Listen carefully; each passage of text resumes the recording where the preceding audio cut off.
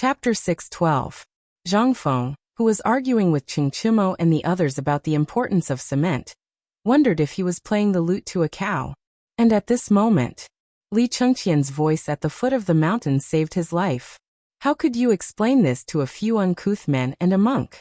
This was King fatal. Li Chengqian was simply a great savior. Before Zhang Feng could thank Li Chengqian silently in his heart, his next sentence scared Zhang Feng so much that his legs went soft. The few of them were basically in the same situation. They anxiously leaned on the railing of the sentry post and looked at Li Chengqian at the foot of the mountain in the distance. They shouted, "What happened?" However, the distance was too far, and Zhang Feng's lung capacity was not enough. Once he shouted, he felt suffocated and dizzy. Zhang Feng hurriedly grabbed Qing Chimo. Tainyo shout. Ask what happened. What happened? Zhang Feng was not worried about anything else. He was only worried about his small pub and the brewery, especially the basement that he dug. It was filled with money that he had saved up. There was also a book of 300 poems of the Tang dynasty that he had prepared to write to show off. If that place was destroyed by thieves, he would lose a lot of money. That was what he had prepared to present to the emperor when he entered the imperial court. He would use it to show off. The other one was the winery next to the tavern. Now that most of the workers in Tonghuifang had left, the workers there had been replaced by old Li's men. Although the sprouted wheat stored in the winery had been dried and stored to be used for brewing wine, it was still edible at a time like this where diseases were everywhere. If someone who was starving went to get it for him, that was basically the same as cutting off his only source of income. Seeing Zhang Feng begging, Qing Chimo finally cleared his throat and shouted, "Young Master Li Fengzi asked you what happened. Is there something wrong with the tavern?" This voice exploded like muffled thunder, instantly causing Li Chengqian's warhorse to tremble. Only then did Li Chengqian roar, "No, nothing happened to the tavern."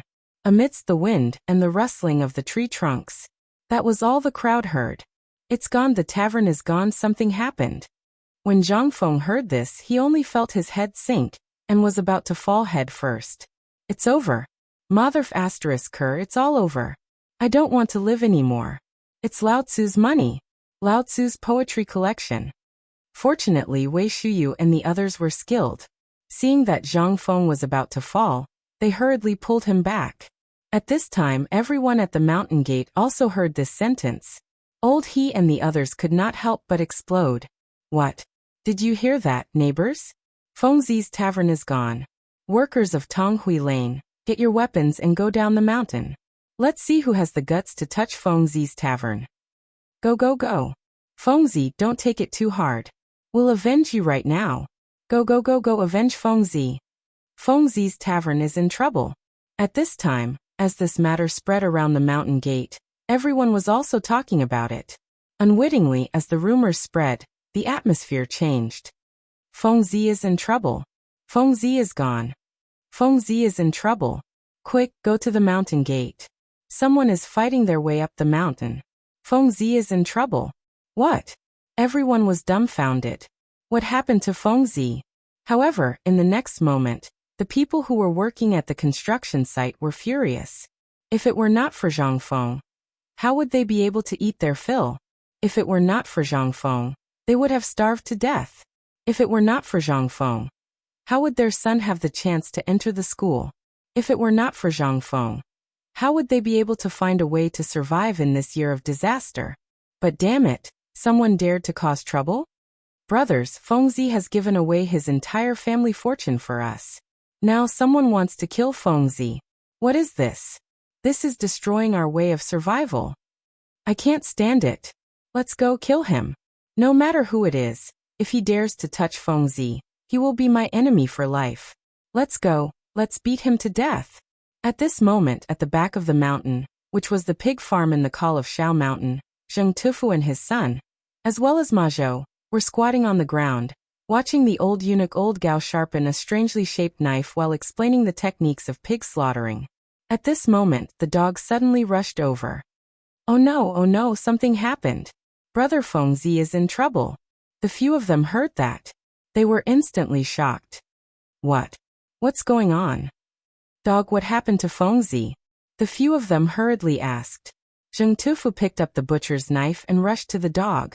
He shouted angrily, "What happened to Fengzi? Give me a clear explanation." The dog was also scared out of his wits. He hurriedly said in a trembling voice, "I just heard at the construction site that something happened to Fengzi at the entrance of the mountain. I heard that he was..." "What?" Zheng Tufu was shocked when he heard that. Damn it, who dares to touch Fengzi? Lao Tzu will not let him off." While shouting, Zheng Tufu hurriedly rushed out of the mountain gate with the butcher's knife. Old Gao Mazhou and Zheng Tufu's son looked at each other and hurriedly followed. Chapter 613. Mount Tai was not big. However, the news spread very quickly. As time passed, everyone knew one thing. Zhang Feng was killed. How could that be? Who the hell dared to cut off their livelihood? If it wasn't for Zhang Feng opening up the food supply, most of the people here would probably starve to death, or become beggars by the city gate. However, since Zhang Feng suppressed the food price, not only could they fill their stomachs, but they also had meat to eat for every meal. They also had jobs. If they did well, they could even earn a little money. Although the money was not much, at least it could get them through this disaster year. However, who had the guts to touch Zhang Feng now? Therefore, regardless of whether it was a 65-year-old man or a 12-year-old child, the stones on the mountain were free anyway. They grabbed 2 smooth pebbles and rushed to the mountain gate angrily. Kill! Avenge Zhang Feng! Who dares to make trouble on the mountain? Kill him! Cheng Chimo and the others who were at the mountain gate were dumbfounded when they heard that. He patted Zhang Feng, who was also dumbfounded, and said, "Fengzi, what's going on? Why are these people shouting to avenge you?" "Who knows?" Zhang Feng was also dumbfounded. Looking at the angry crowd running over, he had no choice but to stand on the big cart at the mountain gate and shout, "What's going on? Don't you want to work?" The one who rushed the fastest was Gan Ziyuan. However, he suddenly saw Zhang Feng climbing onto a big cart from afar. He could not help but slam on the brakes and spread his arms to stop the crowd. Only then did he stop 3 feet away from Zhang Feng and the others. At this moment, everyone saw Zhang Feng. They could not help but look at each other. "What's going on? What's going on? Didn't Fengzi say something happened? Could it be? Is it a ghost? Is Fengzi really dead?" Everyone was dumbfounded. When Zhang Feng heard this, he was in a bad mood. "Who the hell said I'm dead? Who's the one with the rotten mouth who said I'm dead?" Zhang Feng was trembling with anger.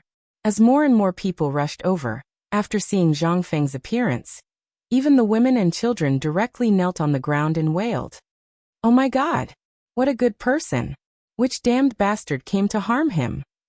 My mother! Avenge Fengzi! Look, Fengzi was worried about the academy even when he died for us and for our children. Take revenge! I must take revenge! I want revenge!" Seeing that everyone was crying and saying such things, how could Zhang Feng not know that there was a problem? However, he didn't know where the problem was for the time being. However, did this have anything to do with Li Gan's words? Holy shit! It was over. What the F asterisk CK, stop. Don't cry. Shut the F asterisk CK up, Lao Tzu. Cheng Chimo couldn't sit still anymore. Even though his brain was a beat slower than others, he understood the cause and effect of the matter. He wanted to laugh. Wei Shuyu, Zhang Sun, and the other 3 wanted to laugh as well. However, this was not the time to laugh. Under the instigation of several people, Cheng Chimo brought out his domineering aura of a stubborn demon king. Needless to say, this roar was really effective. The wailing stopped. Those who wanted to avenge Zhang Feng shrank into the crowd and didn't dare to make a sound. Zhang Feng pulled at his hair. He wanted to say something, but in the end he couldn't say a word. In the end, he could only sigh helplessly. "Go back, I'm fine. Don't believe the rumors." At this moment, Zheng Tufu and the others squeezed through the crowd. When everyone saw this, their eyes couldn't help but light up. Zheng Tufu's murderous aura was the bane of spirits. He urged him, "Zheng Tufu, go take a look at Fengzi. Are you sure he's alright?" "Yes, Zheng Tufu, your murderous aura is heavy. Go take a look." Zhang Feng had no choice but to let Zheng Tufu massage him. Zheng Tufu's face was about to explode. Wasn't Fengzi fine?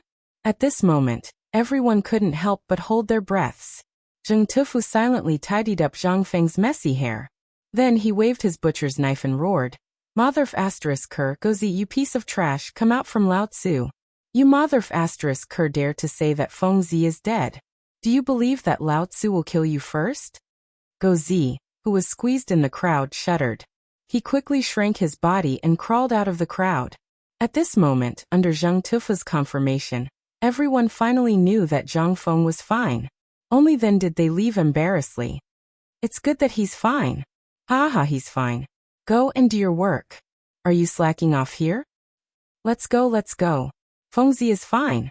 Zhang Feng was speechless. He wished he could find someone to beat up. However, after looking around, Chen Tiniu couldn't beat him. Idiot Wei and Bug were even worse. There was only one soft and Du Dabing. But he was afraid. A beating was a beating. This grandson would surround you and recite scriptures for a few days. Who could stand that? In the end, Zhang Feng's eyes lit up. He looked at Li Chengqian, who was rushing down the mountain, and shouted angrily, "Li Chengqian, you bastard, die." Chapter 6:14. Li Chengqian was very anxious. A large number of students were running up the mountain. He had just seen Zhang Feng, and even saw a large number of people gathered at the mountain gate. But why was there no one now? But this was not important. What was important was, he had to let Fengzi know the good news. The path up the mountain was not straight. It was a winding road built with the mountain. At this time, he could not see anyone on the road. It was as if everyone had gone up the mountain in an instant. He even saw some people cooking in the huts where the fire was lit. At this time, he suddenly heard Zhang Feng's roar. Although he could not hear it clearly, he could faintly feel that Zhang Feng and the others were running down the mountain. Li Chengqian hurriedly waved his horsewhip and shouted, "Fengzi, don't come. Run back. Get ready, people are coming. There are so many of them." But in the forest, especially in the windy forest, the meaning of these words was different. The few people running down the mountain, as well as Gan Ziyuan and the others behind them, heard, "Fengzi, don't run back. There are so many people coming." As soon as he heard this sentence, Zhang Feng didn't feel good at all. As for Gan Ziyuan, he staggered and fell into the mud. Damn it! This was the Crown Prince? What was the Crown Prince doing? He was going crazy. Zhang Feng also stopped running. He was so angry that he looked left and right. Fengzi pulled a thin bamboo from the side of the road and held it in his hand. Instead, he listened to the sound of horse hooves and waited. Why should I run? This bastard will definitely come up. Although he did not know why he beat Li Chengqian, he had to vent his anger. And Qing Chimo and the others did not say anything. They pursed their lips. Anyone with eyes could see that the four of them were trying very hard to hold back their laughter. But Zhang Feng did not notice this. His attention was focused on the sound of horse hooves. Hearing the sound of horse hooves gradually approaching, the laughter in their eyes deepened. But the fear in Gan Ziyuan's eyes grew stronger and stronger. Damn it, it's over. What did the Crown Prince just say? If he hit him with the stick, it would be a big problem. What should I do? Help? Or not to help? Just as Gan Ziyuan was in a dilemma about whether to help or not, Li Chengqian's white horse finally came from afar. When Li Chengqian saw Zhang Feng and the others waiting here, he was puzzled for a moment. However, he didn't think too much about it and rushed towards Zhang Feng. Before he could dismount, Zhang Feng picked up the bamboo stick and threw it at his head and face. Awoo. Don't hit me. Fengzi, are you crazy? Why are you hitting me? F***ck stop. Holy shit. Li Chengqian was badly beaten. Most importantly, this thin bamboo stick only hurt when it hit someone, but it didn't leave any wounds. At this moment, Li Chengqian was grimacing in pain as he kept shouting, "Iron Bull, you mother***cur, are you still watching the show? Come and stop the fight. What is the meaning of this? F***ck. Awoo, stop hitting him. If you keep hitting him, do you believe that Lao Tzu will get angry? Awoo." Before he could finish speaking, a high-pitched scream was heard. Li Chengqian had never been beaten in his life. This beating stupefied Li Chengqian's entire person. Finally, Qing Chimo and the others couldn't stand it anymore. Qing Chimo lifted Zhang Feng up, as if he was carrying a chick. "Fengzi, calm down. Put me down. Pick me up. Who was the one being impulsive? Zhang Feng's anger had also subsided. However, he still felt uncomfortable when this matter was mentioned. Fengzi, calm down. Listen to what he said. Don't you know him? Even if you give him 10 guts, he won't dare to say anything bad about you, right? Du Go also hurried forward to persuade him. Zhang Feng thought for a moment. He struggled out from under Cheng Chimo's iron pincers and asked, "What did you shout at the foot of the mountain just now?" "Didn't I just shout that something happened and a lot of people came? What's the big deal? Did you beat me up because of this?" Zhang Feng was dumbfounded and slapped himself hard on the face. Cheng Chimo and the others were also dumbfounded. Li Chengqian was even more dumbfounded. Did this guy do it because of this? Hit me? Zhang Feng finally remembered something at this time. When the sound was transmitted in the wind, there would be a deviation. Why didn't I think of it just now? However, he had already hit him. What could Zhang Feng say? He coughed and said, "Do you know why I hit you?" How would Li Chengqian know? He stared at Zhang Feng and clenched his fists so hard that they made cracking sounds. Seeing this, Zhang Feng didn't dare to say anything. He hurriedly calmed himself down and said, "I asked you to go down the mountain to do something, but you just went down the mountain and ran up. 3 points will be deducted from this semester's credits, but for your sake, this meal will make up for those 3 points."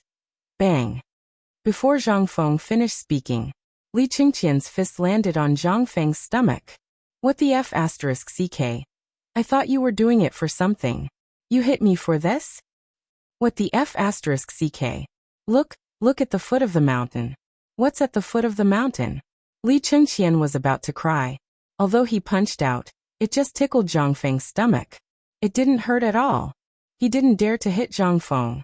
This was an unexpected disaster. This was simply an unexpected disaster. However, at this time, Zhang Feng and the others were also dumbfounded when they looked at the foot of the mountain. Zhang Feng patted Li Chengqian on the shoulder and asked blankly, "Li Chengqian, who are those people running wildly at the foot of the mountain?" Chapter 6:15. Zhang Feng was a little dumbfounded. At this moment, standing on the winding mountain path, they could already see the faint silhouettes of people at the foot of the mountain. There were a lot of people, but they looked slightly better than those who were fleeing. Among them, there was no lack of people wearing brightly colored clothes. That was what puzzled Zhang Feng. Li Chengqian didn't say anything. He rubbed a bloodstain on his arm and snorted. Then he turned around and rode his horse up the mountain. When Zhang Feng saw Li Chengqian running away, he hurriedly followed him up the mountain. Gan Ziyuan, on the other hand, was stunned. He didn't care who was coming down the mountain. After all, this mountain was in high demand. There were many people who had come. But at this moment, the one who shocked him the most was the Crown Prince. He was beaten up and ran away without saying a word. Was that the Crown Prince? He felt that his worldview had been destroyed. The Crown Prince. He was a high and mighty person. How could it be like this? On the other side, at the foot of the mountain, Li Yifu and the others looked at the rising smoke and the banging sounds of tents and trees. They couldn't help but feel excited. "Brothers, we're here." Hao Chujun and the others looked at the mountain in front of them in surprise. Is this the White Deer College mentioned in the Imperial Edict? It doesn't look like it here. They looked at the place that looked like a construction site, and couldn't help but feel apprehensive. Was this an academy? Wasn't this a construction site? Let's go. Didn't you see so many people running up the mountain? That means this place is right. Lai Ji wiped the sweat off his forehead and tightened the blanket on his back. Then he hurriedly followed the footsteps of the people from Chang'an. It couldn't be helped. The people from Chang'an were very crafty. While they were eating, many people had disappeared in just a short while. When they came out of the city gates, they saw that there were more people outside the city than inside the city. How could this be? How the F***ck could this be? The people from Luozhou couldn't sit still. She scampered up the mountain after him. At this moment, just as they were about to cross the Wei River, they saw dozens of youths looking at the group in a daze. One by one they were asking questions. "Excuse me, where are you going? Brother, where are you going?" Did something happen in Chang'an City? But no one cared about them. There was no other reason. Because in the eyes of the people in Chang, And as long as you looked young, you would definitely go to White Deer College. How big was White Deer College? How many people could he take in? If all of them went up, wouldn't his chances be reduced? This is our Chang'an Academy. We can't let outsiders take advantage of it, can we? Therefore, as long as someone asked, the better ones would reply that they didn't know, and the worse ones wouldn't even look at them. It was as if he had met his mortal enemy. At this time, Hao Chujun and the others had just passed by these people, and saw the honest Lai Ji being pulled by the arm. Brother, may I ask where you're heading to? I don't know, ask someone else. Without waiting for Lai Ji to speak, a fair and plump Chang, an youth who had just passed by, said something in a low voice and then pulled Lai Ji forward. Kid, if you want to go to White Deer College, don't interrupt. If you dare to say anything, your chances of entering the school will be reduced. At that time, you can do as you see fit. Under the gaze of the youth, Lai Ji nodded. Oh, Lai Ji replied. He turned around and said, Brother, you're going to White Deer College too. Look, we're all going to White Deer College. Li Yifu and the others were dumbfounded. The youth was dumbfounded. The youths who passed by Chang and City were dumbfounded. Everyone looked at this dark and swarthy weirdo as if they were looking at an idiot. F***CK, you're a F***king idiot. Go go go, brothers, run faster. Hao Chujun and the others looked at Lai Ji speechlessly. Although they knew that Lai Ji was doing the right thing, if they were to fall out with these people and say something bad about them in front of the examiner, then they could only pat Lai Ji's shoulder speechlessly. Let's go. The youth who had asked for directions thanked them profusely. He was inexplicably surprised and ran madly again, spreading the news along the way. They're going to White Deer College. Come back, don't go to Chang'an City. Here, these people are all going to White Deer College. Hearing that, the people who came from Chang'an City and the children who were preparing to go to school ran even faster. Some of them even abandoned their luggage. They carried their dolls and ran up the mountain. They had no choice. There were so many people. If they went up, how many of them would stay? If they didn't give these foreigners a chance to speak, they would be fine as Chang'an residents. However, it was different now. Everyone panicked. Charge. Who cares? Don't bother with your luggage. As long as you enter the college, Lao Tzu will sell his house to get your luggage. Go go go go go. Damn it, don't block the way. The vast and mighty group of people, like a swarm of migrating locusts, instantly swarmed like a tidal wave toward a small three-pack in the middle of the two mountains. Hao Chujun and the others' luggage had been squeezed to God knows where. At this moment, they could only follow the crowd up the mountain. One could imagine how dense the crowd was. Chapter 6:16. On the mountain, Li Chengqian was sitting in a carriage at the entrance of the mountain. A guard disguised as a servant was rubbing medicine all over his body. Li Chengqian was in so much pain that he was grimacing in pain. At this moment, Li Chengqian's guard at the foot of the mountain rushed up the mountain. Prince Zhang, bad news, bad news. Something has happened at the foot of the mountain. There are about 3,000 people at the foot of the mountain. Although most of them are in disguise, most of them are young people. It's suspected. What? Zhang Feng could not help but turn pale with fright when he heard this. At this moment, Li Chengqian glanced at Zhang Feng proudly. Now you know how to be anxious? Li Gan, Uncle Li, who are these people? Zhang Feng was anxious. Could it be that they had encountered bandits? At the thought of this, Zhang Feng could no longer remain calm.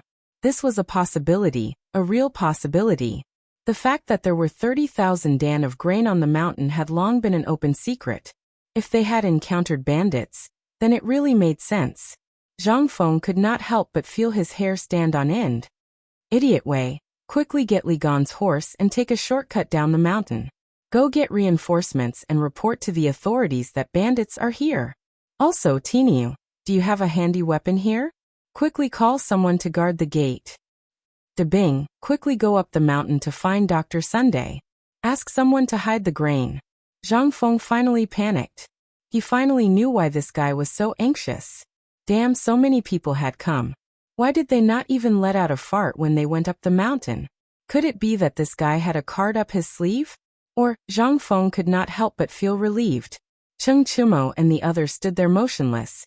allowing Zhang Feng to jump up and down like a monkey. It seemed that they had already thought of something.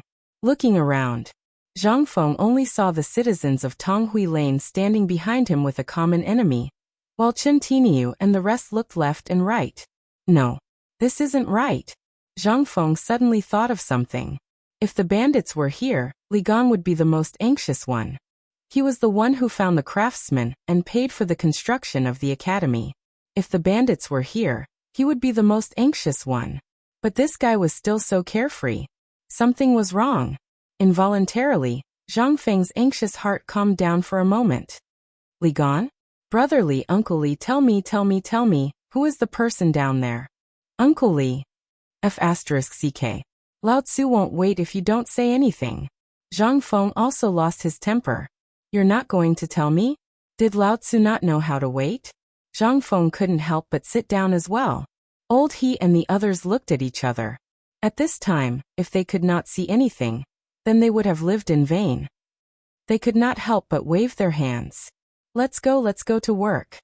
Only then did they leave resentfully. However, these people looked at Li Gan with unfriendly eyes. Fine. You're awesome. You offended Fengzi today. You'll have to eat, right? When the time comes, Lao Tzu will add some spice to your sauce. At this time, Cheng Chimo and the others also gathered around Li Chengqian and sat on the bus openly. Wei Shiyu even brought a chair and sat at the mountain entrance. She even held a shoulder pole in her hand, looking ready to fight if there was any disagreement. They did not have to wait too long.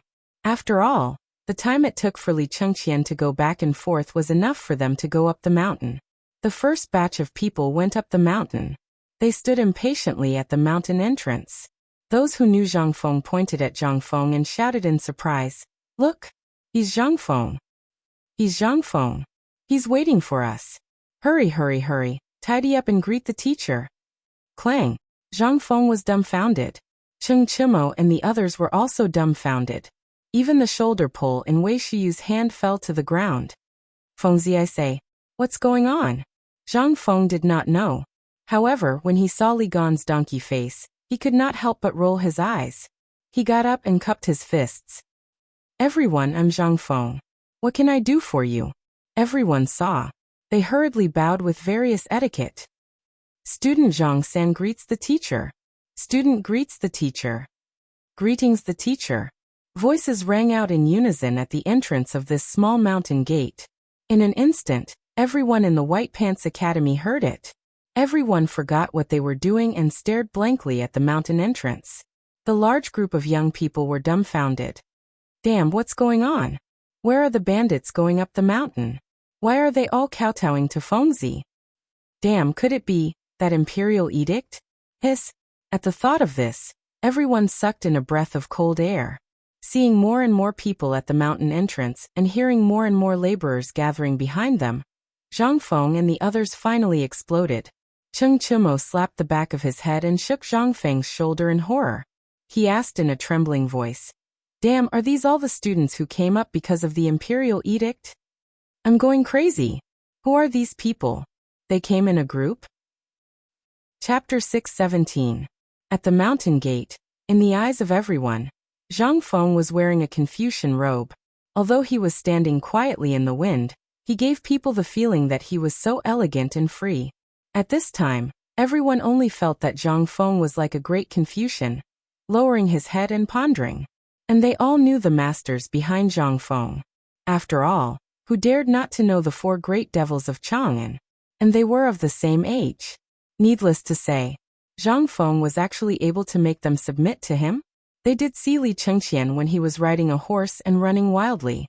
At this time, seeing Li Chengqian sitting there with scars on his neck and the back of his hand, how could they not know that he was beaten? Who hadn't experienced it? But who was this? This was one of the four great devils. He dared to beat him. And he beat him so obediently. Damn. This Zhang Feng was indeed not ordinary. Seeing that Zhang Feng didn't speak, everyone became more respectful and couldn't help but lower their backs. Behind them, more and more people rushed to the mountain gate. The mountain gate couldn't hold them, so they stood on the hillside near the mountain gate and bowed respectfully. And behind Zhang Feng, Gan Ziyuan, eunuch Gao Mazhou, Zheng Tufu and his son all came. Looking at the scene in front of them, they couldn't help but be dumbfounded. At this time, Li Chengqian was also frightened by the people behind him. Not for anything else, but because there were too many people. How much food was there on the mountain now? Are these people here to eat up the rich? He glanced at Du Go, who was actually hurriedly flipping through the account book. Several people unanimously refused to stand beside Zhang Feng and hurriedly asked, Fengzi, aren't there too many people? So many people, my God. Are they here to eat the rich? What should we do? Do you want me to ask the servants to drive them away? It was fine if Li Chengqian didn't speak. As soon as he spoke, Zhang Feng exploded. He grabbed Li Chengqian's shoulder and shook him desperately. Why? Why didn't you say so earlier? Why didn't you say so earlier? Where did you go earlier? Li Chengqian was speechless. Motherf asterisk cur, the moment I went up the mountain, you gave me a good beating. Now you're giving me a chance to speak? F asterisk ck. Then why didn't you tell me when you went up the mountain? Lao Tzu doesn't want to talk about it. What can you do about it? Zhang Feng knew that he was in the wrong, so he raised his middle finger speechlessly. What are you waiting for? Aren't you going to register it? Zhang Feng glared at Du Go and the others. Only then did they stifle their laughter and hurriedly move the things. Wei Shiyu and Qing Chumo, on the other hand, had nothing to do. They stood at the entrance, each holding a shoulder pole. They glared angrily at the crowd at the entrance and roared, "Shut up! Those who want to enter the academy, line up for Lao Tzu. Don't talk. Whoever dares to say a word will be kicked off the mountain by Lao Tzu. You take your men and hold the line. Whoever dares to cause trouble, break their legs and throw them off the mountain." Qing Chumo's roar was very useful. At the very least, it intimidated the crowd. Zhang Sunchong climbed up the sentry post and took a look at the foot of the mountain. He saw that the winding path from the top of the mountain to the foot of the mountain was densely packed with people, extending into the distant fog. Zhang Sunchong couldn't help but gasp. Oh my God! Why are there so many people?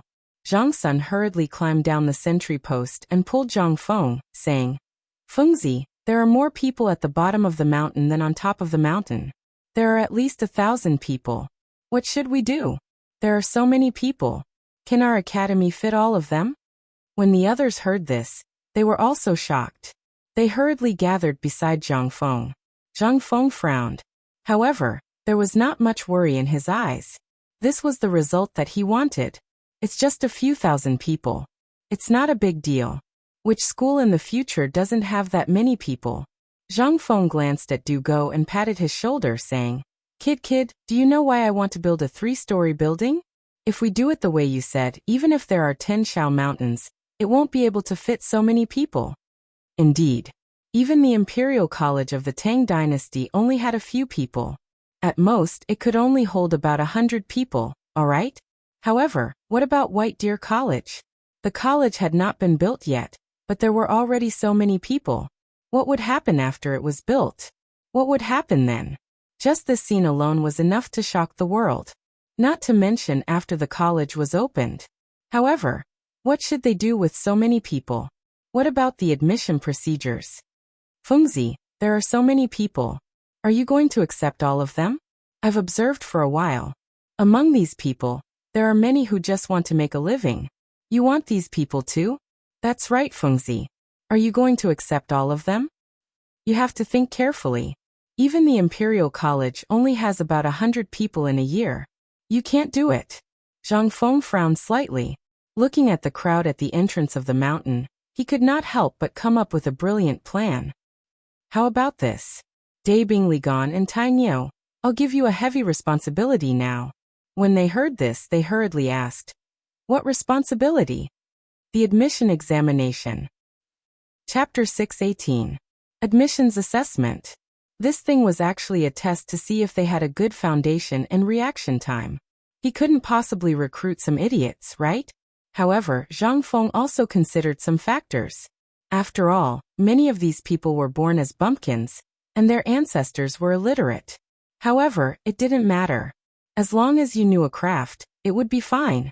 There was no shortage of things to do here. After all, there was a shortage of kills and bricklayers. Now he had even opened a cement factory, and he needed people to do that. However, if you said you didn't even know how to do these, then why did you make a hammer? As a poor man in his teens, even if you knew how to weave straw sandals, it meant that you had the ability to support yourself. However, if you didn't even know how to do this, then get lost. Lao Tzu didn't teach idiots and sluggards. This was Zhang Feng's principle. Under Zhang Feng's detailed explanation, the eyes of these people were shining. However, Cheng Chimo also made a constructive suggestion. Fengzi, what if there's someone like me who also has boundless strength? Look at that silly big guy. Damn, he's a talent. If he doesn't have strength, then it's really a waste of his tendons. Cheng Chimo pointed to a tan strong man and said. Zhang Feng glanced at that man, and was a little surprised.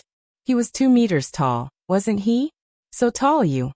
Okay, why don't we ask him to come and try? Okay. You that tan big guy, come here. Cheng Chimo pointed at the man and beckoned him with his finger. The man pointed at his own nose, and after confirming that he was the one being called, he walked out of the crowd under the envious gazes of the crowd. Then he bowed to Zhang Feng first. Then he bowed to Cheng Chimo and the others. I'm Gao Kan's greetings to the teacher and the devil grandfathers. Gao Kan. Zhang Feng was surprised.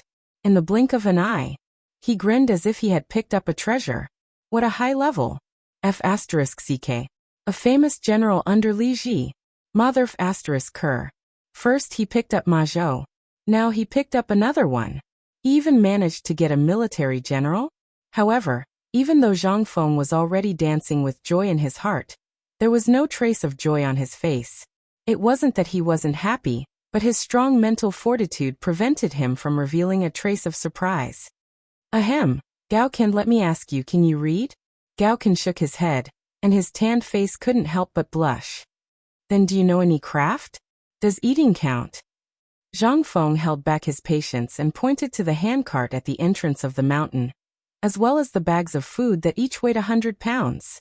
He asked, since you can eat so much and are so strong, can you lift this up? Oh. Gao Kan hummed in acknowledgement. Then he walked towards the handcart. But just as he reached the handcart, he turned around and looked at Zhang Feng. He asked honestly, if I can lift it up, can I come here? Zhang Feng nodded. Cheng Chimo impatiently urged. Why are you wasting time? Hurry up. Can't you see that there are so many people waiting behind? If you dare to ask one more question, this young master will tear your mouth apart. Gao Kan glanced at Cheng Chimo and smiled honestly.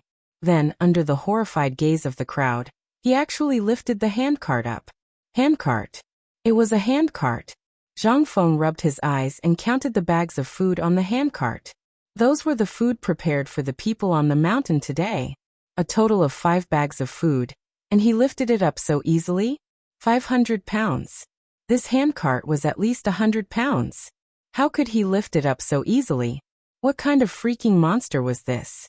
Not only Zhang Feng, but even Cheng Chimo and the others were staring with their eyes wide open. The surrounding students who were preparing to enter the school couldn't help but gasp. Hiss. Oh my God, who is this big blockhead? I don't know.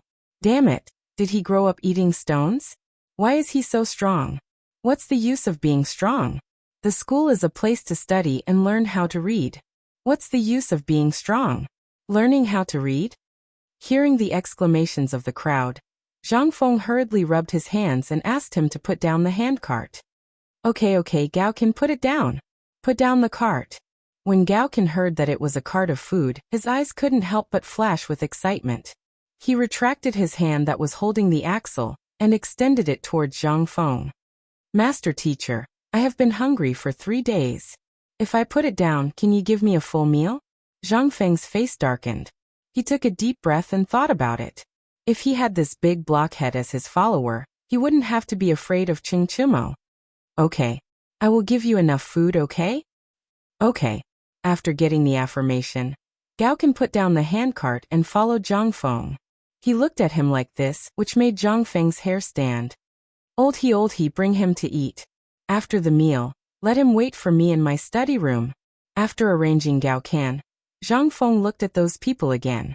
His eyes couldn't help but emit a fiery glow. Talents like Ma Zhou and Gao Kan had appeared. Then how Chujun and Li Yifu should be here too. Chapter 619. Zhang Feng was looking forward to it. Looking at the crowd, he sorted out his emotions and made his voice sound even more dignified. Ladies and gentlemen, I know that all of you wish to join the White Deer Institute. Of course, we will accept you, but we won't accept just anyone. There must be rules, and the reason why our White Deer Institute was able to obtain the recognition of His Majesty is precisely because we broke the barrier of convention. That's why we can stand proudly here. I, Zhang Feng, am fortunate enough to become the Chancellor of the White Deer Institute, so I have to follow the rules. Confucius once said, "You can't give up on books. In this world, there is no free food. Therefore, the first rule of entering the White Deer Institute is that you can either write, read, or know how to make a living. Otherwise, you can be like Gao Kansas. Not to mention lifting this cart. As long as you can lift 2 sacks of food, my White Deer Institute will accept you. However, if you can't even do this, then this construction site still needs manpower. You can treat it as if you're looking for a place to make a living. There will be enough food." What? What kind of rule is this? The imperial edict didn't say anything like this. Prince Zhang, why are you doing this? That's right. We are all poor people. How can we be literate? If we were literate, we wouldn't be. Bam. The moment Zhang Feng finished speaking, everyone who came out of the mountain gate was in an uproar, like a pot of boiling water. While they were chattering, Cheng Chimo suddenly punched a log that was as thick as a rice bowl. Instantly, the log broke into 2 under everyone's horrified gazes. Cheng Chimo imitated Zhang Feng's mannerisms. He put his hands behind his back and shouted pretentiously, "This is the rule. This is the rule here. If anyone doesn't follow the rules, this log will be their example. Now let's begin the registration." His act was perfect, but Li Chengqian and the others behind him stared straight at Cheng Chimo's swollen right hand behind his back. They couldn't help but silently give him a thumbs up. Awesome. Awesome. That was awesome. In order to act cool, he even gave up his hand. And Cheng Chimo's voice was enough to deter them. At this moment, everyone finally behaved themselves. Zhang Feng glanced at the crowd and left in a hurry. After all, this silly Gaokan still needed to be taught a good lesson. After Zhang Feng left, Li Chengqian and Du Go brought up a square couch and placed it at the entrance of the academy. Zhu Zi carefully waited on the side, grinding for Li Chengqian and Du Go. Ever since Zhu Zi and Go Zi followed Li Chengqian and Du Go, their image had changed drastically. This was especially true for Li Chengqian and Du Go. It was almost as if they were comparing themselves to each other, directly treating the 2 of them as page boys. This caused Zhang Feng to grit his teeth. At this time, Zhu Zi was wearing a green and white errand boy outfit, with 2 white silk ribbons tied around his head. With this outfit, he turned from a clay doll on the street into a handsome little errand boy. This was simply like a chicken turning into a phoenix. After the 2 of them set up their desks, Cheng Chimo, Zhang Sun Chong, and Wei Shiyu followed suit and set up 3 desks. However, they were all made of wooden planks. After all, the 3 of them didn't rely on their writing skills, but on their skills. Behind the 3 of them, Cheng Chimo was actually following Steamed Bun. To others, this fellow would frown coldly, but to Steamed Bun, he doted on her more than Steamed Bun's father, who was also Zhu Zi's father. At this time, she was eating malt candy and wearing a silk dress. Although she was only 8 years old, it could be seen that she was a beauty. At this time, Steamed Bun was also quite obedient. She kept calling Cheng Chimo brother Nyo, which made Cheng Chimo's heart jump. Cheng Chimo hugged Steamed Bun with one hand, and held a military book with the other as he shouted angrily, "If you have some strength, come here and fight with me. If you can make me feel pain or make me cry, then you pass. If you can't, then you have to carry 2 bags of food for me and run around the Xiao Mountain. If you can't, then you have to teach me a military book." "That's right," Zhang Wuji said. "If you know how to cook, come here and register with me. If you know how to do business, come here." Wei Shiyu and Zhang Sun weren't so lucky. The 3 of them picked the good ones one by one. The 2 of them picked 2 strong young men who looked smart. In just a short while, White Deer College's enrollment process could be considered to have begun. After everyone pondered for a while, they obediently lined up in a long line under the intimidating sight of the wooden log. and the angry glares of the fierce servants. You, what's your name? Wang Erniu. Can you read? I can read. If I want to write, I can only write my name. All right, write one and pay 1 copper coin. Wang Erniu was taken aback. Sir, didn't they say that it's free? Li Chengqian was furious. It's free? You think the ink and paper are free? You don't even have 1 copper coin. Do you think this is a charity hall? Scram if you don't have money. Wang Erniu's face turned green and white. At this moment, Hao Chujun blocked Wang Erniu and cupped his hands. Brother, I'll pay this fellow's 1 copper coin.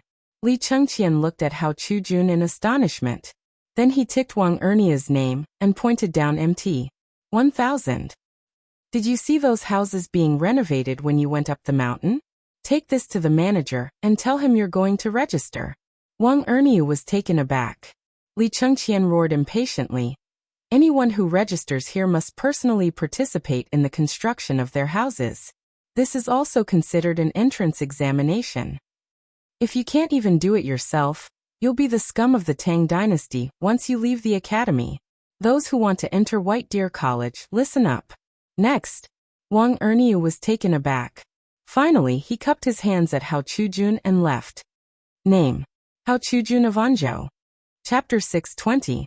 Even if they only needed to register a name, and then take out the certificate issued by the official of the place where the household registration was located.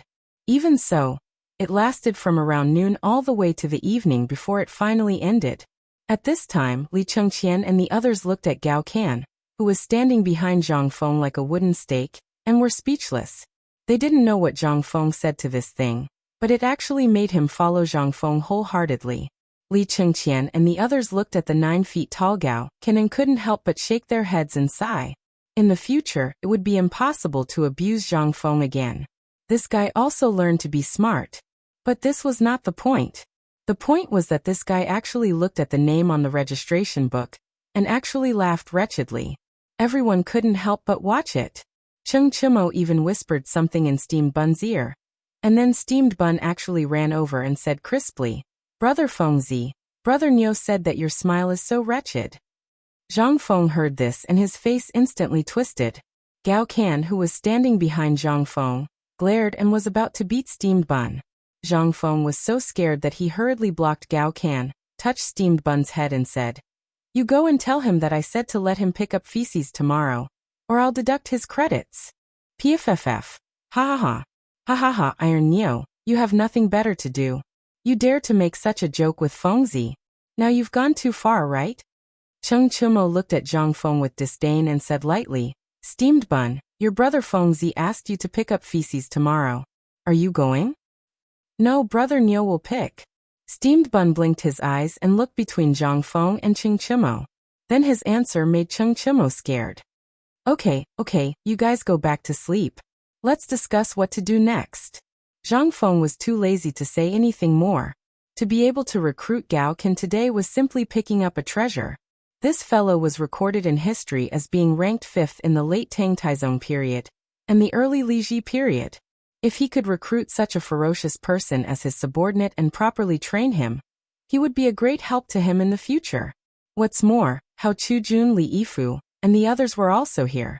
How could he not be excited? Guzi, Zhuzi, and Steamed Bun had all left, but that hothead Gao Can was still standing behind Zhang Feng, unmoved. Li Chengqian and the others also looked at him speechlessly. Seeing this, Zhang Feng curiously turned around and saw that this guy was still standing there. He said, Gao Can, go to sleep. If you don't sleep, go guard the door for me. No, you said it. If you want me to stay close to you, then I will stay close to you. Fine. Then you can stand. Zhang Feng was too lazy to speak, but he was also a little confused. Was this still the 5th-ranked general? How could this be an iron fool? But at this time he couldn't care so much. He knocked on the roster and said, How many people did you recruit today? 1125 people. I think there will be more later, but it shouldn't be as scary as today. But Fengzi, with so many people, how do you want to handle it? If you teach alone, won't you be King tired to death? Do you want to invite old Xiaocai and Mr. Li Gang up here? Li Chengqian put his hands on the table, his face solemn. With so many people, although all of them had joined the construction at the construction site, it was not a long-term solution. One day, these things would be built, but what about after it was built? They had to teach, right? What to do? Zhang Feng coughed and said, I just thought about this. The people we recruited today are very good. There are a few very good seedlings such as Li Yifu, Lai Ji, and Hao Chujun. These guys need to be taken care of. Zhang Feng was silent for a moment, then looked at Qing Chumo and the others and said, Do you know something called military science? What? What's military science? The few of them were confused. Li Chengqian frowned and asked, Are you talking about studying military books? That stuff is not something the academy should. F***ck, don't tell me you want to teach this stuff? Li Chengqian seemed to have thought of something and asked in surprise. Zhang Feng nodded. That's right. Now it's time to divide the subjects. I know you don't know what subjects are, and I can't be bothered to explain it to you. You will understand later. But there's one thing you have to remember. Since I have opened a unique academy, then I have to completely separate myself from these things. First, everyone must learn mathematics. De Bing makes something to memorize. When the time comes, we will divide the subjects. Dugo heard this and hurriedly took out a brush, ink, paper, and inkstone. Li Chengqian also helped to grind. At this moment, Zhang Feng said, Physics and mathematics. Majored in mathematics, physics, and chemistry. Actually, these three can be grouped into one thing, and that's called science. However, mathematics is the foundation, and it's something that must be learned. As for science, only people at your level are qualified to learn it, or very talented people can come into contact with it. Otherwise, this thing can cause a big problem if it's not handled properly. Hence, we have to use our own people. There's also medicine, military science, business science, and technical science. As Zhang Feng spoke, he organized the subjects that needed to be learned in primary schools in the future, combined with the situation in the Tang dynasty, and then explained in detail. However, it took Zhang Feng 6 hours to explain all these things in detail. Li Chengqian and the others only felt dizzy. Dugo looked at the few of them and said, Fengzi, can you say it again? I didn't hear it clearly just now. I was just recording. Chapter 621. In fact, it wasn't that they didn't hear him clearly. They had already recorded it. How could they not hear him clearly? That was simply nonsense. However, these things were too unbelievable for him. They couldn't help but feel incredulous. Li Chengqian sorted out his thoughts, took a deep breath, and asked, Fengzi, we've heard of physics before. We also know about mathematics. But what is this chemistry you mentioned? What's the use of this stuff? And medicine? Is this the purpose of you inviting Dr. Sun Simiao up the mountain? Also military, this stuff. Are you going to find the group of veterans from the reclining workshop to teach these students? Isn't this nonsense? These were too unbelievable. Not to mention other things, they all knew about business. In fact, it was the art of merchants. They knew this before. There was also this technical school. But military medicine and science, what the hell were these? It was too unbelievable. Even if you said that you were studying the 8 trigrams of Zhou Yi or something, it would still make sense. If you were studying something like Sun Tzu's Art of War, it would still make sense. But you directly said that it was military. Zhang Feng didn't care about this and knocked on the table. Do you still remember the matter of dealing with Tubo and the Turks? In fact, although this seems to be national policy, it's not completely true. This is actually military science. Sun Tzu's Art of War is actually military science. It doesn't include fighting and killing. Training to fight and kill is to see the overall quality of a soldier. Yes. I remember that I've told you before. I don't teach those who only know how to cut their throats with the radiographic films, nor do I teach those who only know how to talk on paper. I can't afford to lose face like that. What I want to teach is the kind of person who can be as awesome as Cheng Yaojin, Yu Qigong, Li Jing, Qin Xiong, and Qin Shubao in the future. If it's an ordinary soldier, if I, Zhang Feng, can teach such a person, Lao Tzu will bang his head against the wall. They were shocked. Finally, they remembered what Zhang Feng said to them that night. He wanted Cheng Chimo to be an invincible heavy cavalry. Wei Shiyu wanted to be an assassin without leaving a trace. And Zhang Sun? That goes without saying. Previously, after the appearance of the unbreakable shield and the unbreakable spear, as well as the recent events, they had really forgotten about it. But now that Zhang Feng said it again, everyone couldn't help but be shocked again. What was Zhang Feng doing? He was F*King teaching them real skills. No. Li Chengqian slammed the table in excitement. He stood up and roared. This gave Zhang Feng a big fright. What? Are you crazy? Li Chengqian didn't pay attention to Zhang Feng's words. Instead, he anxiously said, Fengzi, if you only handed this matter to Tainyo and us, then we wouldn't have anything to say. We are brothers, but you want to spread this information? Do you know that His Majesty has issued a decree forbidding the private distribution of military books? Do you know the reason? How could Zhang Feng not know? You don't have to worry about that. I know what you're worried about. It's nothing more than teaching some ungrateful brats that will rebel. Sure. Li Chengqian hurriedly covered Zhang Feng's mouth. Zhang Feng waved his hand indifferently. I've thought about this matter many times. Look at the current situation of the Tang dynasty. Tubo Turks, for example, Shirwei, Goguryeo, and so on are all around. As for what I teach, don't worry. I'll only teach the core knowledge to you. As for the rest, other than the academy, it's up to His Majesty to use them. These are not things that we need to worry about. But when it comes to selecting people, you'd better pay more attention. Do you know why I made mathematics the main course, medicine the auxiliary course, and poetry, books, etiquette, and so on as the auxiliary course? It's mainly to build their character. In fact, people are not bad at the beginning. It's only later that they'll be slowly driven by the interests and the wildness in their hearts. To teach military scholars, you must pass this test first. So you can rest assured. However, how could Li Chengqian be so assured? But he believed in Zhang Feng. In his hands, even he, the crown prince, was obedient, not to mention those bastards. If it really didn't work. Thinking of this, Li Chengqian could not help but have a murderous look in his eyes. Just as Zhang Feng said, if they were not used by him, he would kill them. By the way, when will the physics class you mentioned start? And chemistry, what the hell is that? Is it more powerful than physics? Dugo had been thinking about physics all this time. At this time, when Li Chengqian finished speaking, he hurried before Qingqimo and the others and asked this question. Zhang Feng could not help but be amused. Actually, it's not a big deal. Do you know why I set up a research institute? What do you think the research institute is going to do? Isn't it just ships and cars that can travel millions of miles in a day? Li Chengqian said so subconsciously. However, Zhang Feng shook his head. Wrong. What do you think the Tang dynasty lacks the most now? Food. Li Chengqian, Dugo, Qingqimo, and the others said in unison. Zhang Feng smiled mysteriously. If I say that if this science of mine is developed, the Tang dynasty will not lack food.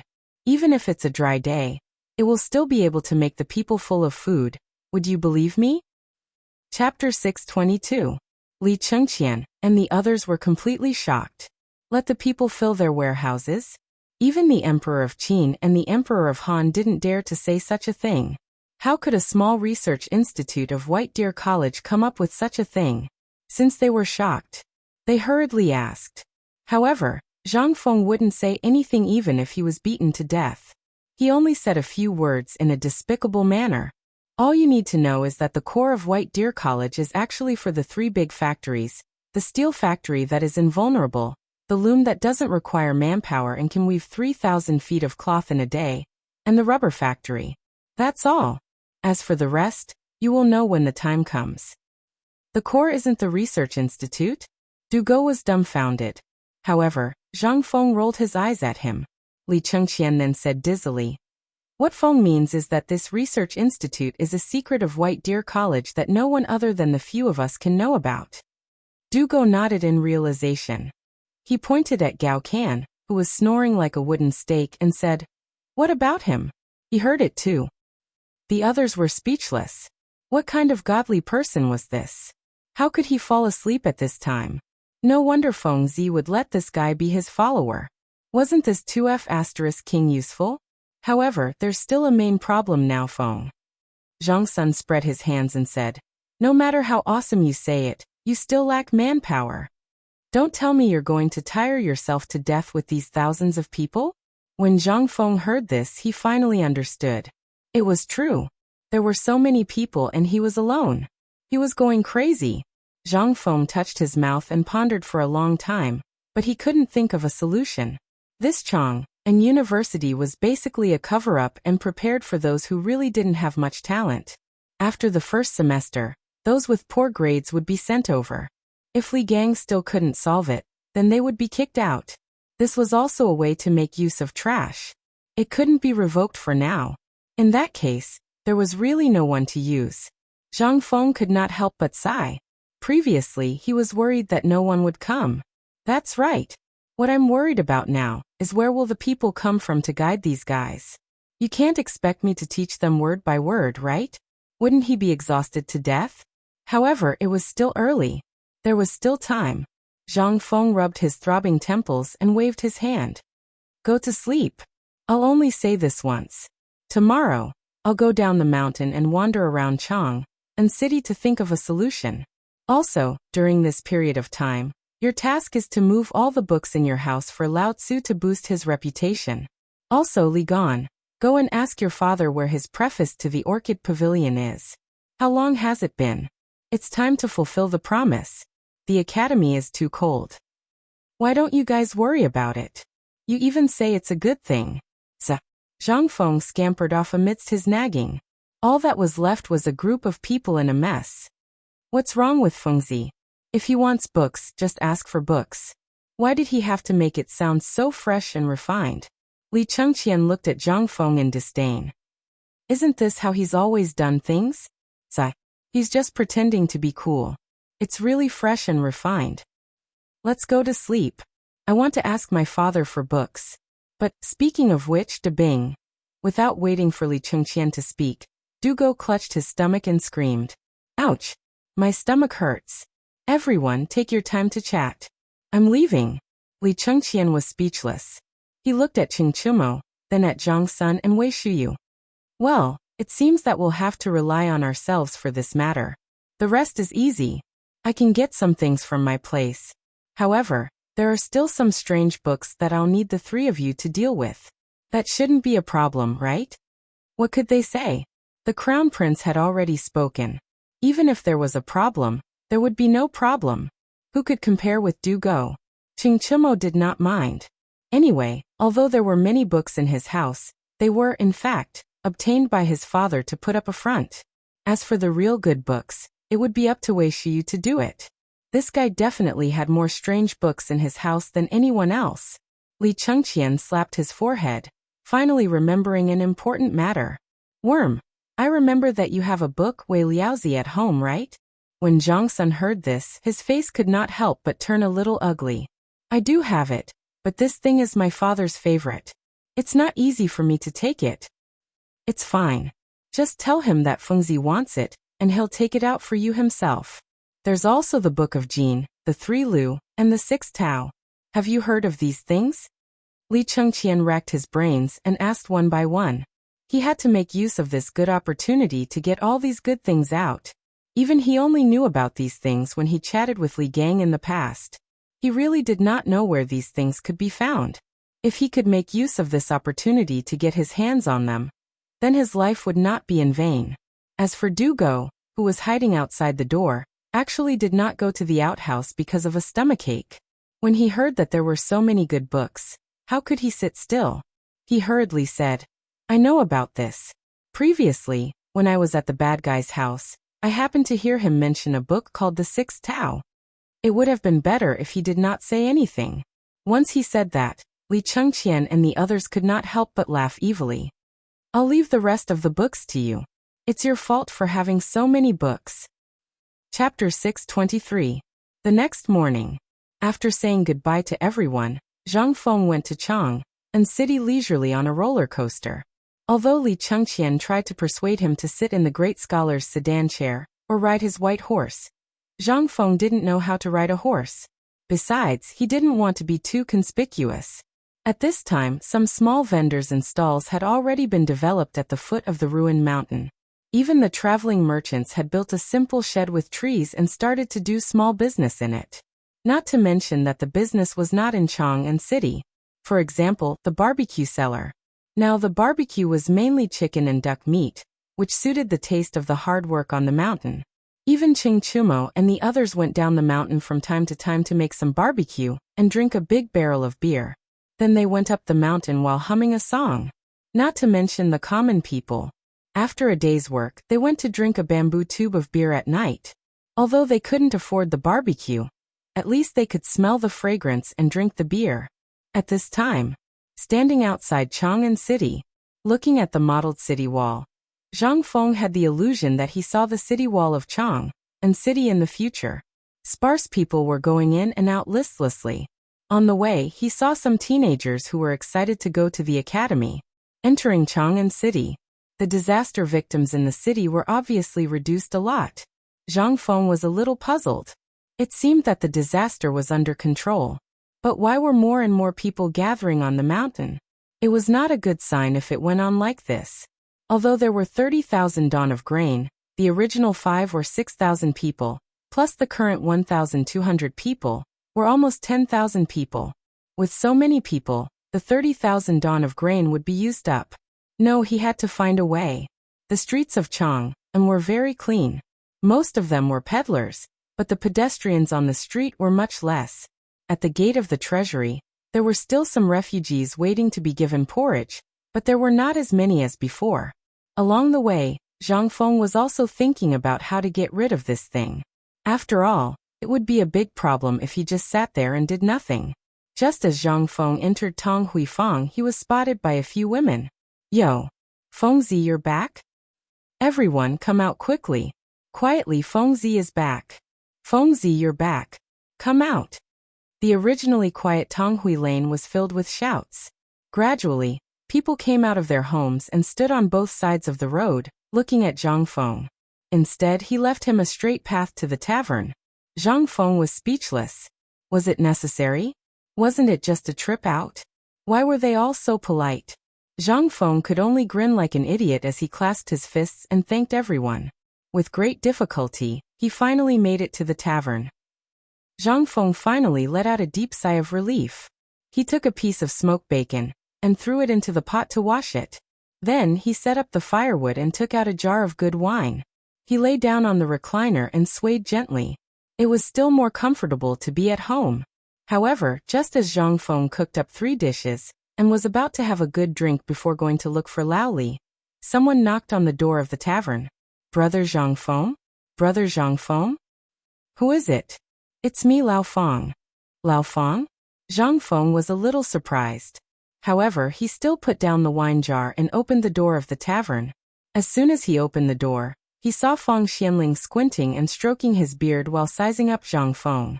Beside him was an old man in a purple robe with white beard and gray hair. His face was ruddy, but his nose was extremely red as if he had been scalded by boiling water. The old man looked a little strange, but his arrogant aura was emitted from the inside out. It was impossible to fake it. Zhang Feng couldn't help but feel a chill in his heart. Oh, Lao Feng is here? This is... Feng Xianling stroked his white beard and glanced at Zhang Feng mysteriously. However, he didn't say anything. Instead, he pushed Zhang Feng away a little and respectfully invited that person into the tavern.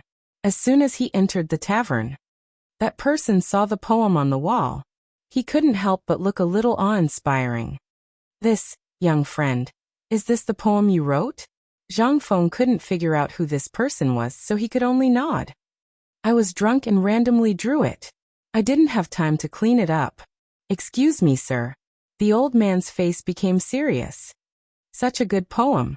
If you clean it up, wouldn't it be a pity? It's good like this. It added some liveliness to your tavern.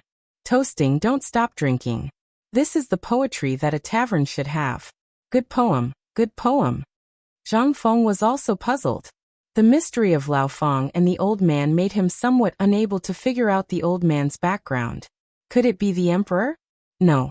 Could he invite Li Shimin? Moreover, Li Shimin wasn't that old, okay? Although Zhang Feng hadn't seen Li Shimin, he still remembered this history.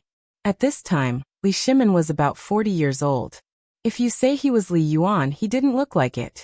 Moreover, if these two went out of the palace, wouldn't it shake the heaven and earth? How could it be so calm? No. This person wasn't these two at all. Involuntarily, Zhang Feng couldn't help but ask, "Excuse me, sir, you are? I'm Yu Shinan." Chapter 624. Zhang Feng was dumbfounded. He was completely dumbfounded. Yu Shinan? This master was a renowned literary giant of the great Tang, a great Confucian of his generation.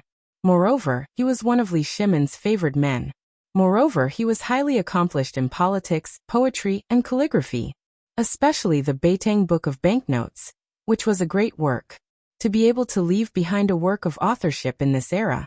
How awesome was that? Just think about it. But now? I can't believe I actually saw a living person in my tavern. After a moment of surprise, Zhang Feng hurriedly wiped his hands on his clothes and habitually reached out to shake Yu Shernan's hand. However, after reaching out, he realized that this wasn't a proper etiquette at all. He hurriedly cupped his fists and bowed. Student Zhang Feng is here to pay respects to Senior Bo Shi. Generally, when people saw Yu Shinan, they would respectfully address him as the great Confucian scholar. But Zhang Feng was different. Who asked Lao Li to be so capable that he even got him the identity of a great Confucian scholar. Unbeknownst to Li Chengqian, Zhang Fengxi's poetry collection had passed through old Li's hands. Afterwards he had shown it to Yu Shinan, Chu Suiliang, and the others. Then, under the witness of these four masters, Zhang Feng became a great Confucian scholar without anyone noticing. Moreover, the inscribed board of the Chang and Academy had the signatures of these four masters. This thing was a golden signboard in the Tang dynasty. Generally, if a person wanted to become a great Confucian scholar, at least 10 great Confucian scholars had to jointly recommend him, and then he had to make a backup record in the Imperial College, the Ministry of Personnel, and the Supreme Court. Only then would the Imperial Court issue a document. But that was not all. You also had to be recognized by the Shandong gentry. You had to get a great Confucian jade plate issued by the Shandong gentry, which was equivalent to an identity card. Don't ask why the Shandong gentry had such qualifications, because they considered themselves as the descendants of Confucius. Who in the world dared to offend them? Who would dare to question him? At this moment, Yu Shinan also accepted Zhang Feng's bow. This was the etiquette of a junior greeting an elder, and not the etiquette of a student greeting a teacher. If it was someone else, it wouldn't be appropriate, but Zhang Feng was different. On one hand, he was a junior. On the other hand, he was recommended by Yu Shinan. This was equivalent to being Yu Shinan's student. At this moment, Yu Shinan stroked his beard and personally helped Zhang Feng up. Feng Xianling had been eating by himself for a long time. I say, the two of you, don't just stand there. Brother Bo Shi, this is Zhang Feng's signature dish and his signature wine. You won't be able to drink it anywhere else in the Tang dynasty except here. As soon as he heard about the wine, Yu Shinan's eyes couldn't help but be attracted by Feng Xuanling's wine bowl. He ignored Zhang Feng, sat down, grabbed a piece of braised bacon, and urged Feng Xianling to pour wine for him. A bowl of wine went down his stomach. Yu Shinan's red nose was like a piece of red-hot iron, so red that it was shining. Oh, good wine. This is good wine. Ha ha ha, come on little friend Zhang Feng, sit down, let's talk while eating. Okay. Zhang Feng agreed. He was about to say a word of thanks, but he held back for a long time and couldn't say it. The problem was this was his pub, wasn't it? Zhang Feng could only sit down embarrassedly and eat and drink by himself. After 3 rounds of wine and 5 dishes, the 3 of them drank 5 large jugs of 15% white wine. Only then did they feel dizzy, touched their stomachs, and burped. Little friend Zhang Feng, you're going to treat this wine like a treasure? Yu Shinan said very bluntly. What he meant was, you're going to hide something good. You don't want people to know? However, Zhang Feng knew that if this sentence was said by Lao Li, it must be directed at the wine. However, this was Yu Shinan. How could he not think about what he said? Zhang Feng thought for a while, then said, Mr. Bo Shi, you're joking. Although this wine is good, it's precious because it's rare. I also know that it's better to enjoy it with others than to enjoy it alone. However, this wine needs people who understand it to taste it. Those who only know how to drink like a donkey won't understand the true essence of this wine. Nan smiled. Little friend, are you saying that White Deer College is also like this? No, no, no. Mr. Bosher, you're joking. The college is a place to educate people. How can it be compared to wine? But do you know that the path of a teacher is not easily taught? I know. However, although I've waived the entrance fee, every student has to work at White Deer College to pay off their debts. Hearing this, Nan's interest was piqued. Then tell me, how do you intend to pay off your debts? How come I've heard that you're using work as a substitute? Zhang Feng knew that this old man was here to ask about this. After all, the stubborn scholars of this era all believed that books should not be studied for nothing. This was also the reason why scholars in this era were superior to others. However, Zhang Feng did the opposite. He directly let everyone have books to study. Wasn't this a huge taboo?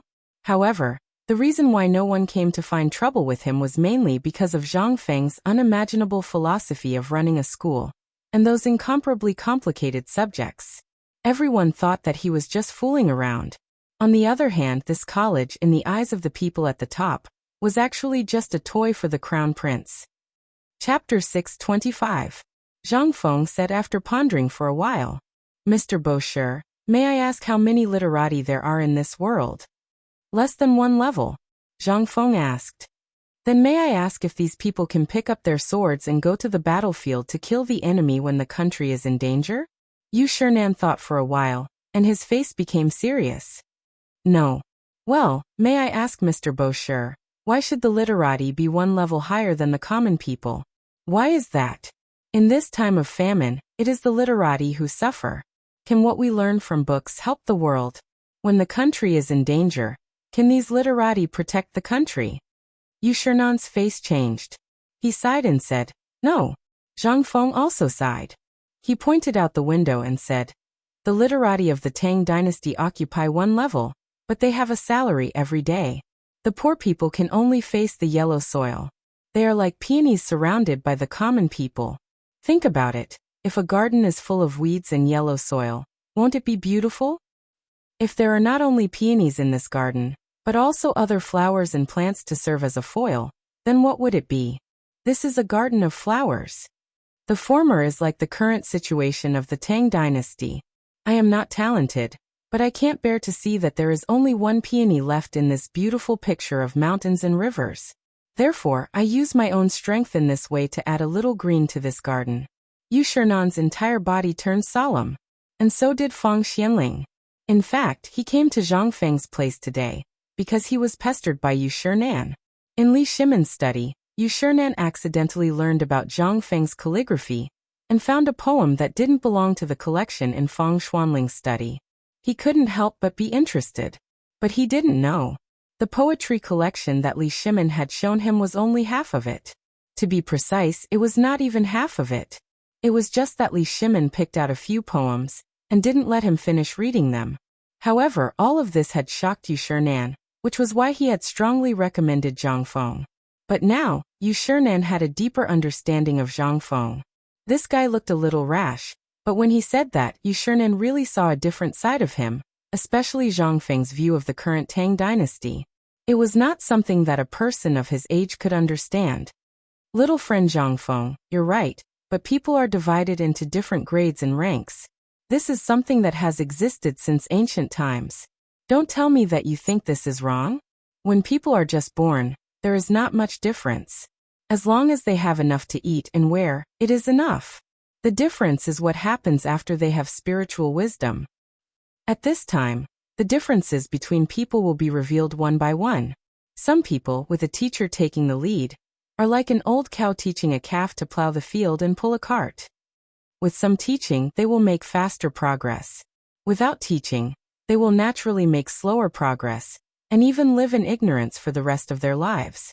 Without considering a monster like you, the difference between those who have read books and those who have not can be reflected. Thus, the division of the upper and lower, the division of the 3 grades and 9 ranks, and the division of the social class came out. In ancient times, people practiced slash-and-burn cultivation, and it was difficult for them to survive. That was why there were groups of people for warmth and ethnic groups. After living in groups, they got more food, and there was trade between ethnic groups. And this led to a few things. Some people got more, and some people got less. Therefore, there was selfishness. That was why there was everything after that. At birth, people are good by nature. Their natures are similar, but their habits are different. Yu Shinan said this very slowly, and the essence in his eyes made Zhang Feng a little shocked. But this was a matter of philosophy. Zhang Feng nodded and said, I know what Mr. Bosher means, but just now you said that people are good by nature. Their natures are similar, but their habits are different. That is to say, everyone should be equal. Wrong. Yu Shinan waved his hand. He sighed and said, if that is the case, it is really beautiful, but do you think it is possible? Yes. The reason why there is a division of the upper and lower, and the division of the social class, is to better survive. If there is no one who centralizes power and controls power, then who in the world will have a good life? Take the three kingdoms as an example. How do you think the people lived in troubled times? Zhang Feng also fell silent. Yu Shinan said, boy, I know what you are thinking. You just want to create more useful people for the Tang dynasty. This is a good idea, and I support your approach. But you have to remember one thing, and that is nature. Don't forget nature, otherwise. Zhang Feng's face was solemn. How could he not know what Yu Shinan meant at this time? He couldn't help but take a deep breath and bow. This student has learned something. Ha ha ha, you are worth teaching. Brother Feng, you've won.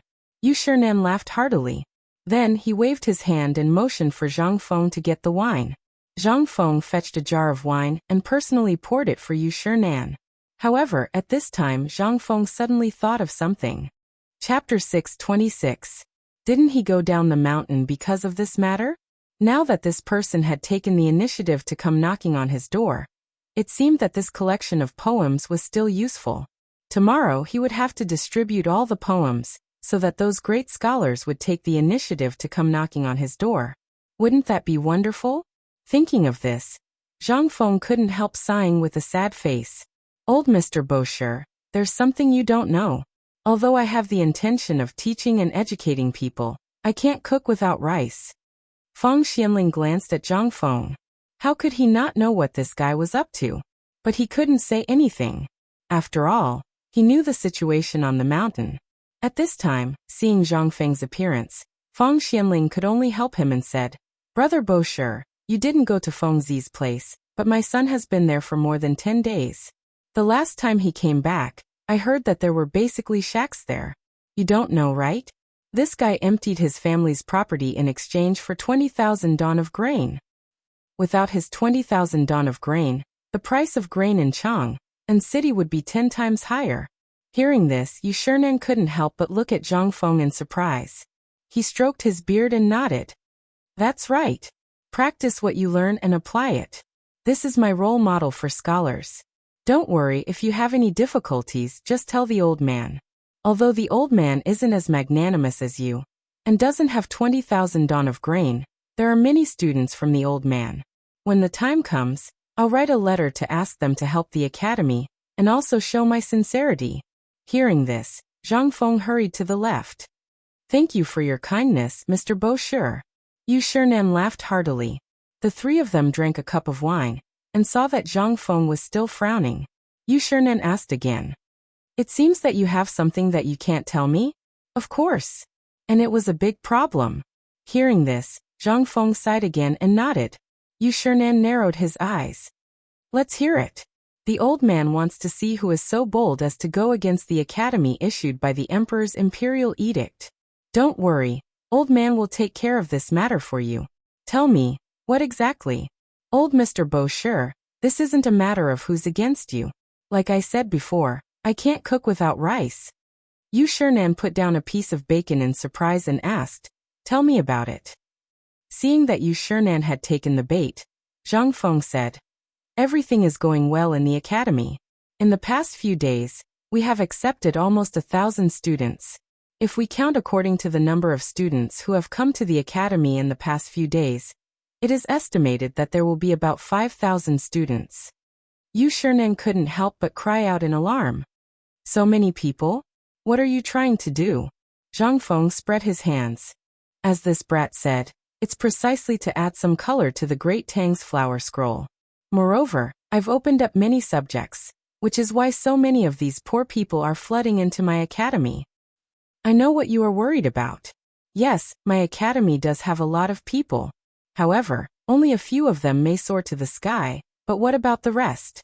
Although my academy is not like the Imperial College, where some people are selected from the root, the people who can graduate from my academy can basically escape from poverty.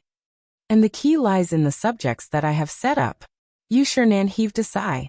In fact, Yu Shernan had long heard of Zhang Feng's unimaginable teaching philosophy.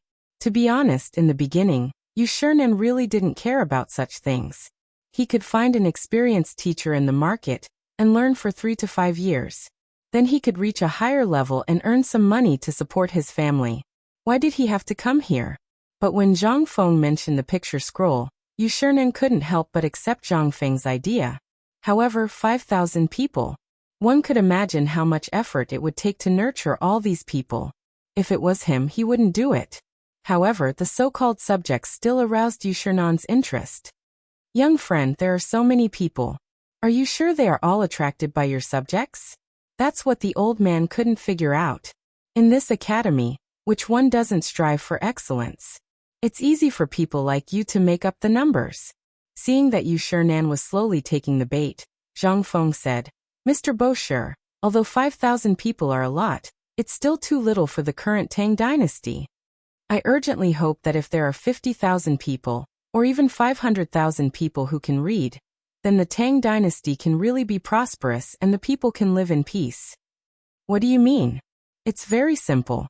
Look at the current situation of the Tang dynasty. Basically, the trade and commerce has crossed Lingnan, Xinla, Tubo Turks and other countries. But this is only a small number of people. And among these people, who can really understand some exquisite trade. Besides, the best and most popular things in the Tang dynasty are tea leaves, silk and ceramics. But these things are basically in the hands of a small number of people. Think about it. When the time comes, the Tang dynasty is bound to start the age of navigation. At that time, how can these little things meet the needs of the foreign people? How can the Tang dynasty really become a prosperous country? So there's only one word. The Tang dynasty is poor. Chapter 627. Yu Shernan was a little confused. What this kid said was wrong. Everything he said was correct. Basically, there was one thing in many things nowadays, and that was the wine. If everyone could open up this kind of brewing technique, wouldn't everyone be able to live a good life? But it was easier said than done. Could it be that this kid wanted to? Kid, are you saying that you're going to hand them all over the place in your academy? And the forging technique of the invulnerable shield, and the invincible spear that you mentioned before? Yes. Zhang Feng slammed the table, and then picked up his wine glass and clinked it with Yu Shernan and Fang Xianling. Then he said, Actually, old Fang knows my plan. Brother Bashi, you don't know yet, right? Let me tell you a secret. Don't tell anyone else. Seeing Zhang Feng pull him up, Fang Xianling couldn't continue sitting there.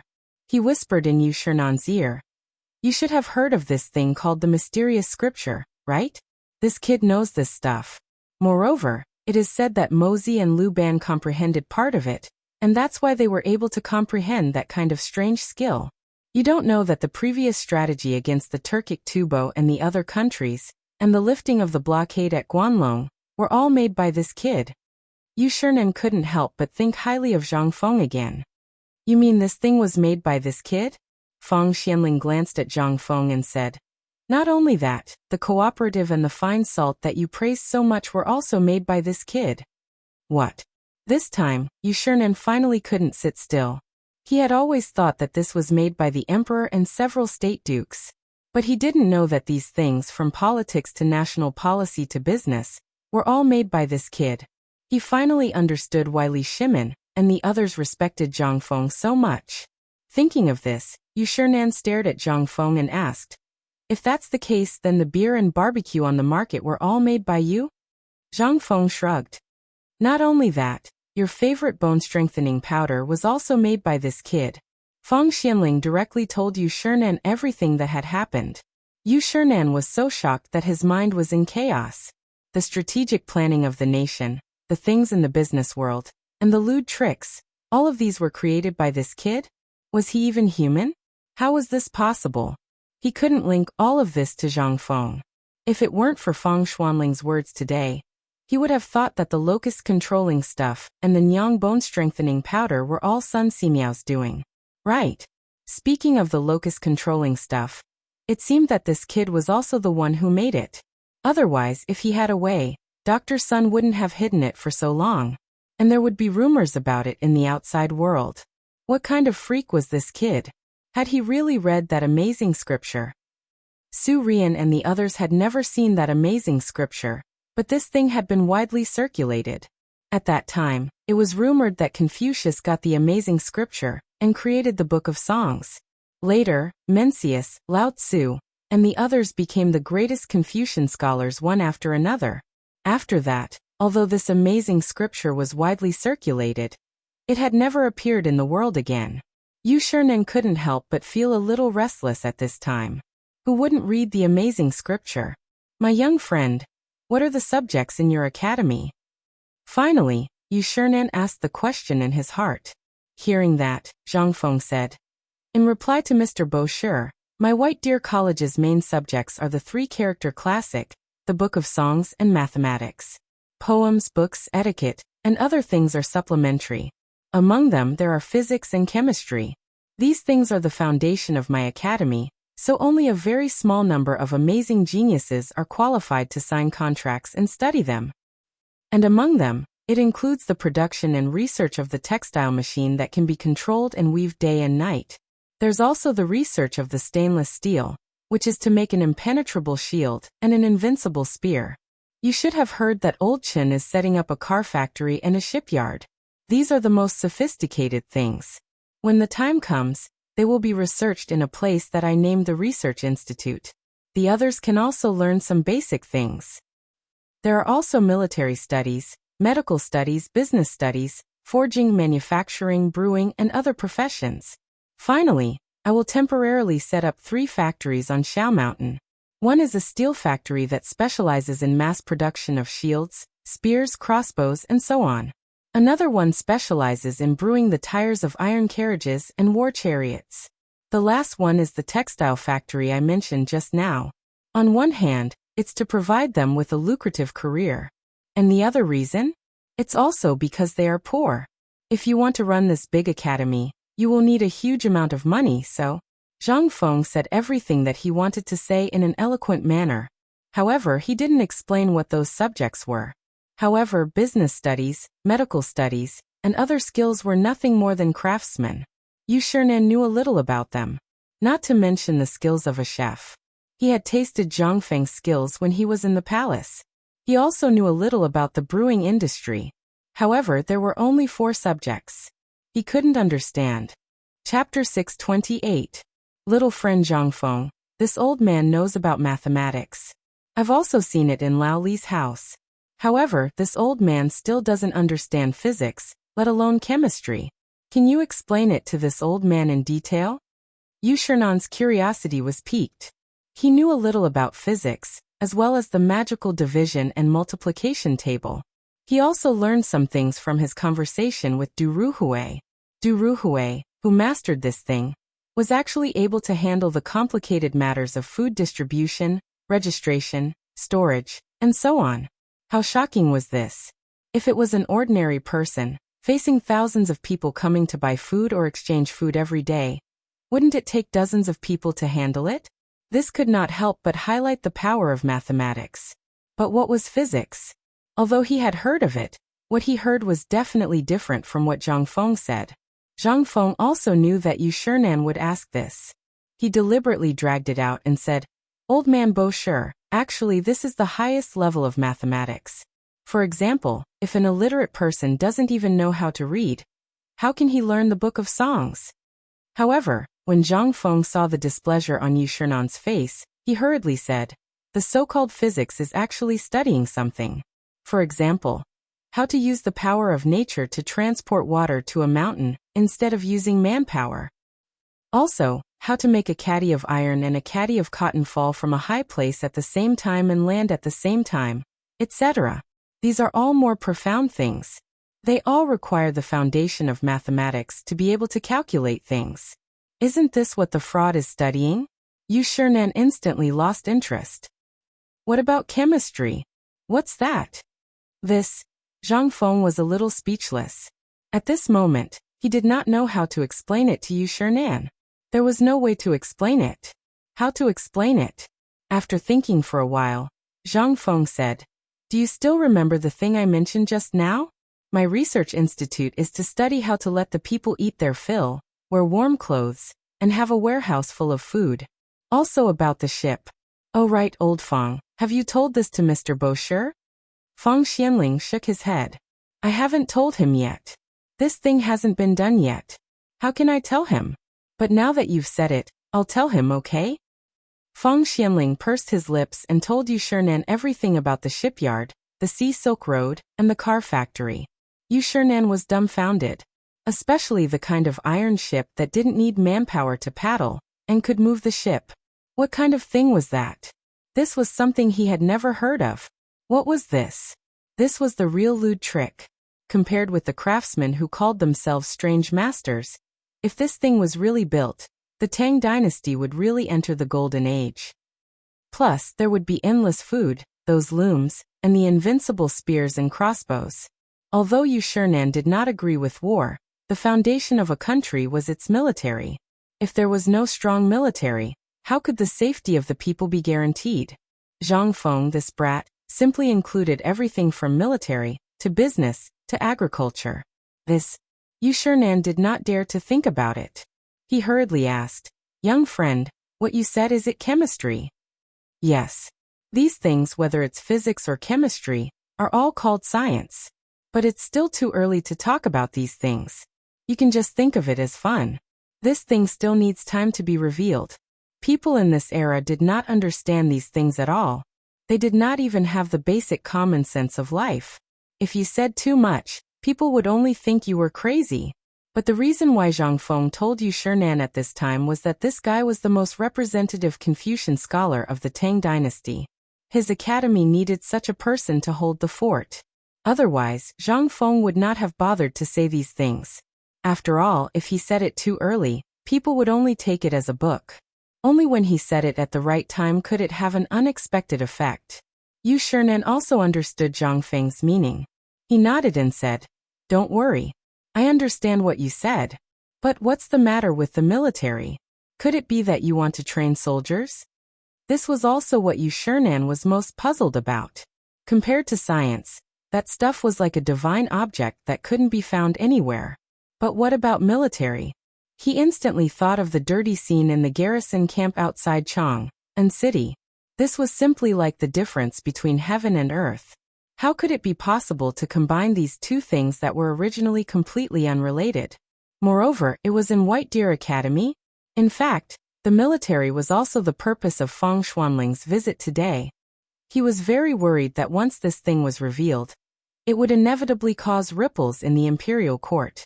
At that time, it would not be a simple problem of the academy, but a political problem. Feng Xianling patted Zhang Feng's shoulder with a serious face and asked, "Fengzi, you have to think about it. Once this military course is revealed, do you know what the consequences will be? And military studies, isn't it just reading books?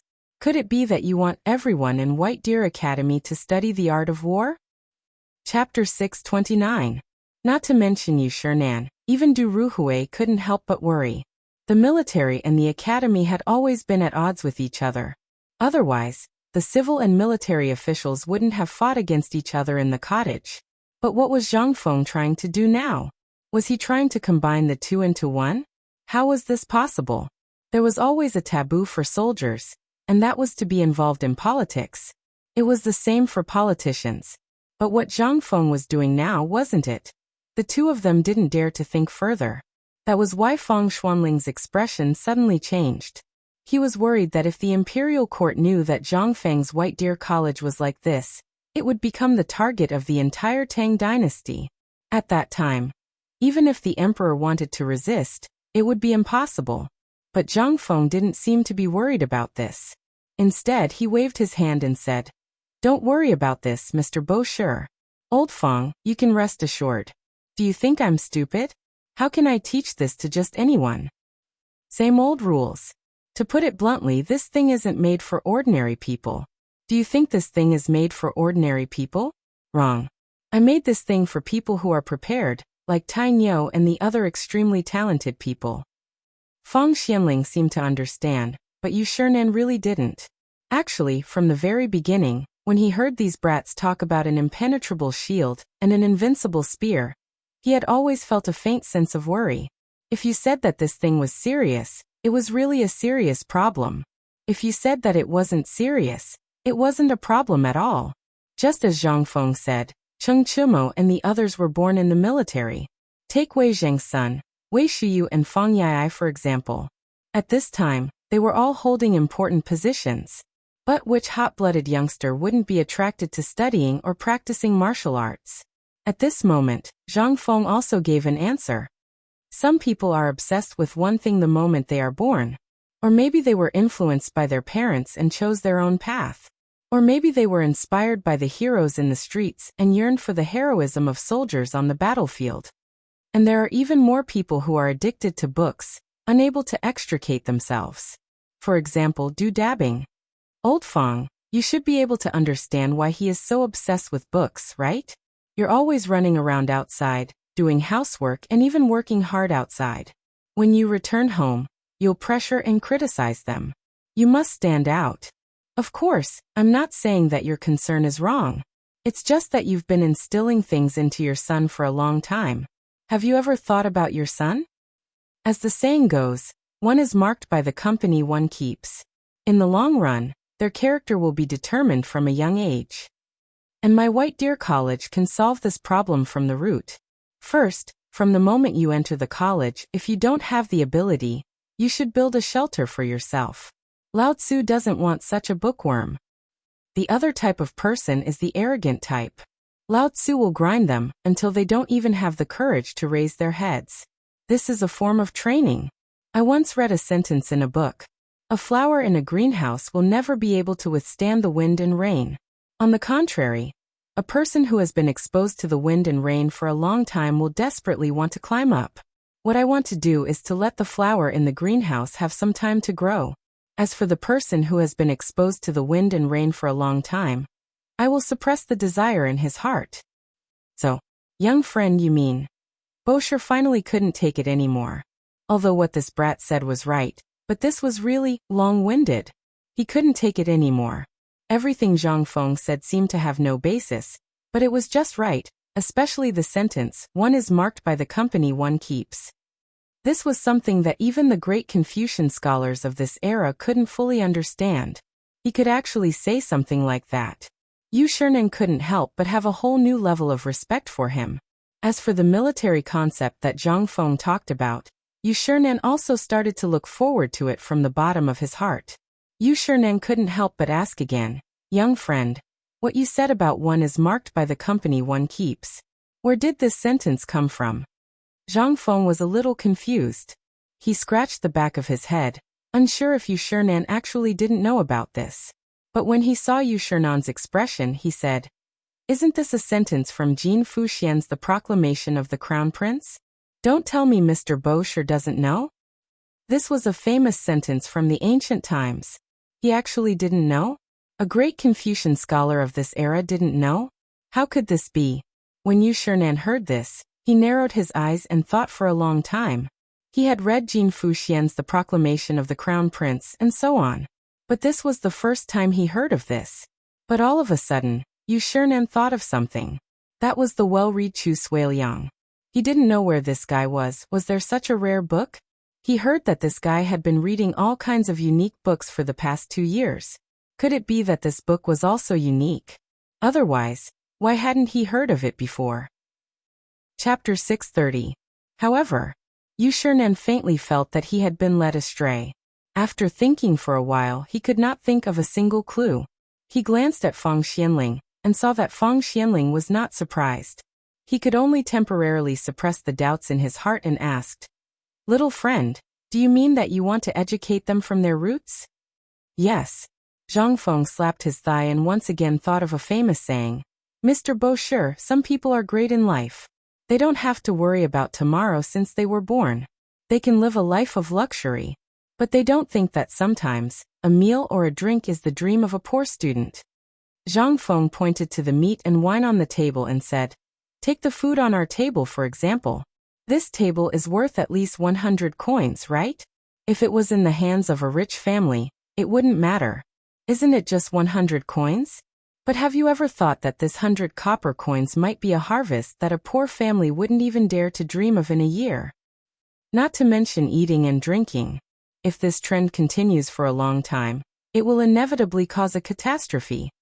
Yu Shinan and Fang Xianling heard this and could not help but ask in unison, "What catastrophe?"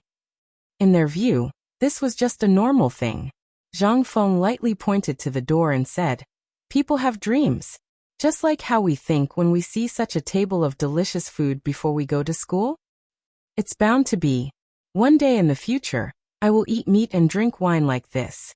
Isn't this normal?" Yu Shinan and Fang Xianling did not understand what Zhang Feng wanted to say. But after hearing this, they thought about it and nodded. "You're right. This is a normal reaction. But don't say it. This shouldn't be, right?" Zhang Feng sighed and put the wine cup on the table. He stood up and shook his head with his hands behind his back. "Wrong. Big and very wrong. In fact, this thing is called a dream. And there is another saying, it is called desire. Human desire is a terrible thing. Once it takes shape, this thing is enough to destroy a family, a city, and even a country." Buzz. This time, Yu Shinan and Fang Xianling really understood. If they still did not understand at this time, then there was really a problem. Previously, when Zhang Feng had not mentioned it, they had thought that it was something that humans should have. But at this time, when Zhang Feng said this, they carefully thought about what Zhang Feng said today. Yu Shinan could not help but ask, "Zhang Feng, little friend, you mean you want to use military training to temper these people's temperament?" Zhang Feng gave Yu Shinan a thumbs up in approval. "Yes. That's my goal. Think about it, many of these people might enter the imperial court and become officials in the future. I don't want to be criticized behind my back when the time comes saying, 'Ayaya, look, this corrupt official is from the White Deer Academy.' What is this? You are destroying your own reputation. And more importantly, you have seen the situation in the Tang dynasty now. The 3 lives and 6 ministries system, plus the system of recommendation for the imperial examination. Basically, many talents are in the hands of those big families. And here, I am equivalent to a clear stream, not mixed with any interests. I only care about how many people I train. Under the premise of no interests, how can I not train the next generation of qualified successors?" Yu Shinan heard this. He was a little touched. But more than that, he admired him. He stood up and bowed to Zhang Feng like a Confucian scholar. Zhang Feng was so surprised that he hurriedly stood up and bowed back. Yu Shinan let out a deep sigh. "Presumably, this is all your military knowledge, right?" Although Yu Shinan pointed it out, Zhang Feng's face didn't turn red at all. After all, if Yu Shinan, a great Confucian scholar, didn't think of these things, then Zhang Feng doubted whether his reputation in this lifetime was exaggerated. "Yes, Mr. Bosher is right. These things are actually called psychology, mixed in every curriculum. And in military, these things are called psychological tactics. Think about it. Now there are so many countries around the Tang dynasty. In the far west, there is the black-clothed Abbasid Caliphate, which is not inferior to the Tang dynasty, and some countries are even more powerful than the Tang dynasty. What I need is the skill sand table training, the ability to go to the battlefield to kill the enemy, and the ability to subdue the enemy without fighting under the condition of being familiar with military books." This. Yu Shinan smiled bitterly and interrupted Zhang Feng's endless speech. "Young friend, don't say any more. Old man doesn't understand these things and he doesn't want to understand them. This old man knows that this is your ability, and old man can't probe into it. But there is still a trace of confusion in my heart. I wonder if young friend can solve it." At this time, Zhang Feng was a little drunk. Obviously, he talked too much. At first, Yu Shinan didn't notice, but now, the more Yu Shinan listened, the more he felt that something was wrong. If he continued to talk, it wouldn't be a discussion of academics, but a discussion of military books. This was a taboo in literature, so he could only stop Zhang Feng. Zhang Feng choked for a moment. He wasn't angry. Waving his hand, he sat down again, clinked his wine cup with Yu Shernan, and said, "Mr. Bosher, please ask." Yu Shernan then said, "Old man has always been curious. Young friend, who is your master?" Zhang Feng had long known that he was going to ask this question. After all, he had already thought of a set of excuses for this matter. Zhang Feng sighed, looking a little lonely. After 3 cups of wine, he said, "Let's not talk about this for now. Let's talk about something else." Chapter 631. Yu Shernan almost sprayed a mouthful of wine on Zhang Feng's face. He waited for a long time. "That's all you said? Who dared to do this in the Tang dynasty? Except for the emperor, there were only a few people who dared to do this." However, Yu Shernan couldn't find any sign of anger. After all, it was a big taboo to rashly ask about someone's master. Zhang Feng was lucky that he didn't get angry. Although he knew that Fang Xianling had told him about Zhang Feng's master, he couldn't resist his curiosity. He could faintly hear the 8-front formation and the Zhuge legacy from it. However, he wasn't sure. After all, he hadn't studied this kind of military book. However, at this time, seeing Zhang Feng's lonely look, Yu Shernan knew that he couldn't ask. He could only go to Fang Xianling and ask, "Brother Fang, this?" Fang Xianling looked at Zhang Feng and then looked at Yu Shernan and said, "In fact, I forgot to tell you this. This guy once said that he had cultivated on Wutai Mountain for 5,000 years, and that Zhuge Kongming was his disciple." At first, Old Man also thought that this guy was talking nonsense, but now, Old Man felt that this guy's words could be combined with something in military books. Could it be Zhu?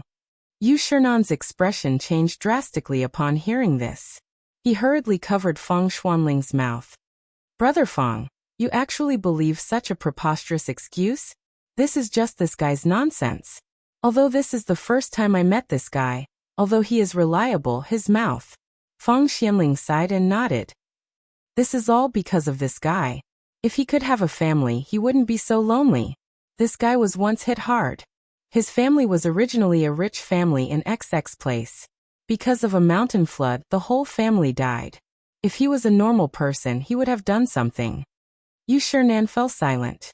He finally understood why this brat was so out of tune and why he talked so much nonsense. This was all caused by loneliness. Yu Shernan couldn't help but sympathize with Zhang Feng. "Young friend, Old Man knows that you're not feeling well, but people need to look forward. Think about it. Once your academy becomes famous in the Tang dynasty, won't you also have a meteoric rise? When the time comes, the proper thing to do is to help your Zhang family flourish." Zhang Feng was dumbfounded. He looked suspiciously at the 2 old fellows who were whispering to each other, wondering what they were talking about. However, he didn't want to listen to the whispers of the 2 old men. Borrowing Yu Shernan's words, he sighed and raised his cup to drink. "Fine. Old Feng usually looked like an honest person. Who would have thought that this support would be so beautiful?" However, Zhang Feng's face was still full of bitterness and hatred. He said, "Isn't that so? That's why I spent all my life learning and all my wealth to establish this White Deer College. That's why I thought that if I could pass the imperial examination 3 years later, I could enter the imperial court and take this opportunity to create more talents for the Tang dynasty. But, alas." Zhang Feng said a few words, but didn't know what else to say. He sighed deeply. After a while he continued, "I know what old Mr. Bashi is thinking. Actually, let me tell you this. The psychology I mentioned just now is just a support. The real driving force of this academy still needs some foundation. For example, the training of these people's temperament is undoubtedly the kind of military training."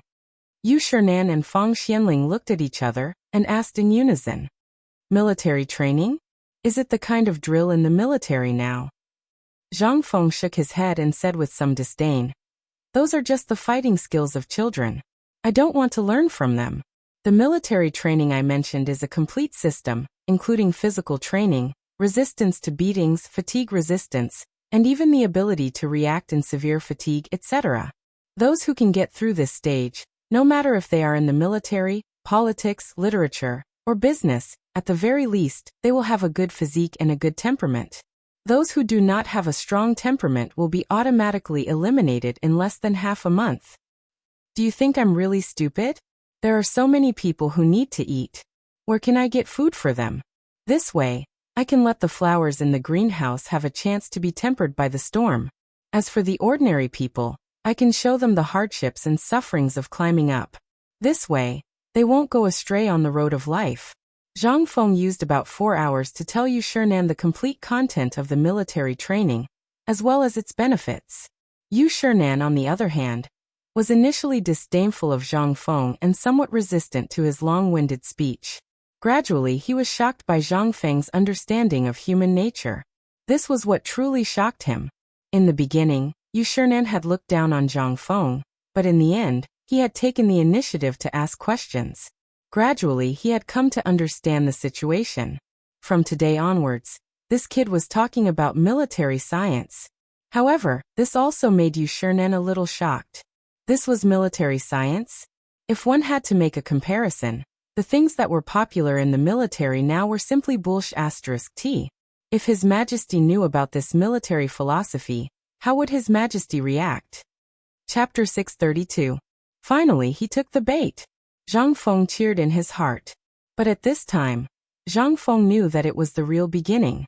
After all, it was easy to persuade a great Confucian to come to the academy, but what about 3 great Confucians? It was not enough. Zhang Feng couldn't help but ask again with a bitter face, "Mr. Bashi, what do you think of my academy?" Yu Shinan shook his head with a wry smile. At the beginning, this guy wouldn't say a word of praise, but now? After showing all the good things, what could Yu Shinan say? He also wanted to see what Zhang Feng's academy could do, but at this time he couldn't praise this little guy. He had to give him a warning. Yu Shinan stroked his beard and pretended to be deep in thought. Your academy is not bad. It's just a little unorthodox. Also, it's just a hodgepodge. There's nothing new about it. Zhang Feng's eyes widened. It's okay. Damn it. If you have the ability, go to the Tang dynasty and find me an identical one. Believe it or not, if you can find me, I'll ask for that person's WeChat and Weibo accounts. In this era, there was no one else who could have such advanced ideas except for people like him. And such an advanced education idea was a perfect teaching method that was implemented in almost all schools except the aristocratic schools. Military training. Although Zhang Feng didn't know the purpose for the time being, it might not have much effect in the future, but in the Tang dynasty, its meaning was very different. This was a turbulent era, and someone might make trouble for you at any time. What's more, in history, the Turks would really break with the Tang dynasty next year. The peace that Li Shimin exchanged with his white horse on the bank of the Wei River only lasted for more than a year. But at this time, even with his intervention, although the situation was reversed, would Li Shimin give up fighting the Turks? No. After all, the humiliation he had suffered at the hands of the Turks was something that no one would ever forget, needless to say, Zhang Xian.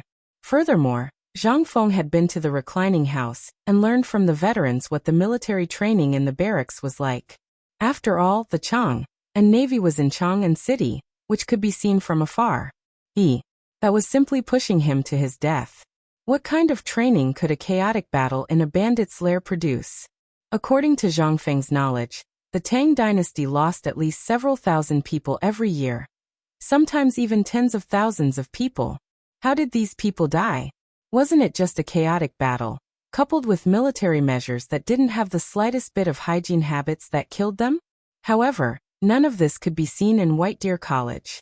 He didn't have much hope that he could completely change the military camp. Besides, he didn't have the ability to do so. What he wanted to do was to start from White Deer College and transfer the disinfection of alcohol and the routine military training to the Tang dynasty. He wanted the academy to blossom in all aspects, be it moral, intellectual, physical, or aesthetic. This was the flower that he had mentioned to Yu Shinan before, the foil that he needed. At this time, when he heard Yu Shinan's evaluation of him, Zhang Feng couldn't help but feel anxious. After all, this was his blood, sweat, and tears. He had basically dug out all his foundation, but in return he was only told that it was okay? No way. This was definitely not okay. I say, Mr. Bosher, although my academy doesn't have a collection of books now, Laoli owes me a collection of prefaces to the Orchid Pavilion.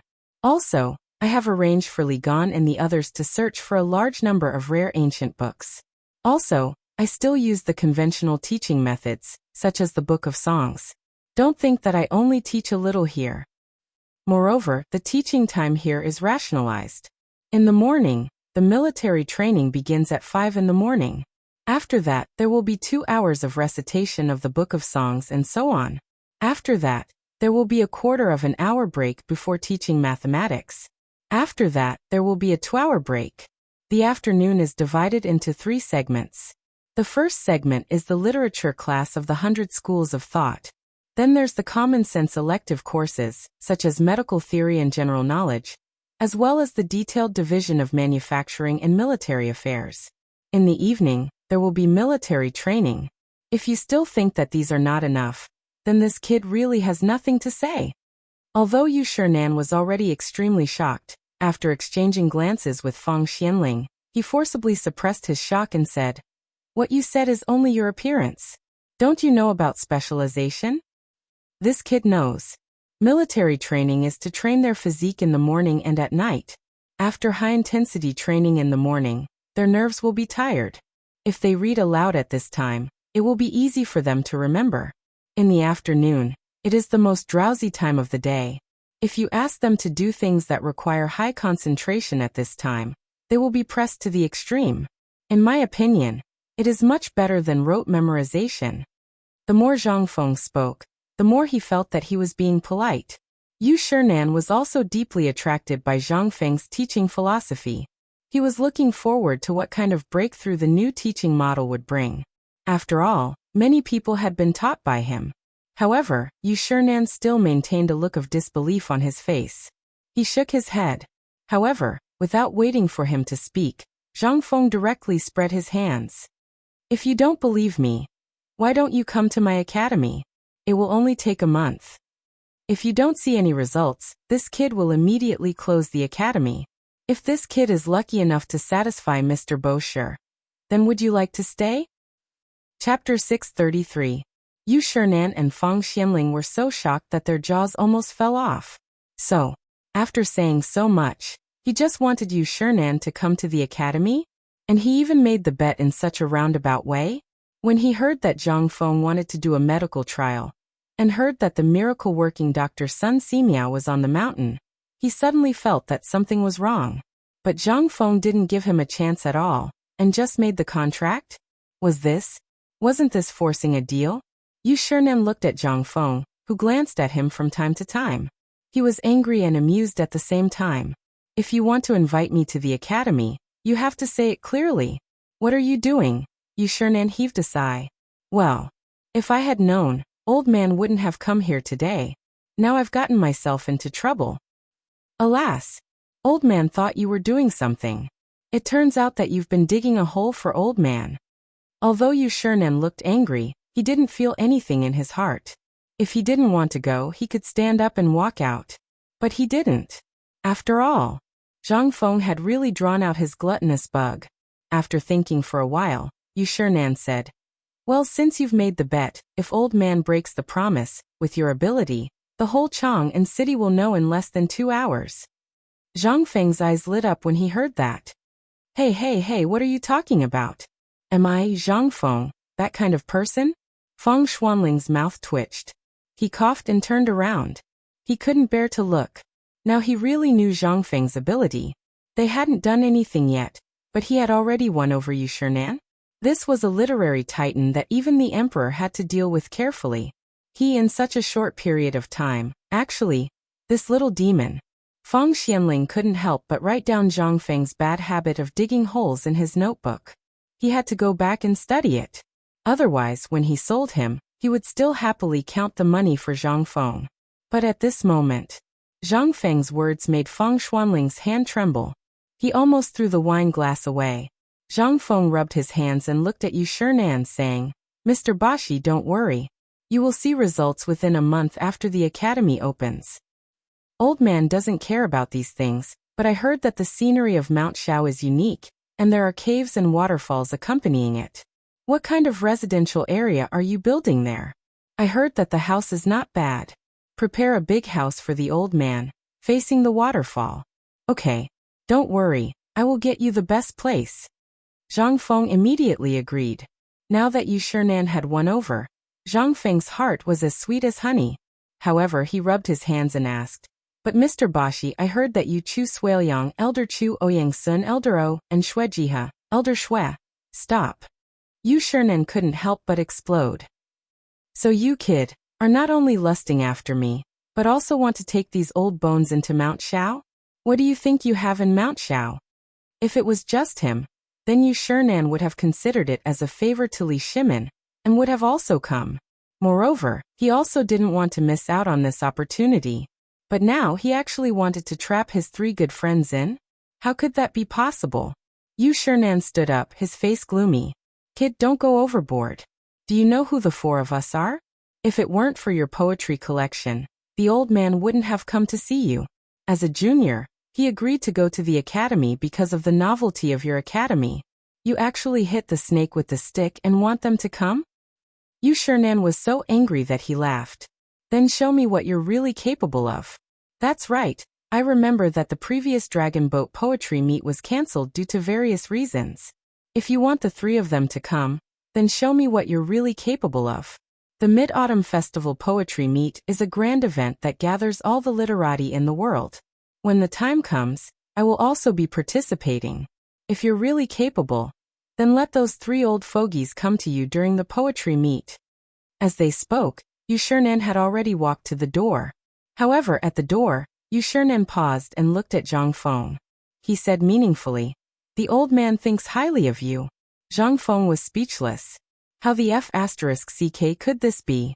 However, wasn't it just a poetry meet?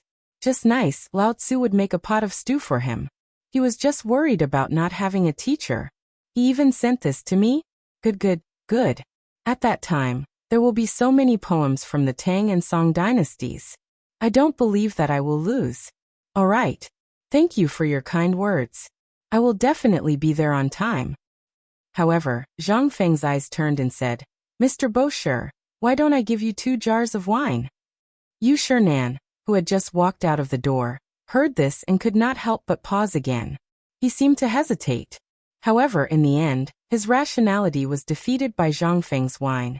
Yu Shinan sighed and said, "Is the old man the kind of person who is greedy for wine? If you really want to give him, why not give him 10 jars? Okay.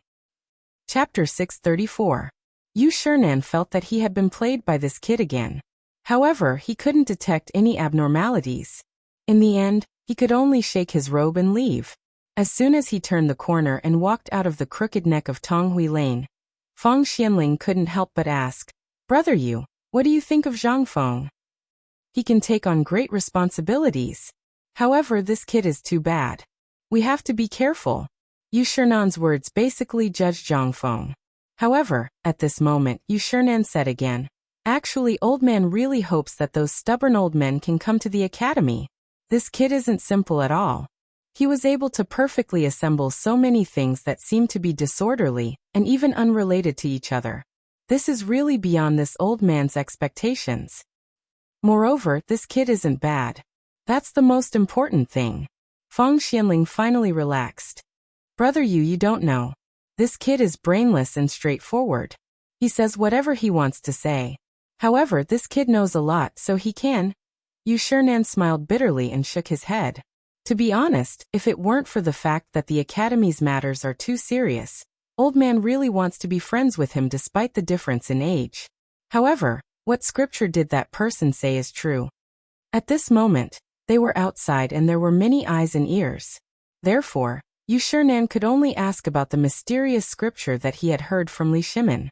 Although he really wanted to ask in front of Zhang Feng, he still gave up in the end. This was originally a simple matter. He didn't want to turn it into a transaction.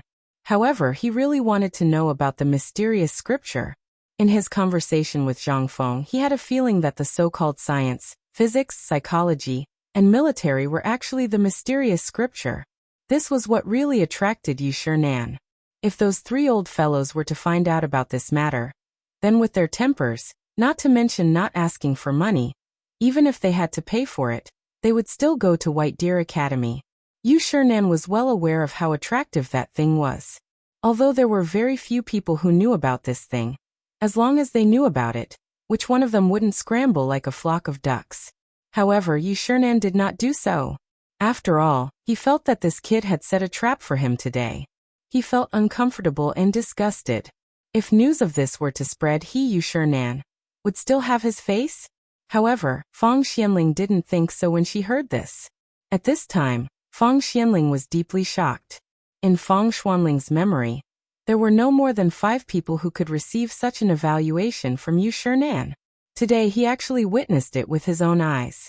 Although in their eyes, Zhang Feng didn't need Yu Shernan's affirmation. He had already grown to the point where he could compete with the great Confucian. Moreover, Zhang Feng's current identity was also a great Confucian. However, his reputation was still not enough. However, if news of him being able to receive Yu Shernan's affirmation were to spread, it would also create an extremely good opportunity for Zhang Feng. In the end, the moment Yu Shernan entered the palanquin, he looked in the direction of Tonghui Lane and sighed. I've heard that there are great people in the marketplace. I didn't expect that the old man would be able to witness it with his own eyes. His life was not in vain.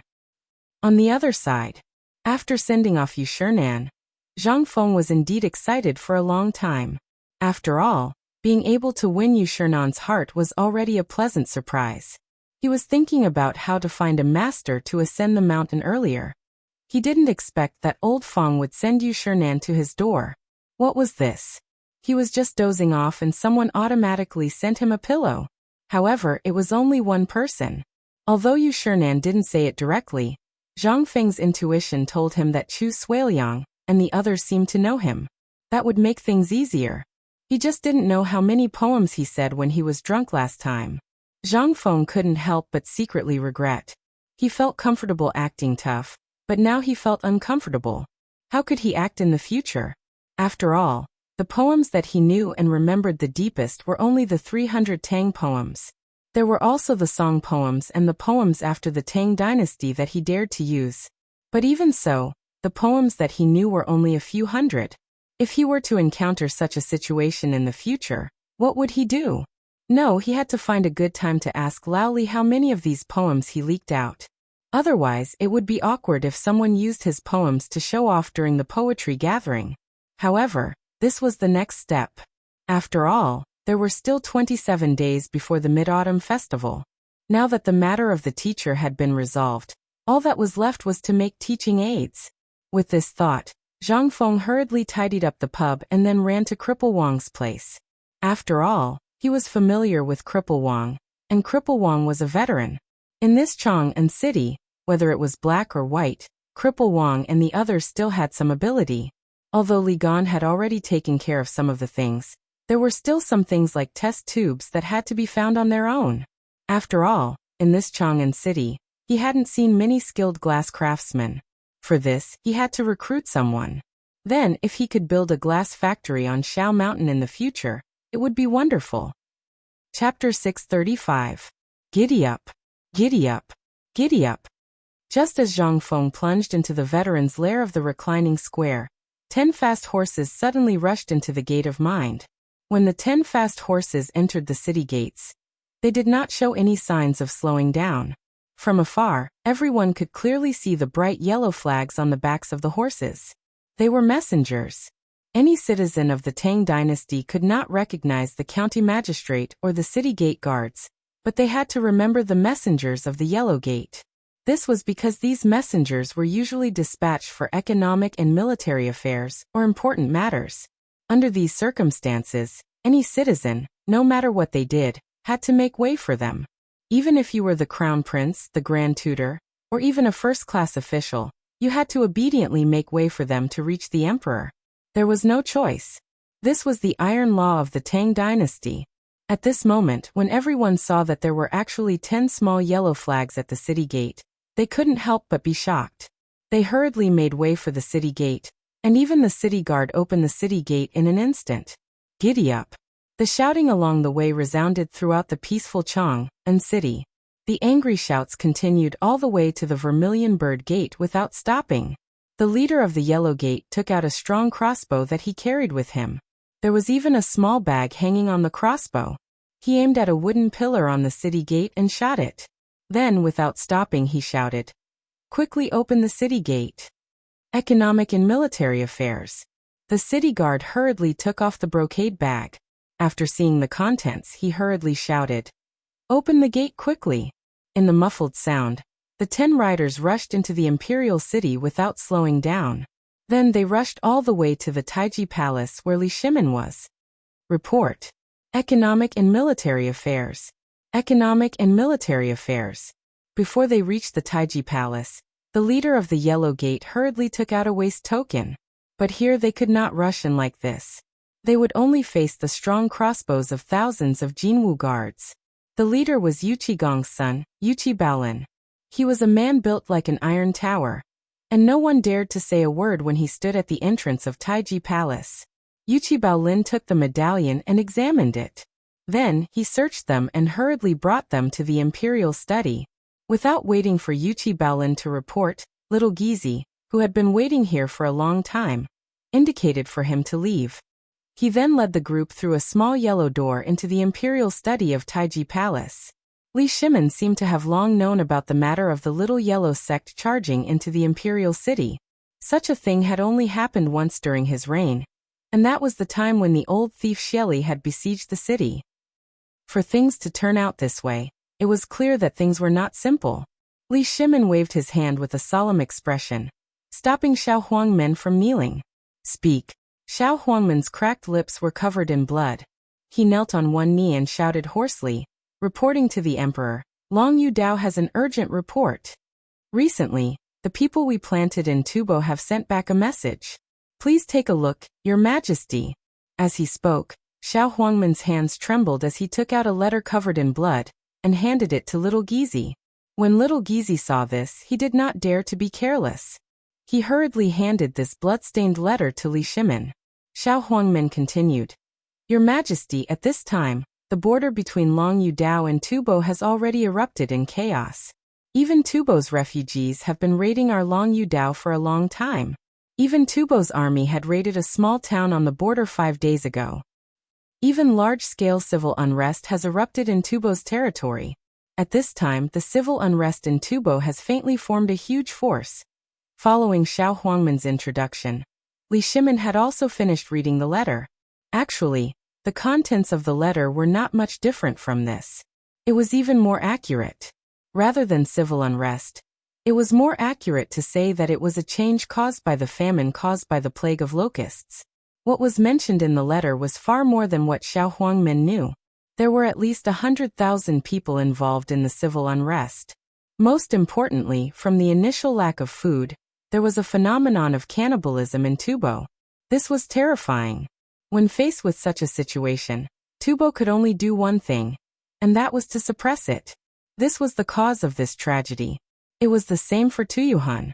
Li Shimin suddenly thought of something and asked, "Is there any news from Jiannan Dao?" "Your Majesty, the envoy from Jiannan Dao is waiting outside the door. Come in." Li Shimin waved his hand. In an instant, the remaining 9 people hurriedly entered the imperial study. Once they entered, they hurriedly knelt on the ground. "Your Majesty, there is an urgent report from Jiannan Dao. Yongchang, Yaozhou Kuan Prefecture, and the neighboring Yazhou Prefecture have successively encountered an influx of refugees from Tubo. A large number of soldiers have even participated in the plundering. Min Prefecture, Hezhou Yaozhou, and the other places of Guanyi Dao have also been plundered many times. The local garrisons have requested to go to war. There is a report from Yuzhou that the Turks have recently made unusual military movements.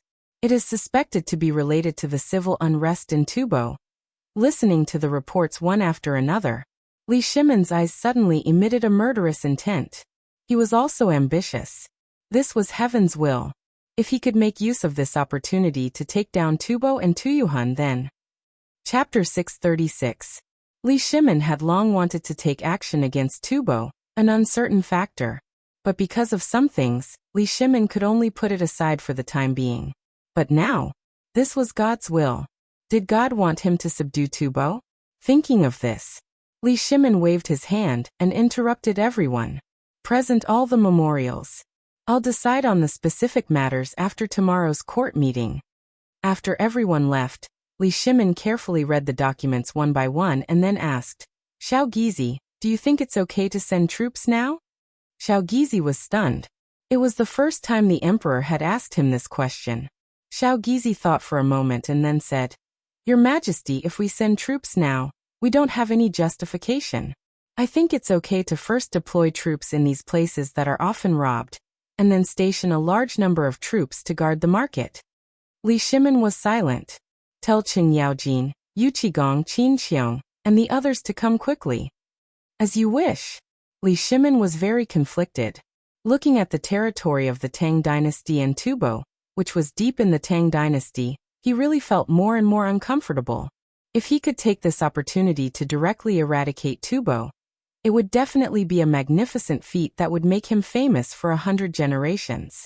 Didn't the old stubborn people in the court say that he didn't have any great achievements during his reign?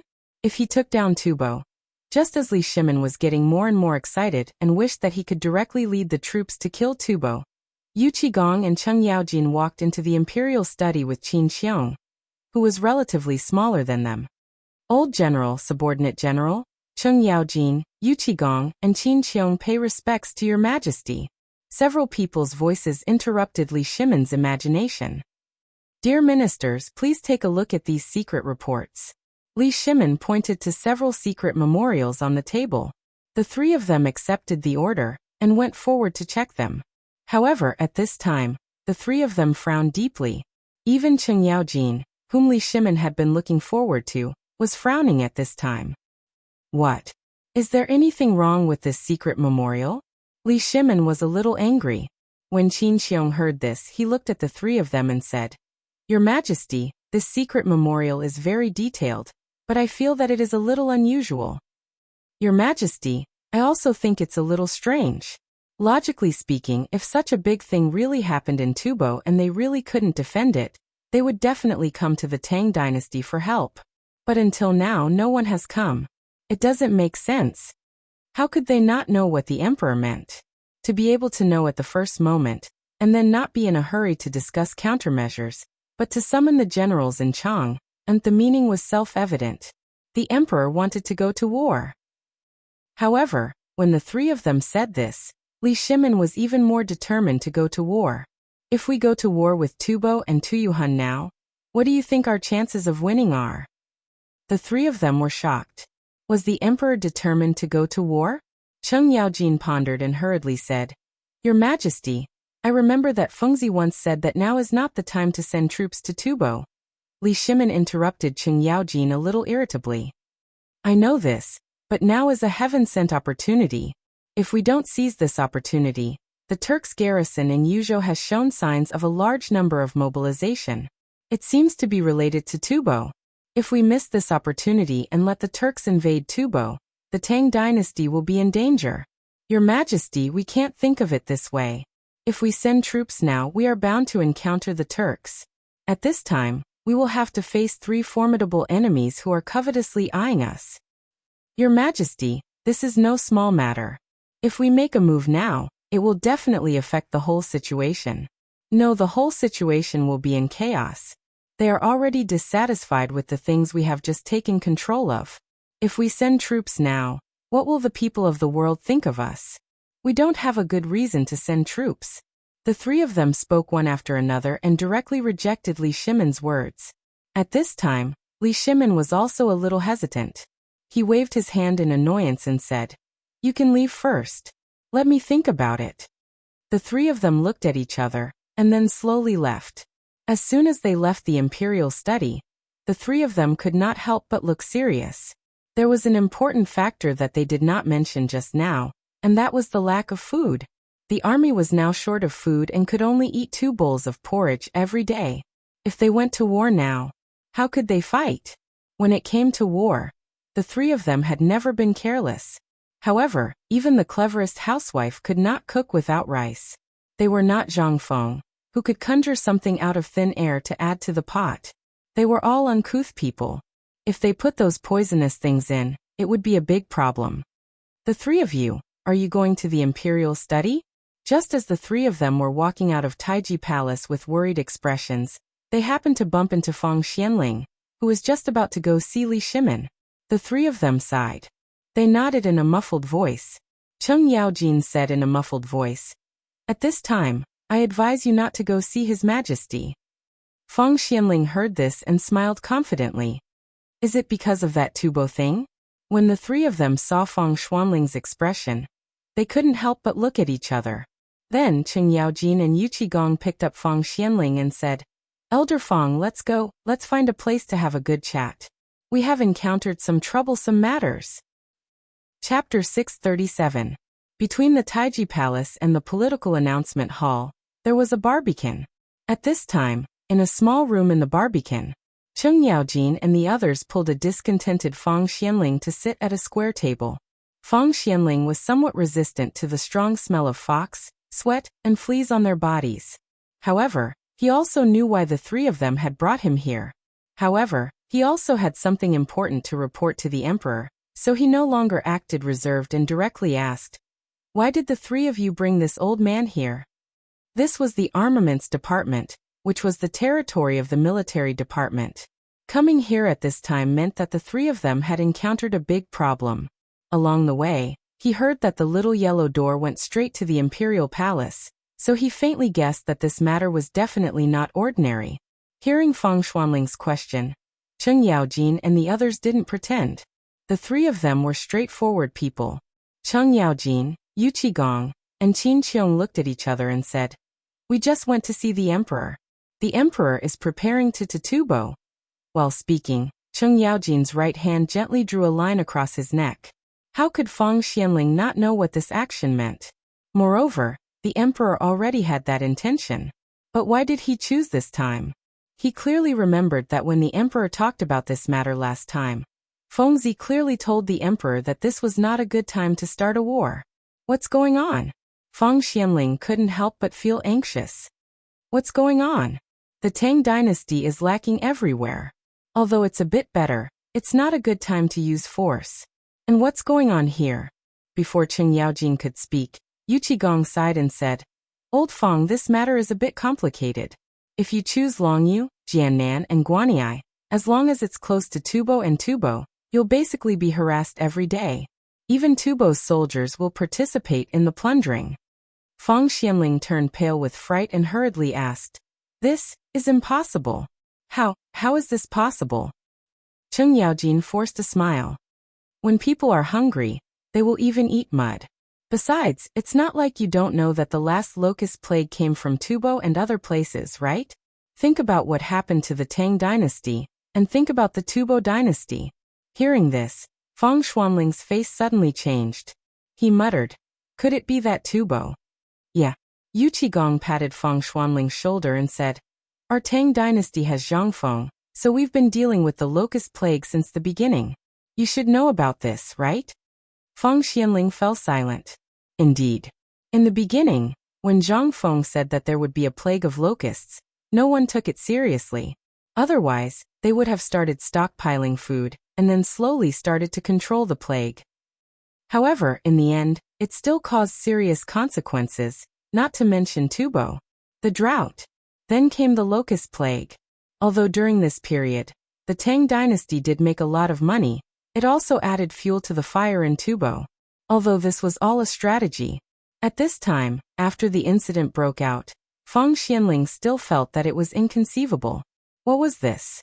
This was national policy, but if war broke out at this time, then before Feng Xianling could figure out what was going on, Qin Qiong, who had been silent all this time, slowly said, "Not only that, according to the reports of spies, at least thousands of people starved to death in Tubo and Tuyuhun every day, and there were even cases of cannibalism.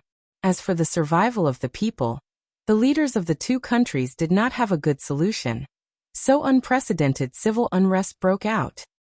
According to the secret memorial, at present, the total number of people in the two countries is more than 100,000.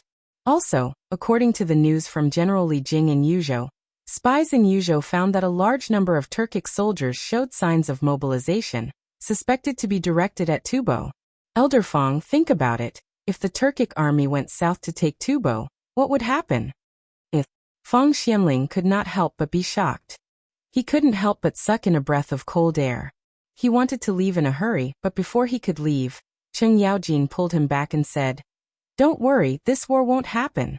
Of course, they knew what Fong Xianling was going to do. But how could they let Fong Xianling go at this time? Cheng Yaojin was fine, but Qin Qiong and Yu Qigong were not in Chang'an often. They finally caught Fong Xianling, who had just returned from the tavern. How could they let him go so easily? Moreover, they had been rejected 3 times when they went to the tavern. This morning, they learned that this guy actually took Yu Shernan to see Zhang Feng.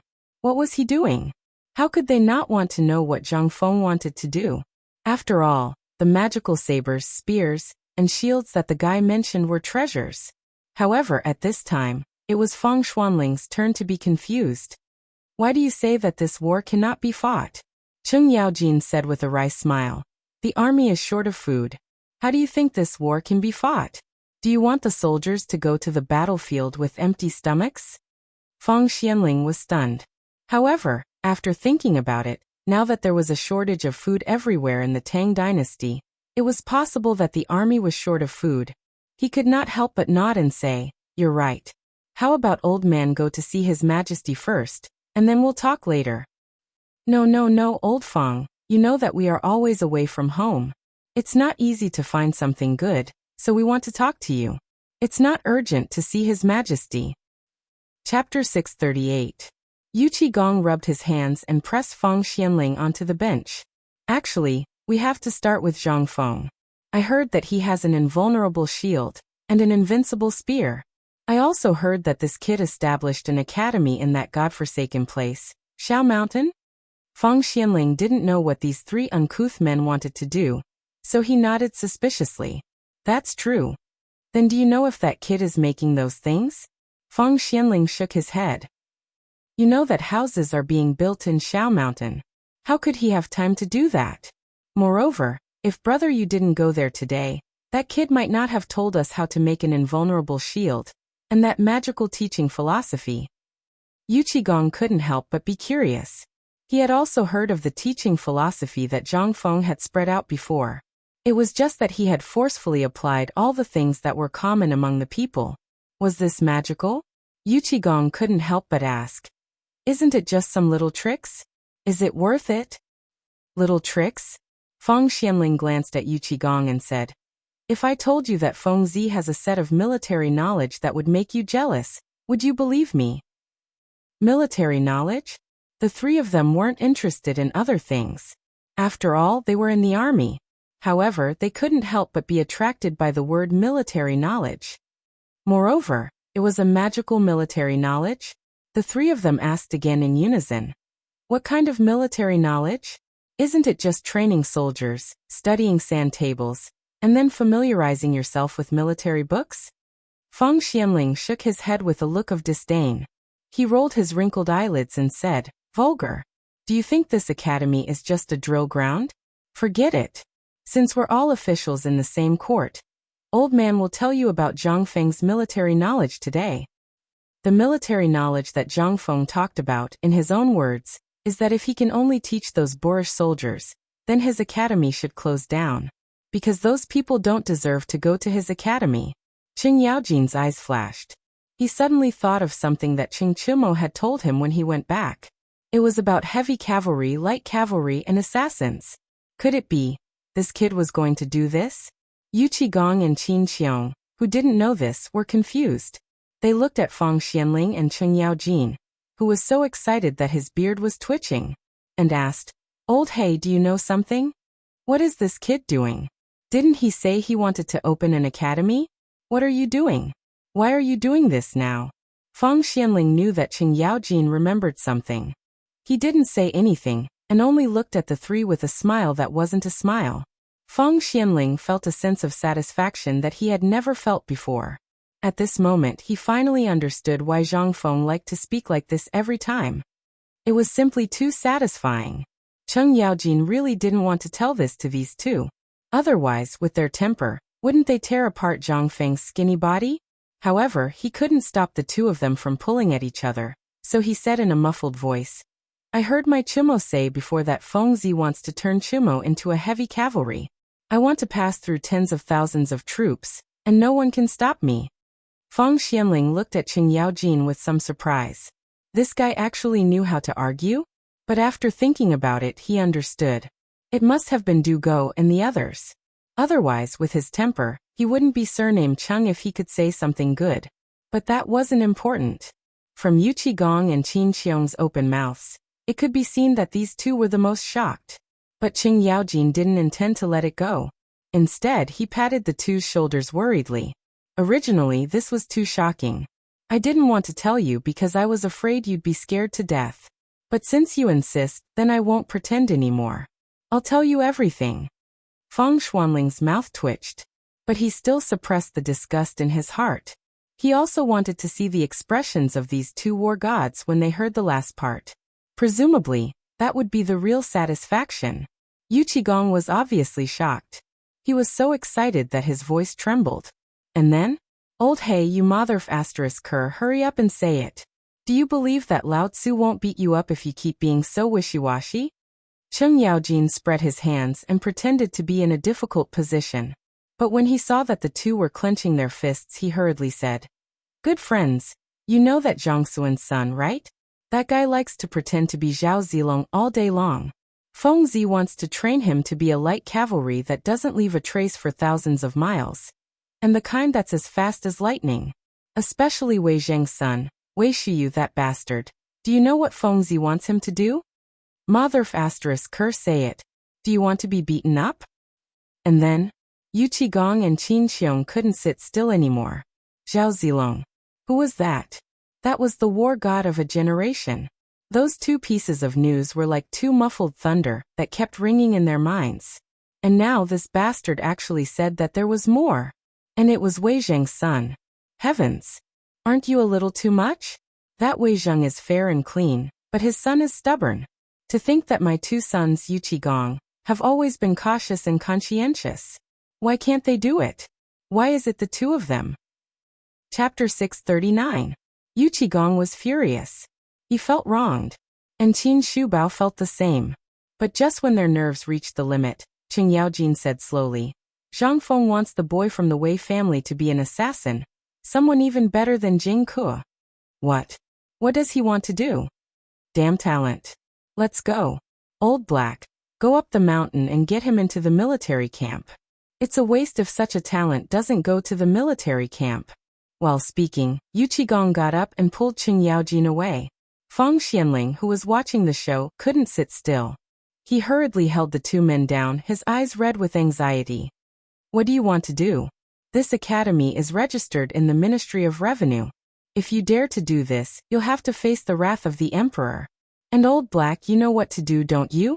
Feng Xuanling's warning instantly extinguished the restlessness in the hearts of Yu Qigong and Qin Xiong. They anxiously pulled their hair. Talent. This was a talent. 100 years? They hadn't seen such a talent in 1,000 years. Not to mention the ***T military science. Just based on what Old Black said just now, they knew what it would mean if this matter was spread out. At this time, seeing the two anxious, Feng Xianling slowly stroked his beard and said, Old man knows what you want to say, but this academy is the Emperor's idea. You should know how important this academy is to the Emperor. And the reason why Chang and city is what it is today is because of Feng Zi's own money. He distributed 20,000 don of grain on this deserted mountain, so that the grain shortage in Chang and city could be controlled. Yu Qigong was stunned. He knew about this. But he didn't expect that this boy did all this. Isn't this the Crown Prince's idea? How did this boy named Zhang Feng get the credit? Qin Xiong was a little confused. What was all this? He had just returned to Chang and city out of curiosity about the academy. However, he had learned that the academy was established by the Crown Prince and managed by a genius from Chang'an. Moreover, the rumors that were spreading like wildfire were all from White Deer College. It would be better if the Crown Prince was the one behind it, but why did it sound like the Crown Prince wasn't the one behind it? If that was the case, then this kid. Who was he? Seeing Fang Xianling and Cheng Yaojin like this, Qin Xiong couldn't help but be even more confused. Elder Fang, can you tell me what's going on? This kid called Zhang Feng. Is he really so miraculous? Magical? Let Lao Tzu tell you. Are all the soldiers in your camp eating fine salt now? Qin Xiong didn't know what Cheng Yaojin wanted to say, but he still nodded subconsciously. Yes. That's right. What do you think of this thing? Cheng Yaojin knocked on the table. Old He, if you have anything to say, just say it. Why are you blabbering here? You're acting like a woman. What's wrong with this fine salt? That's right, I use this thing to brush my teeth every day. Don't tell me you're the one who made this thing? Yu Qigong was also furious. He wasn't a good-tempered person to begin with. He couldn't stand being watched by Fang Xianling and Cheng Yaojin. Seeing that he was scared, Cheng Yaojin looked at him with disdain. Vulgar. Fine, I won't tease you anymore. This salt was created by Zhang Feng. Also, didn't you keep thinking about the method to deal with the Tubo Turks and the other countries? Who came up with it? Yu Qigong's eyes widened. Are you going to say that this was all created by that bastard? Cheng Yaojin nodded in front of Yu Qigong's shocked eyes. Yu Qigong only felt waves of pain in his head. His head hurt. It hurt a lot. Damn it, how could such a talent be wasted like this? No, he had to get this kid in his hands. Otherwise he wouldn't be able to sleep well. Yu Qigong felt as if a piece of his flesh had been bitten off. He had only heard about the weapons and shields in the past, but what about now? The salt and the schemes were all created by this brat. How could the impenetrable shield and the spear be fake?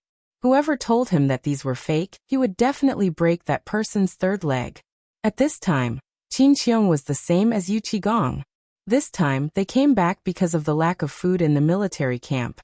On the other hand, it was because of this impenetrable shield and this miraculous spear. This matter had already become a legend among the upper echelons of the military. At first, everyone just treated it as a rumor. But after meeting Cheng Yaojin, he couldn't help but be surprised. This thing was actually real. But now, after hearing what Cheng Yaojin and Fang Xianling said, he felt terrible. This was real. This was all real. It seemed that this time, no matter how big the riot at the border was, even if the Tubo and the Turks' allied forces were, as long as he had this shield and spear, he would not be afraid. What was there to be afraid of? Chapter 640. Yu Qigong and the other man could no longer sit still. Right now, the military camp was short of food, and the situation there was precarious. A war could break out at any time. At this time, after confirming that Zhang Feng indeed had such a divine weapon, how could the two of them sit still? They grabbed Cheng Yaojin by the back of his collar and hurriedly ran out.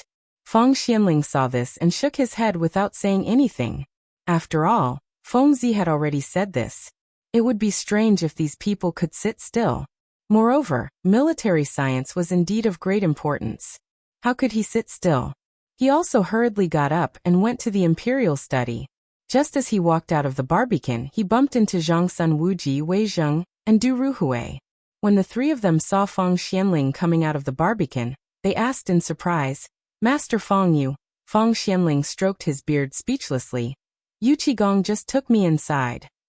Their expressions became strange, but they didn't say anything. Zhang Sun Wuji cupped his hands and said, Let's go. I know you're also going to the emperor. Let's go together. Fang Xianling was surprised. Why are you going to the emperor's place? Zhang Sun Wuji glared. You don't know? We just received news that the envoys from Tubo and Tuyuhun have entered the city. You don't know? How could Fang Xianling know this? He had just come out of Zhang Feng's little tavern and bumped into this fool. Now that he bumped into these three, how could he know? Fang Xianling cupped his hands. Let's go. We'll talk as we walk. Master Zhang Sun, are the envoys from Tubo here because of the internal strife? Zhang Sun nodded with a serious expression. Yes, it's because of this. But just now, Old Man saw Old Black Chung and the other two leaving the palace in a hurry. What's the meaning of this? Fang Xianling sighed. Your Majesty wants to start a war. What? The three of them heard this. He couldn't help but be shocked. The emperor actually wants to start a war? Start a war? How is this possible? Does His Majesty not know the current situation of the Tang dynasty? How could they start a war like this? When the three of them heard this, they knew that this matter was indeed serious. They stopped talking and hurried to the imperial study. Before the group of people could report to the eunuch at the door of the imperial study, Xiao Gizi hurriedly indicated for them to enter. Li Shimin had been waiting in the imperial study for a long time. As soon as the four of them entered, Li Shimin asked directly, "Now what do you think about Tubo's matter? Should we start a war or not?" When Feng Xianling heard this, he hurriedly bowed and said, "Your Majesty, this is a serious matter. This old subject just met General Cheng and the other two. From their conversation, I learned that the army is seriously short of food. Many soldiers only eat 2 bowls of porridge every day. Under such circumstances, they don't dare to go to war. Moreover, without military supplies, how can we start a war? Besides, if we force ourselves to go to war, it will inevitably lead to a strong counterattack from the Tuyuhun, the Turks, and even India. We've lost God's will." Li Shimin was angry. He threw the secret letters in front of him to the four of them. "This is the intelligence sent by the spy just now. I'm sure you know the situation in Tubo and other places. Moreover, Tuli has transferred 100,000 elites from the Yuzhou garrison to the western region. I don't need to say anything about this, do I? If we don't start a war now, do you want to wait until the Turks invade Tubo before going to war?" Li Shimin was angry.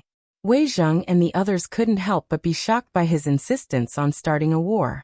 Wei Zheng hurriedly said, "Your Majesty, although we can go to war now, we just received a report that Tubo and Tuyuhun's envoys are about to enter Chang'an City. It seems that they are here to ask for help. Moreover, it's not appropriate for us to go to war now." Li Shimin frowned slightly. "They came at this time?" Li Shimin's eyes could not help but flash with killing intent. If they wanted to come, why would Tubo delay until now? Why did they only come now? What did this mean? It meant that they were afraid that the Tang dynasty would suddenly send troops at this time, so they wanted to find out the situation and ask for help from the Tang dynasty. This was really a good plan. At this time, Li Shimin's desire to start a war was slightly weakened. It would be better if Tubo didn't send people, but now that they came, he couldn't help but have some concerns. He knew that this was a stalling tactic, but Tubo was obviously on guard against the Tang dynasty. This was really despicable. On the one hand, they made trouble at the border, and now they were on guard against the Tang dynasty and came to ask for help. Damn it! Seeing that Li Shimin didn't speak, Wei Zheng continued, "Your Majesty, the most important thing now is to see what Tubo wants to do. As for the war, the Tang dynasty's situation really doesn't allow us to start a war. Once we start a war, the lack of supplies will be completely exposed." At that time, Li Shimin heard this. He couldn't help but clench his fists. But how could he not know this? Alas! Li Shimin sighed and said, forget it. Let's see what they say tomorrow morning. You can all leave now." Chapter 641. Dawn. When the clock struck the 3rd time at 5 o'clock, the clock slowly rang. A sharp and cold voice sounded in the political announcement hall. "The emperor has arrived." As the voice fell, the officials hurriedly bowed and shouted in unison, "Welcome, Your Majesty." Under everyone's surprised gaze, Li Shimin slowly walked up the 8-step stairway to heaven. He sat on the dragon throne and waved his hand indifferently. At this moment, Li Shimin's condition was not good. After all, no one would be in a good mood after a night without sleep, let alone Li Shimin, who was about to be removed from his heart. Li Shimin's red eyes swept around indifferently. Then he said indifferently, "Do you have a report to present today?" "Your Majesty, this old official has a report to present." The moment Li Shimin's voice fell, Wei Zheng hurriedly stepped forward. Li Shimin waved his hand. Wei Zheng then said, "Your Majesty, yesterday the envoy from Tubo Naritu and the envoy from Tuyuhun, Zhaku, have already settled down in the Honglu Temple. They are now outside the palace, asking to see Your Majesty." "Oh, what are they here for?" "Your Majesty, do you still remember the drought and the locust plague in Tubo? Because of these 2 disasters, Tubo is now in the same situation as the Tang dynasty. They are extremely short of food, and it has become so serious that civil unrest has broken out." Li Shimin pretended to be surprised and looked around at the crowd. The crowd only cared about avoiding Li Shimin's gaze. Li Shimin could not help but secretly despise these people. In the end, Li Shimin swept his gaze over Yu Qigong and the other two, asking, "General Yuqi, is this true?" Yu Qigong reluctantly walked out of the queue and said, "Your Majesty, what Prime Minister Wei said is true. Not only that, General Li Jing of Yuzhou has sent news that Tuli has dispatched 100,000 elites, but his purpose is not pure. According to the news from Longyu Dao, Longyou's border has often been harassed by Tubo's rebels and soldiers. They are so annoyed that many places in our Tang dynasty have been plundered. Thus, this old general believes that the Turks must have dispatched their troops to take down Tubo." Hearing this, all the ministers in the political announcement hall were shocked. "What? The Turks are simply too ambitious. Your Majesty, send the troops. Attack. No. Right now our Tang dynasty is also extremely short of food. If we send troops now, it will only bring a heavier burden to the people." When all the old ministers heard this, they could not help but burst into an uproar. There was no other way. If the Turks really sent troops to take down Tubo, then wouldn't the Tang dynasty be in imminent danger? If they did not send troops now, then Tubo would definitely not be able to stop the Turks. Because of the Tang dynasty's plan against Tubo, they would lose all their property in Tubo. How could they not be anxious? But once they sent troops, then the consequences. Who would dare to think about it? Therefore, at this time, everyone fell into an endless struggle. Li Shimin was annoyed and snorted coldly. In an instant, everyone's discussion came to an abrupt end. "Dear ministers, what do you think now? This time, Tubo must have come because of the 100,000 Turks. Do you think we should help them or not?" This, Feng Xianling, Du Ruhui, and the others were silent at this time because they already knew the result of this matter. But the emperor was now testing them. He wanted to test the foundation of these old guys. Sure enough, after a while of hesitation, the minister of the Ministry of Works said, "Your Majesty, this matter needs to be discussed again. Our Tang dynasty is suffering from a food shortage at this time, so it's not good to mobilize the troops. Then let me ask you, once the Turks send troops, what should we do?" That person was speechless. At this time, the officials who had prepared some words could not help but swallow back their words. "That's right. If we don't help, then once the Turks take down Tubo, the door of the Tang dynasty will be completely open to the Turks. At that time, the Turks will come and go as they want, and we will not be able to do anything to them. What should we do? This is a serious problem."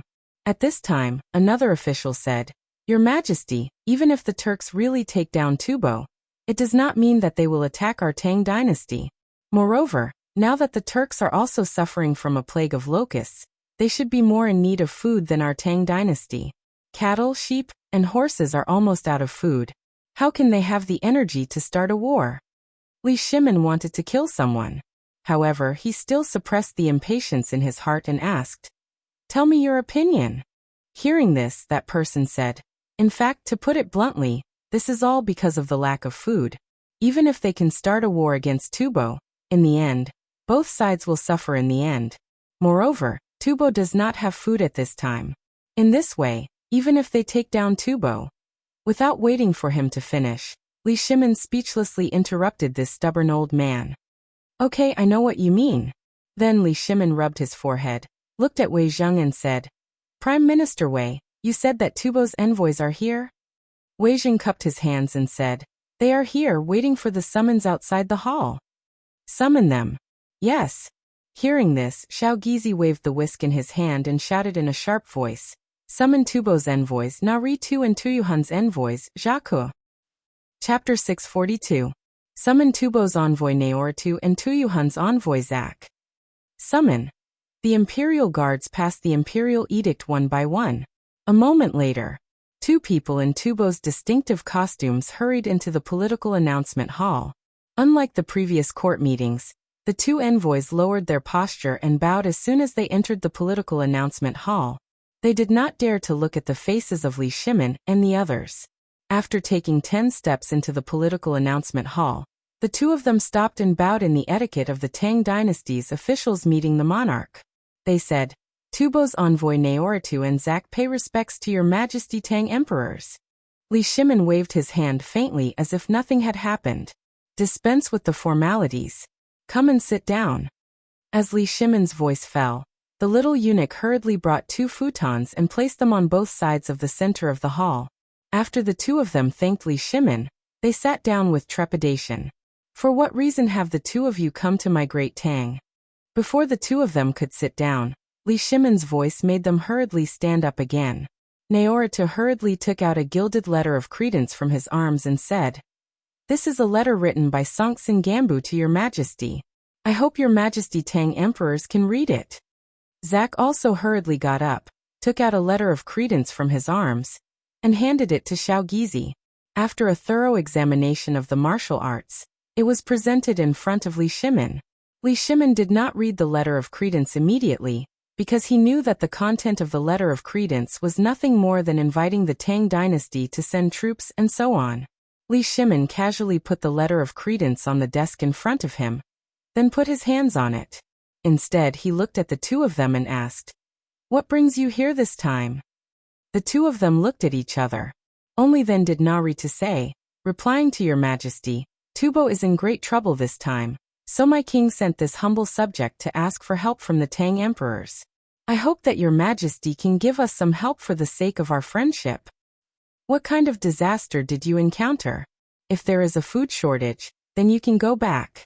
When you came to Chang, and you should have seen that the Tang dynasty is basically the same as Tubo. You want to help? Just you wait."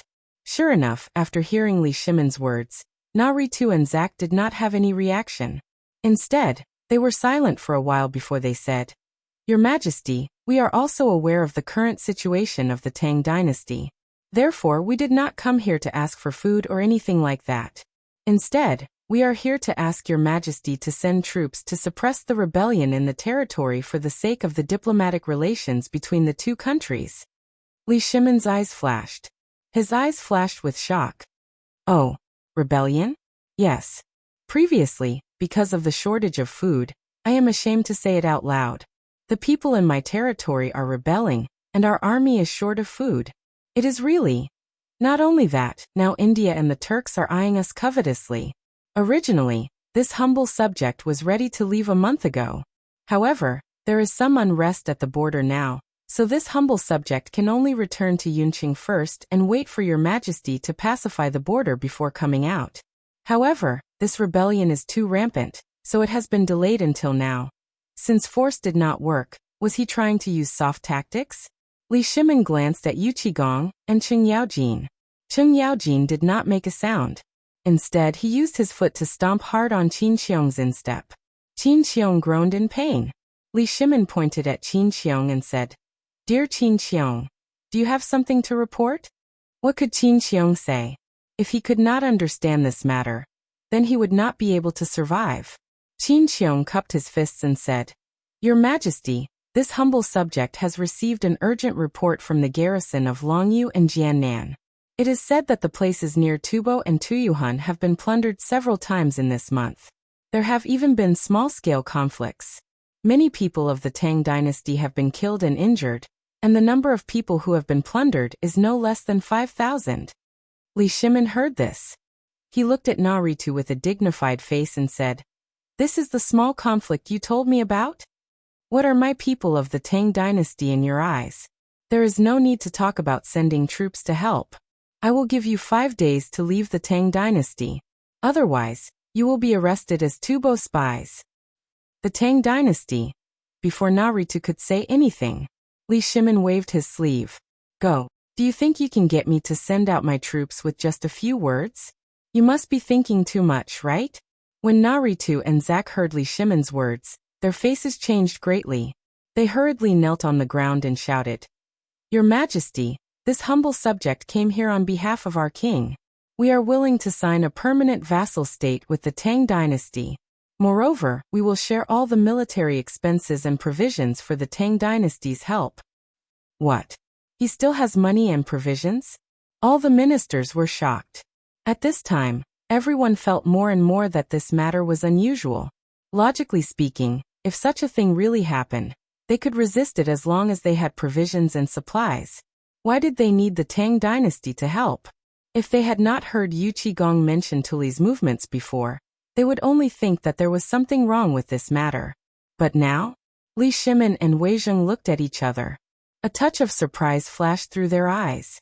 He said lightly, "Are you sure about this?" Chapter 643. Narita didn't understand Li Shimin's meaning and nodded. "This matter is written in the letter of credence." Li Shimin glanced at Narita with a faint smile, then looked at Wei Zheng and the others and asked, "Dear officials, what do you think?" Wei Zheng's eyelids twitched. The emperor's heart is wild again. Does he really want to start a war? "Reporting to your majesty, this old subject feels that we still need to discuss this matter. If we rashly send out troops, as the envoy said, India and the other countries are all waiting for us. If our great Tang sends out troops now, wouldn't that be the same as declaring war with India?" Du Ruhui and Feng Xianling also hurriedly bowed and said, "Your Majesty, please reconsider." Seeing that these people had spoken, the officials in the court also hurriedly shouted, "Your Majesty, please reconsider." What a joke. They had a large family and a lot of businesses. At this time, because they had opened up trade with Jinla, Tubo and other countries, they had more businesses. If they started a war at this time, then their losses would be really big. They didn't dare to say it before because these important people of the emperor didn't say anything. They didn't dare to be the first ones. But now that they had spoken, what should they do? They also hurriedly dissuaded. Li Shimin heard this and couldn't help but frown. However, he also knew that this matter couldn't be rushed. He waved his hand lightly and said, "You can stay in the Honglu temple for the time being. I know about this matter, but this is a serious matter. Let me think about it first. After 3 days, I will give you an answer whether it's successful or not." Naritu and Du Ruhui heaved a deep sigh of relief after hearing this. They hurriedly bowed and then left. After the two left, Li Shimin also didn't want to continue the morning court. He waved his hand and Xiao Gizi hurriedly said, "Court is dismissed." When everyone was slowly walking out, several little eunuchs called Wei Zheng and the others. When they followed the little eunuchs to the imperial study, Li Shimin was standing on the map and looking at it. When they entered the imperial study, Li Shimin pointed to the 2 open letters of credence on the desk and said, "Take a look at these 2 letters of credence first." Hearing this, they picked up the 2 letters of credence and read them. The contents of the letters of credence were more or less the same. They just wanted to submit and ask the Tang dynasty to send troops to help them to suppress the rebels in their territory and resist the strong enemies who coveted them. As for the last clause mentioned in the map, it was not mentioned in the letter. It only said that if it was possible, the envoys could choose the best one, and it would be considered as their king's permission. What a sly old fox. After they finished reading it, they couldn't help cursing in their hearts. Fortunately, the emperor didn't agree just now. If he did, then it was this moment of hesitation that allowed them to save a large amount of military supplies. If what they said was true, their soldiers wouldn't have to go hungry anymore.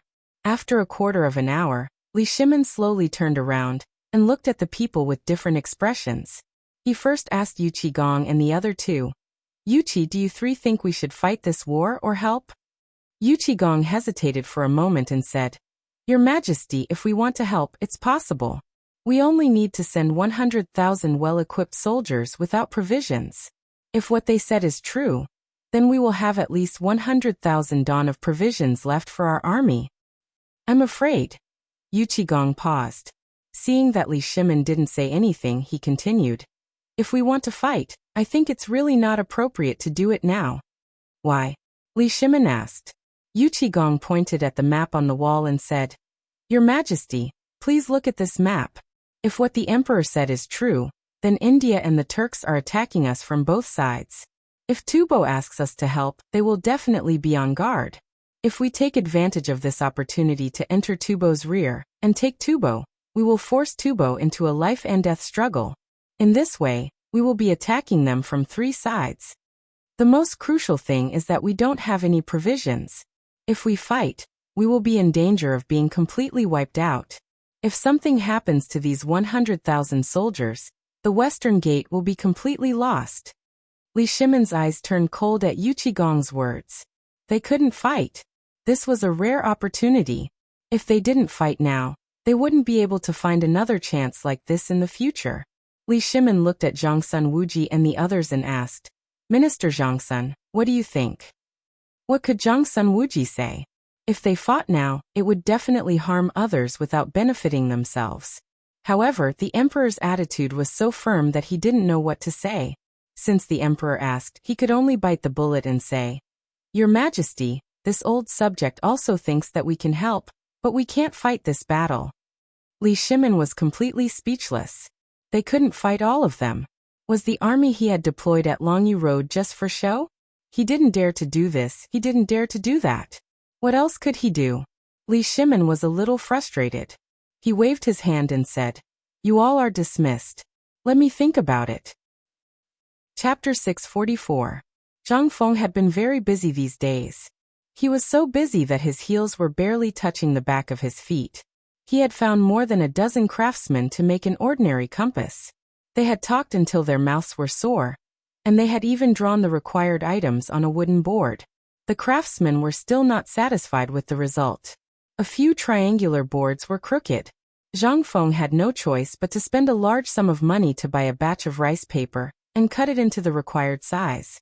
Then he used a thin bamboo stick to burn it with an oil lamp to make a simple pencil. He used a small knife to sharpen it and mark it on the paper. It took him at least a day to make the templates for the triangular boards, compasses, and other things. He had wanted to make them out of iron or glass, but how could the craftsmen of this time do that? So he could only settle for the next best thing. However, as he gave up again and again, these craftsmen, who were called the best carpenters in Chang and city except for the Ministry of Works, could not make them. At this moment, just as Zhang Feng was worrying, the housekeeper of the Zhang mansion knocked on the door of the small tavern in a hurry. Son-in-law, son-in-law. Zhang Feng's face darkened when he heard that. But he still opened the door. What's the matter? Call me Zhang Feng or Prince Zhang. Can you not call me son-in-law? The old housekeeper smiled honestly. Yes, son-in-law. Zhang Feng was speechless. What's the matter? Old master heard that son-in-law is looking for skilled carpenters in the city, so he specially asked me to ask if you have found any. If you haven't found any, the Zhang mansion has taken in a carpenter who used to work for the Ministry of Works. Zhang Feng's eyes lit up when he heard that. The Zhang family had been operating in Chang and city for many years and had some contact with the palace.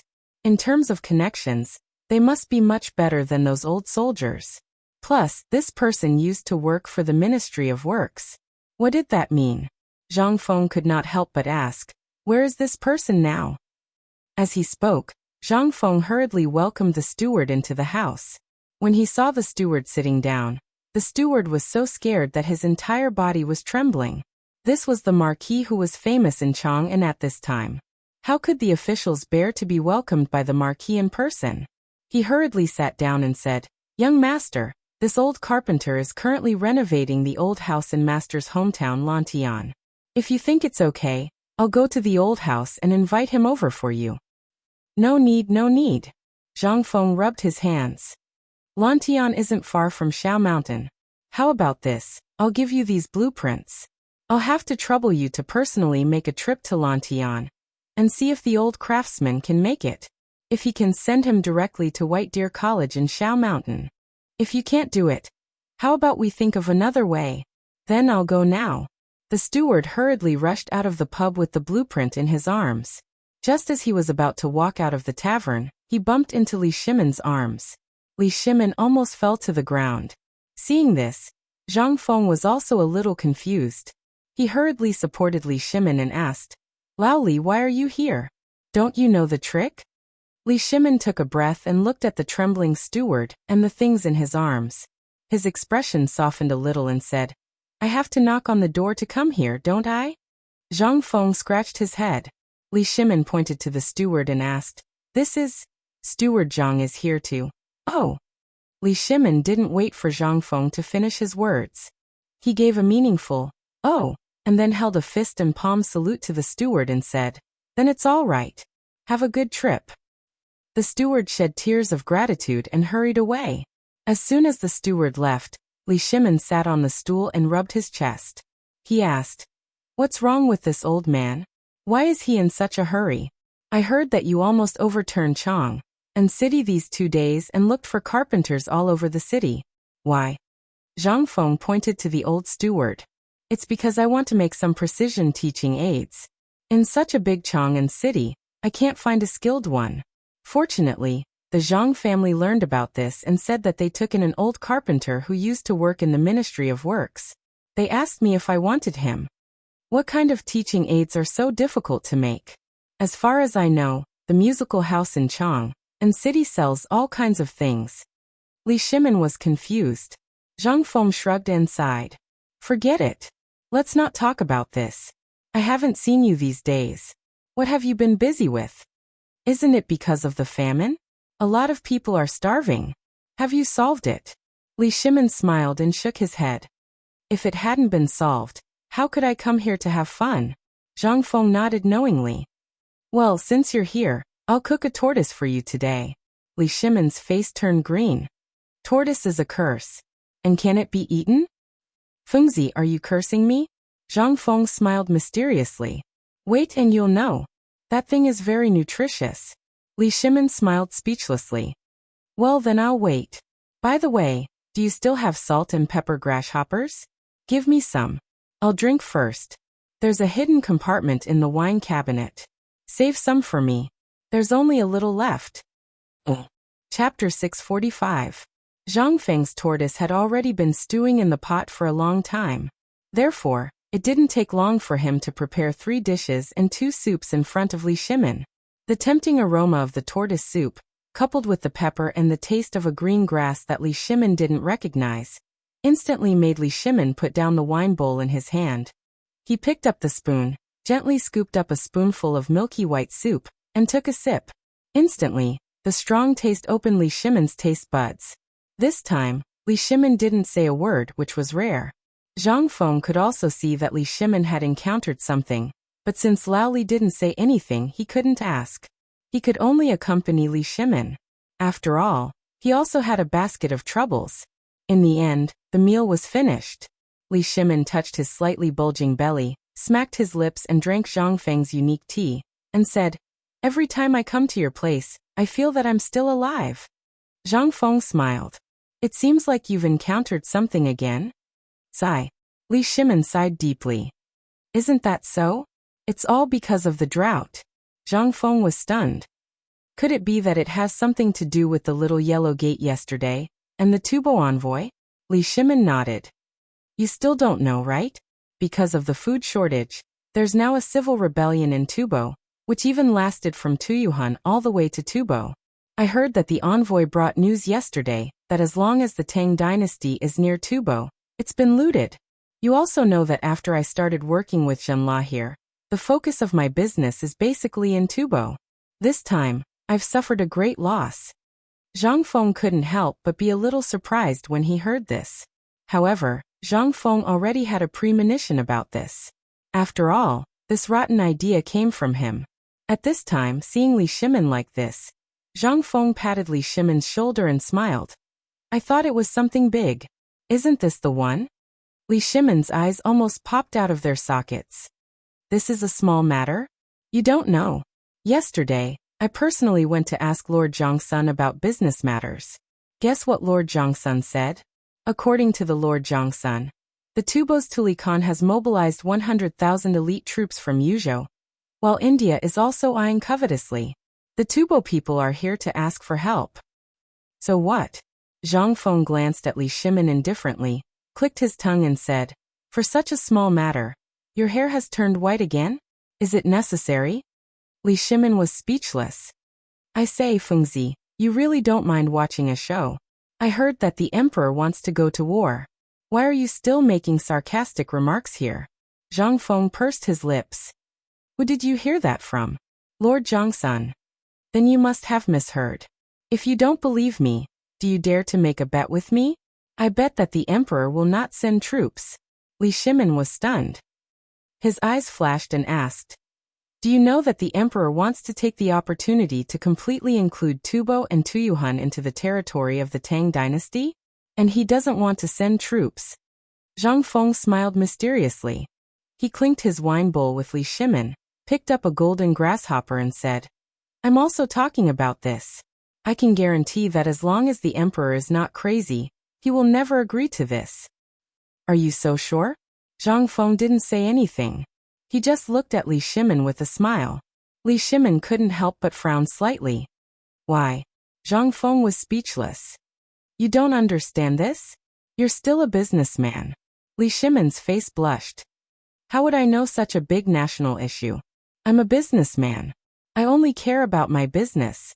Zhang Feng patted the oil and salt in his hand and said, Well, I'll give you a lesson today. There's a reason why I said that this war won't be fought. Do you remember the way to deal with Tubo that I told you before? Li Shimin thought for a while. In the end, he shook his head. He really didn't know about this matter. He should have heard about it, because he vaguely remembered that Zhang Feng seemed to have said it. But he was too busy and forgot about it. Li Shimin couldn't help but ask, I'd like to hear the details. It seems that you really forgot about it. Zhang Feng sighed and continued. Do you remember what I said when Tubo came to ask for a water wheel last time? Hearing this, Li Shimin instantly remembered what happened last time. He nodded and said, I remember, but this time is different. The Tang dynasty is on the side of the right time and the right place. Can you guarantee that the emperor won't send troops? And the Turks have this idea. If the Turks take advantage of the situation and invade, won't the door of the Tang dynasty be completely open? Zhang Feng smiled. You don't understand this, do you? When I said that we won't fight, I didn't mean that we won't help Tubo withstand the firepower. Let me ask you, if you want to buy a house and this house has just been burned down, will you buy it? Li Shimin shook his head. That's it. Now Tubo is equivalent to this house that has been burned into a mess in the fire. Now this person asks you to help him put out the fire. Are you going to buy it at the lowest price at this time? Or are you going to buy it when you help him put out the fire and let him repair it? Chapter 646. Li Shimin naturally understood what Zhang Feng meant. However, this was an opportunity that couldn't be missed. If he missed this opportunity and gave Tubo a chance to struggle at death's door, he would still be an uncertain factor. There might even be some friction between the two sides. Thinking of this, Li Shimin asked, although the outside world knows this, you don't know about the problem at the border. If we can take it down in one fell swoop, although it's a bit shabby, at least we have a good reason to send troops now. But in the future then, don't worry about this. If the emperor doesn't have a problem here, he won't start a war now. Zhang Feng pointed to his head. Li Shimin was speechless, but he still asked, Why do you think the emperor won't start a war? Because the emperor isn't stupid. You know the current situation of Tubo. It's so shabby. If we take over Tubo now, we'll have the right time, place and people. But the most important thing is that you have to feed them with food from your own pocket. Now, do you think the Tang dynasty has the ability to share the food in its mouth and feed the people in that large piece of land? Definitely not. And there's another important problem that you haven't thought of. I know what Lao Li is thinking. After all, your main business now is Tubo. You'll profit the most if you take over Tubo. But have you ever thought about the current situation of the Tang dynasty? Li Shimin didn't even think about it. There's a shortage of food. Zhang Feng patted Li Shimin on the shoulder. Yes, there's a shortage of food. Think about it. Now there's a shortage of food everywhere in the Tang dynasty, let alone in the army. The army is basically stationed at the border of the barren land. Now Chang'an City has just solved the problem of food and clothing. Do you think the barren land at the border will be better? Li Shimin couldn't help but understand. Why would Cheng Yaojin, Yu Qigong and the others, who had always been warlike, retreat at this time? It turned out that they lacked food. However, Li Shimin still couldn't figure it out. He asked, if we miss this opportunity, won't it be difficult for Tubo to fight again? After all, I heard that Tubo is here to pledge allegiance. What is this? Zhang Feng didn't even think about it. After all, there wasn't much in the future except for television. The more he saw, the more he understood. Although Zhang Feng didn't remember much about this kind of military novels, he could still vaguely remember some things about it. Zhang Feng thought for a moment and said, Actually, this thing is very simple. If you really want to take it down, you can do it at any time. Li Shimin pursed his lips and looked at Zhang Feng rolling up his sleeves and putting his feet on the stool. It was obvious that this guy was about to start showing off. However, Li Shimin also wanted to know what this kid was capable of. Li Shimin took the opportunity to ask, "Then tell me, if this thing is over, how should we deal with it?" Zhang Feng heard this and patted Li Shimin's shoulder. "Laoli, you don't understand this, right? Let me explain it to you. First of all, it's definitely not possible now. I said it last time, and I'll say it again this time. When that piece of junk comes back, you'll have to mend it. Also, this piece of junk might not follow you wholeheartedly. It's like a dog that can't be fed well. What do you want it for? Then how do we deal with it? According to your method, won't it be even more difficult after this famine?" Li Shimin asked in surprise. Yes. Zhang Feng smiled slyly. "If I say you don't understand this stuff, then you really don't. If you say you don't understand, then why are you still talking here? Isn't it good to do your business properly?" Li Shimin's mouth twitched. "Isn't it because I don't understand that I have to ask? Otherwise, if there's a big change, won't my business be the first to be affected? When that time comes, I'll be easily affected, and you'll also get less money, right? Also, you need money everywhere now." Li Shimin's words poked Zhang Feng's sore spot. Zhang Feng couldn't help but sigh. "Aya, look at you. Why are you talking about this stuff out of the blue?" Zhang Feng waved his hand and said, "Let's not talk about this first. As long as I'm here, you'll be like the turtle in the pot, eating a weight, and you'll be safe." Li Shimin suspected that Zhang Feng was scolding him again, but he still couldn't find any evidence. At this time, Zhang Feng continued, "Actually, to put it bluntly, it's just that the Tang dynasty isn't strong enough. Look, from the current situation around the Tang dynasty, you can see this point. The Goguryeo in the north, the Sherway in the east, the Japanese pirates, the Turks, and so on are all hidden dangers. Now there's also India. But these are all small problems, and the most important thing is still that dashi." "Dashi?" Li Shimin was dumbfounded. "What does this have to do with dashi?" Zhang Feng stared and said with a faint smile, "It doesn't have anything to do with it, but this is only temporary. After the meridians of the western regions are opened, the reputation of the Tang dynasty will spread far and wide. This dashi, which is on par with the Tang dynasty, will come to touch the Tang dynasty." Chapter 647. And there is a natural barrier between the Tang dynasty and dashi. Li Shimin narrowed his eyes. A map of the territory of the Tang dynasty instantly appeared in his mind. He said, "You mean Tubo?" "Yes.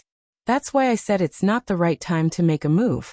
At this time, once we take Tubo, it will be easier to attack the city than to defend it. You know the current situation. If we recuperate while rescuing them, and then spread out the spies we have in Tubo to form an intelligence network." Li Shimin was shocked. Based on the intelligence reports, the 3,000 or so people that had been sent out before had grown into tens of thousands. Furthermore, these people were all loyal to the spies. These 3,000 people were all distant relatives of the various high dukes. In terms of loyalty, there was generally no problem. But now, Zhang Feng was going to make a move on these spies? Finally, Li Shimin finally understood why Zhang Feng had planted so many spies so early, and didn't intend to take Tubo in the end. It turned out that this was the reason. Li Shimin suddenly thought of something and hurriedly asked, "Did you think of so many things from the beginning? Then you deliberately spread these 3,000 spies out. Let them develop freely, settle down in Tubo, get married, and develop your subordinates?" Zhang Feng's face was a little red. Well, more or less. Seeing this, Li Shimin, he couldn't help but be stunned. "How did you do it? How long has it been since the outbreak of the drought? And we went to Tubo for help. And so many things have happened during this time. How can you calculate so accurately? And you can accurately predict that the emperor will really send out spies?" Zhang Feng pointed to his head. Li Shimin was speechless for a while. Even if you were beaten to death, you would still ask, "Fengzi, although what you said makes sense, there's still something I don't understand. Although this matter seems very reasonable, this is an outsider after all. What exactly is he thinking? None of us know." "Wrong. Zhang Feng interrupted Li Shimin and said, although the old saying is correct, those who are not of our race will have different intentions. Don't forget one thing, the principle that whoever has milk is the mother.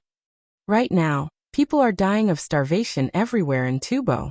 I don't believe that when the emperor stockpiled grain, he didn't tell them that the first thing to do in Tubo was stockpiling grain. After all, in this era, whoever controls food has the right to live. For example, I have food in Pyrolite Mountain, but I don't want to pay for it. What should I do? I'll take food and work instead. That's why there are thousands of people marching forward together. What is this? This was based on the philosophy of survival.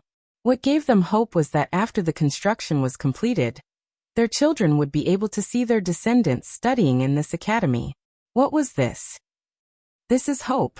If the same principle is used in Tubo now, what do you think they will do? Li Shimin did know that food was precious now. Even in the Tang dynasty, he knew that there were people who used their children or an acre of land in exchange for a bucket of rice. The same principle had happened countless times in the Tang dynasty, and even before that.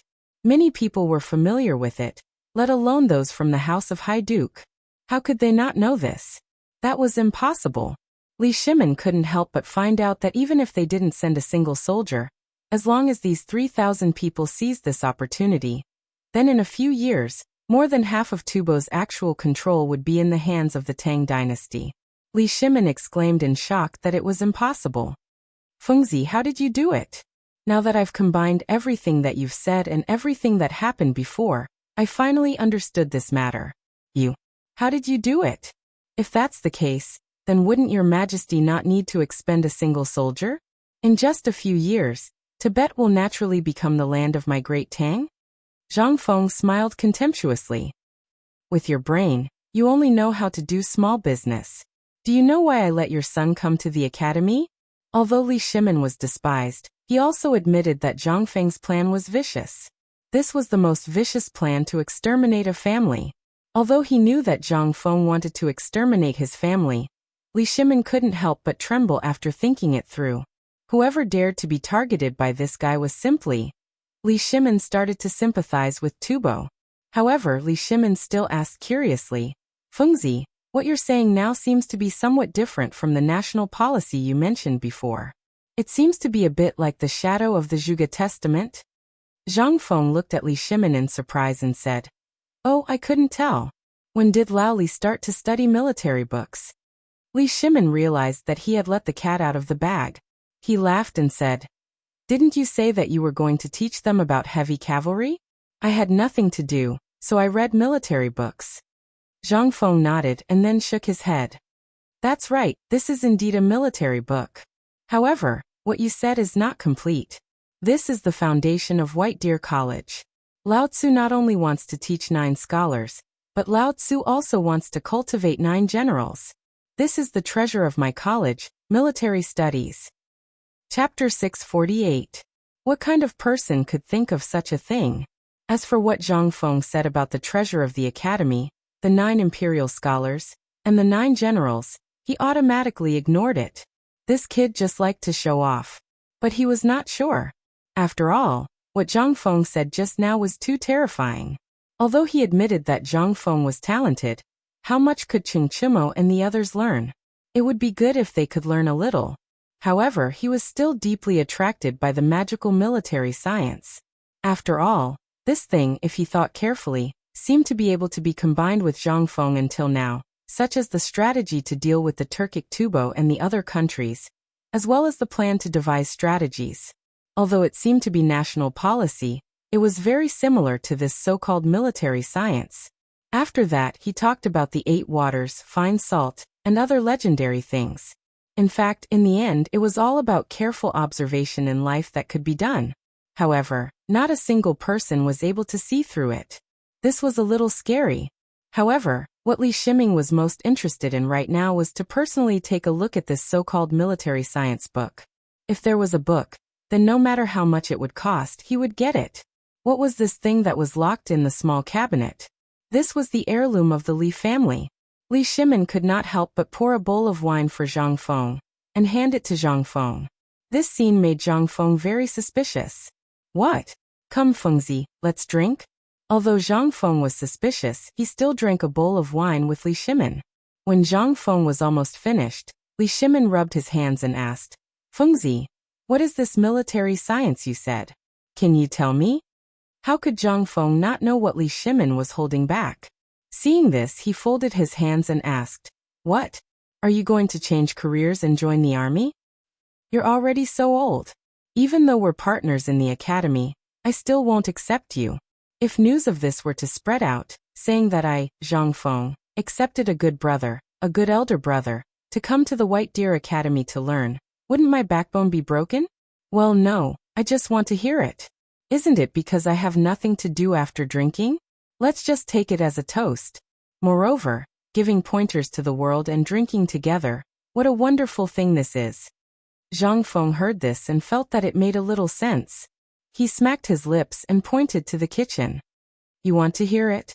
There is a pot of braised meat on the stove. Go get it, I am brewing it. Before Zhang Feng finished speaking, Li Shimin got up and rushed into the kitchen. If others were to see this scene, they would be scared out of their wits. The emperor was actually in a small tavern, and in a small tavern in Chang, and city at that, being ordered around by a shopkeeper. Anyone who saw this would definitely think that they were dreaming. However, this was not important to Li Shimin. After all, in this small tavern, he only treated himself as Zhang Feng's elder brother, a good brother. Furthermore, if anyone were to find out about Zhang Feng's godly skills, not to mention getting him to serve a pot of food, even if he had to empty a chamber pot, there would still be people willing to do so. What was this? What Zhang Feng was going to talk about was a type of military knowledge that had never been mentioned in military books.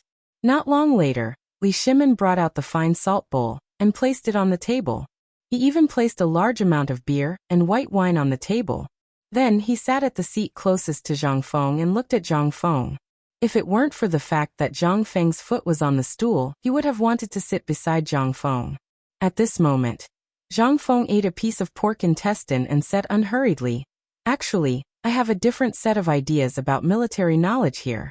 Furthermore, for something to appear in my White Deer College, I can guarantee that this is definitely something that has never been seen before in history. It's like this. Wait, I'll call someone in to record it. When Li Shimin saw that Zhang Feng was about to start nagging again, he hurriedly interrupted Zhang Feng. He rushed to the front of the small tavern and shouted, Gizi, come quickly. Little Gizi, who was hiding in the dark, trembled. He hurriedly tidied himself up and appeared in the small tavern like a normal person. Quickly record every word that Brother Zhang Feng says. If you dare to miss a single word, go back and break one of your legs. Little Gizi's face turned pale. He hurriedly called in 3 little eunuchs to help. Then, while Zhang Feng was bragging and talking about this matter, one of them hurriedly recorded the emperor's words while the other 2 recorded Zhang Feng's words. Even so, the 3 of them were drenched in sweat. F***ck, this beast. Can't you speak more slowly? Zhang Feng rambled on for a long time. Li Shimin was also annoyed. However, he didn't dare to interrupt. He could only continuously pour wine into Zhang Feng's mouth. After a quarter of an hour, Zhang Feng finally spoke eloquently about modern military knowledge and a set of ideas about military training. When Zhang Feng finished speaking, Li Shimin was completely dumbfounded. In his mind, there was only one sentence that kept repeating over and over again. Heavens! Soldiers can be trained like this? If that's the case, doesn't that mean that the things we learned before are all dog's hit? Chapter 649. 2 hours later. After telling the story, Zhang Feng was finally knocked to the ground by Li Shimin's beer. Looking at Zhang Feng, who was sleeping and snoring, Xiao Tianyu waved his hand. Li Shimin waved his hand in shock. In an instant, 2 maids disguised as maids appeared at the door. They hurriedly helped Zhang Feng to the backyard to wash up. If Zhang Feng was sober, he would never dare to fall asleep. No matter how drunk he was, he had to hold on. After all, how could the maids who could follow Li Shimin and serve Li Shimin be ugly? Moreover, 2 of them were serving him in the bath. This was simply. However, this was not important. Li Shimin looked at the information recorded on the thick sheets of paper in his hand, and his hands could not help trembling. Good Gizi, you did well. You two did well too. Come and reward these two eunuchs. As Li Shimin spoke, the Jinwu guards hurriedly appeared and broke the necks of the two eunuchs who were kneeling on the ground to express their gratitude. Little Gizi seemed to have been aware of this, or he seemed to be used to it. After all, what was this about? This was a big secret. If someone with ulterior motives had the information in Li Shimin's hands, then the Tang dynasty would be in danger. Li Shimin absolutely did not want to see this happen. Little Gizi knew. After dealing with the two eunuchs, Li Shimin turned to look at Zhang Feng, who was being washed by two maids in a big pot with a burning fire, and said lightly, "Today you two stay and serve him well." After that, Li Shimin hurriedly left. After all, he always felt that holding such a thing in his hand was as heavy as Mount Tai. When he walked out of the tavern, Li Shimin let out a deep breath. He plunged into the palanquin that had arrived in a hurry and left. Little Gizi stared deeply at Zhang Feng with a complicated expression. "Brat, you're really lucky to be able to get the emperor's favor." Xiao Gizi was Li Shimin's personal servant. He naturally knew how important Zhang Feng was to Li Shimin. Moreover, in Xiao Gizi's opinion, the emperor was always alone, especially after the incident at the Xuanwu Gate. The emperor became even more lonely. He was even a little depressed. After that, the emperor went through the Wei River Alliance, which was the last straw that broke Li Shimin's back. However, these were all things before Zhang Feng appeared. After Zhang Feng's appearance, not to mention the emperor, the current Chang'an city, and even the entire Tang dynasty, became vigorous and different. For example, the previous Tang dynasty was like an old man covered in scars. After Zhang Feng's appearance, the whole thing changed. Although Xiao Gizi couldn't say anything, he always felt that everything in the world was in the emperor's hands. Xiao Gizi gently closed the door of Zhang Feng's tavern, told a Jinwu guard to guard Zhang Feng all night, and hurriedly followed Li Shimin's palanquin. In the palanquin, Li Shimin looked at the things in his hands again and again, as if he wanted to engrave every word Zhang Feng said in his mind. He was born in the army. For the first 12 years he was the Prince of Qin, the young masterly that everyone envied. Since the Taiyuan rebellion, he had become the Prince of Qin that everyone feared. It could be said that he spent the first 10 years of his life studying all kinds of ancient books. Then, for the next 10 years, he spent his days on horseback killing people or studying military books. It was only after the Black Tortoise Gate that he truly became an emperor. However, he still had the temperament of a soldier in his bones. He knew all the training methods in the army like the back of his hand. But what did he see today?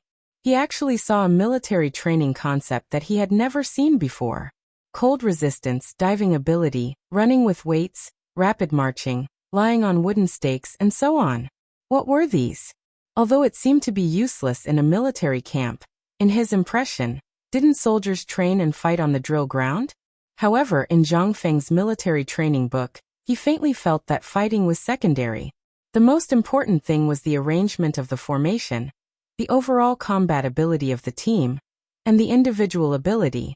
Although these seemed a little strange, after Li Shimin thought about it carefully, he was shocked to find that if he used 100 soldiers to train according to this method, they would not be able to do much. At that time, they would not need any formations.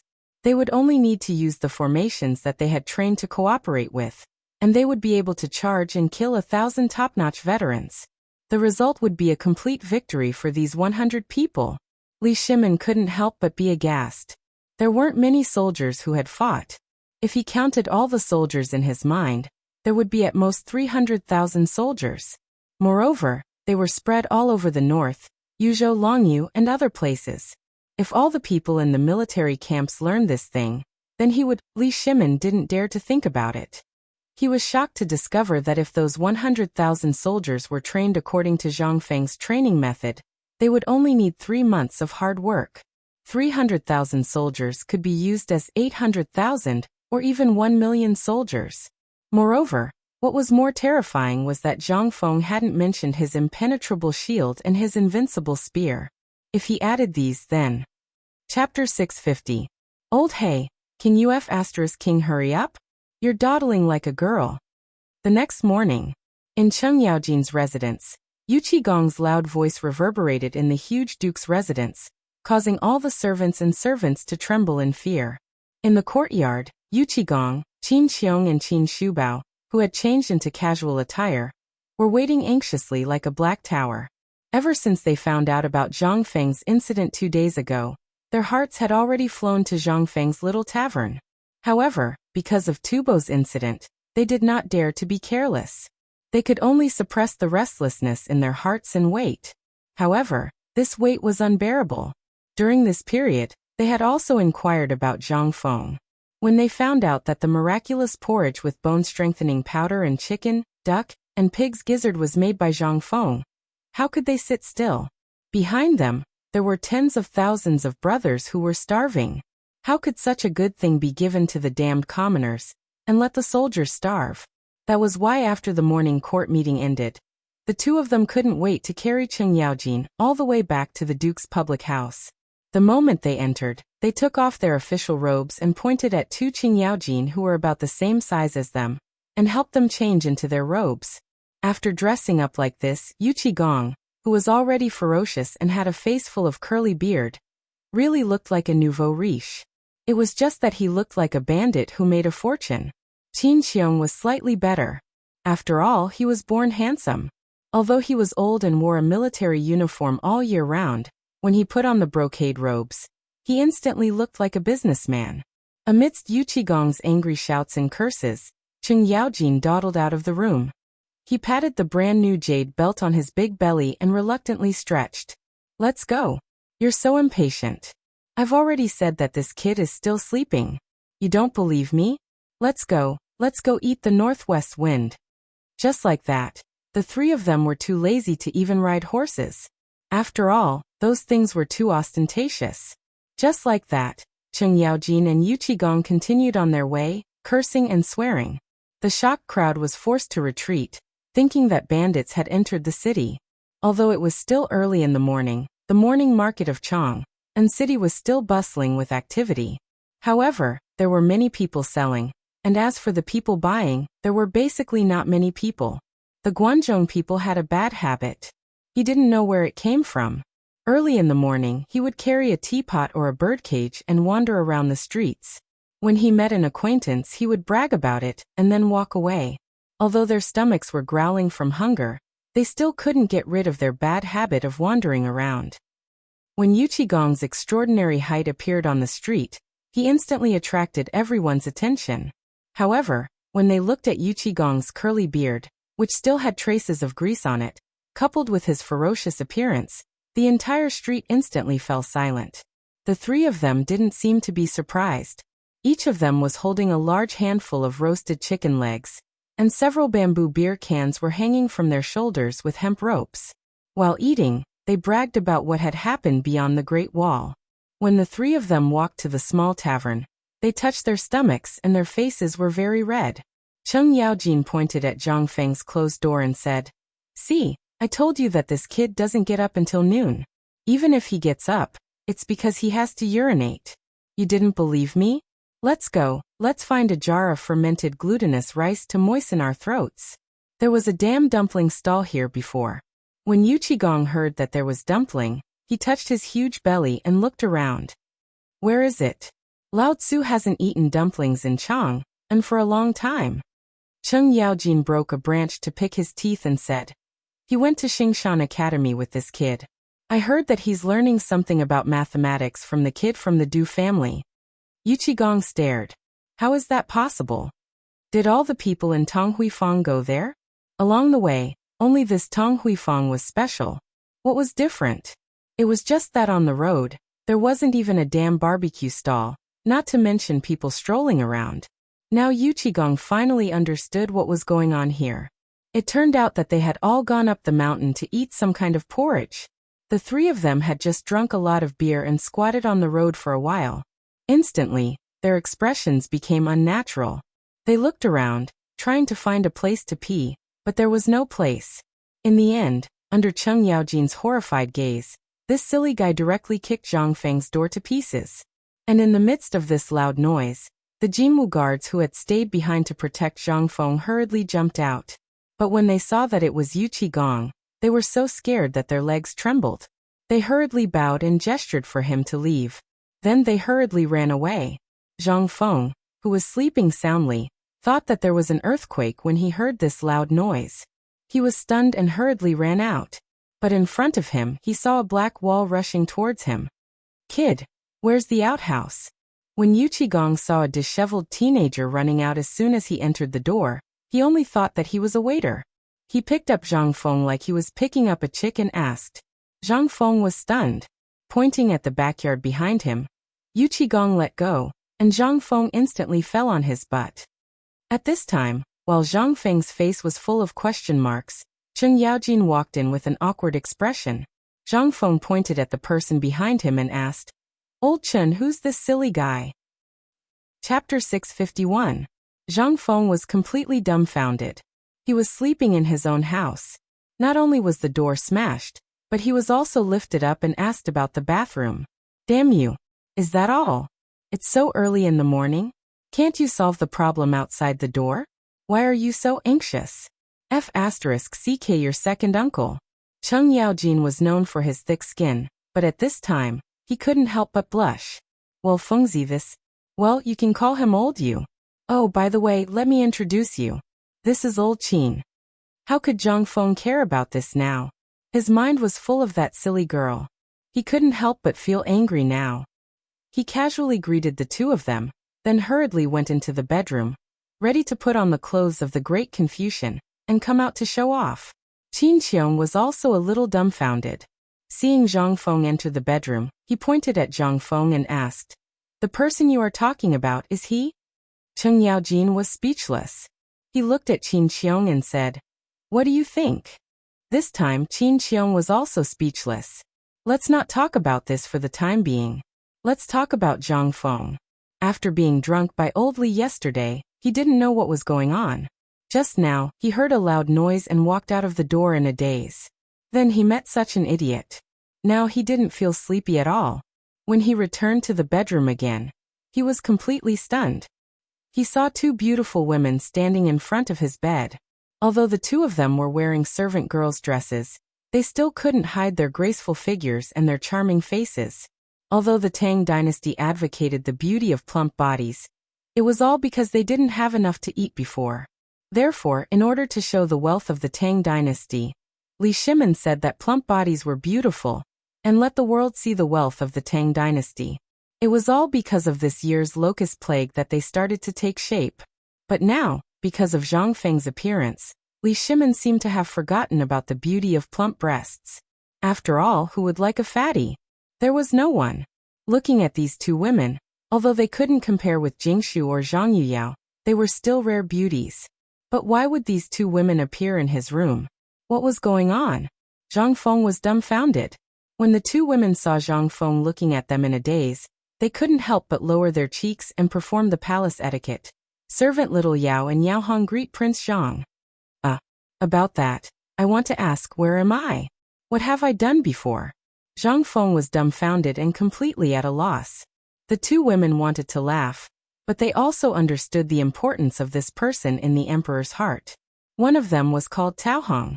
Her face was very round, and he didn't know whether her cheeks were painted with rouge or were naturally red. Anyone who looked at her would want to pinch her cheeks. At this time Tao Hong said, "Prince Zhang was drunk yesterday, so I and Master asked us to stay and serve Prince Zhang." Damn it! Zhang Feng naturally understood what it meant to serve. He hurriedly lifted the quilt subconsciously, and saw that the bed sheet was still gray as before. Only then did he breathe a deep sigh of relief, but he also sighed a little. Didn't they say that if the people of the Tang dynasty were served by maids, it meant, Mother*****. All these history books and novels are ****king liars. Under the strange eyes of the two women, Zhang Feng sat on the bed and said embarrassedly, "Well, do you want to stay? Or go back?" "Of course, we want to go back." Tao Hong pursed her lips, held back her laughter and said, "Of course, if young master wants us to stay and serve you, my master will also agree."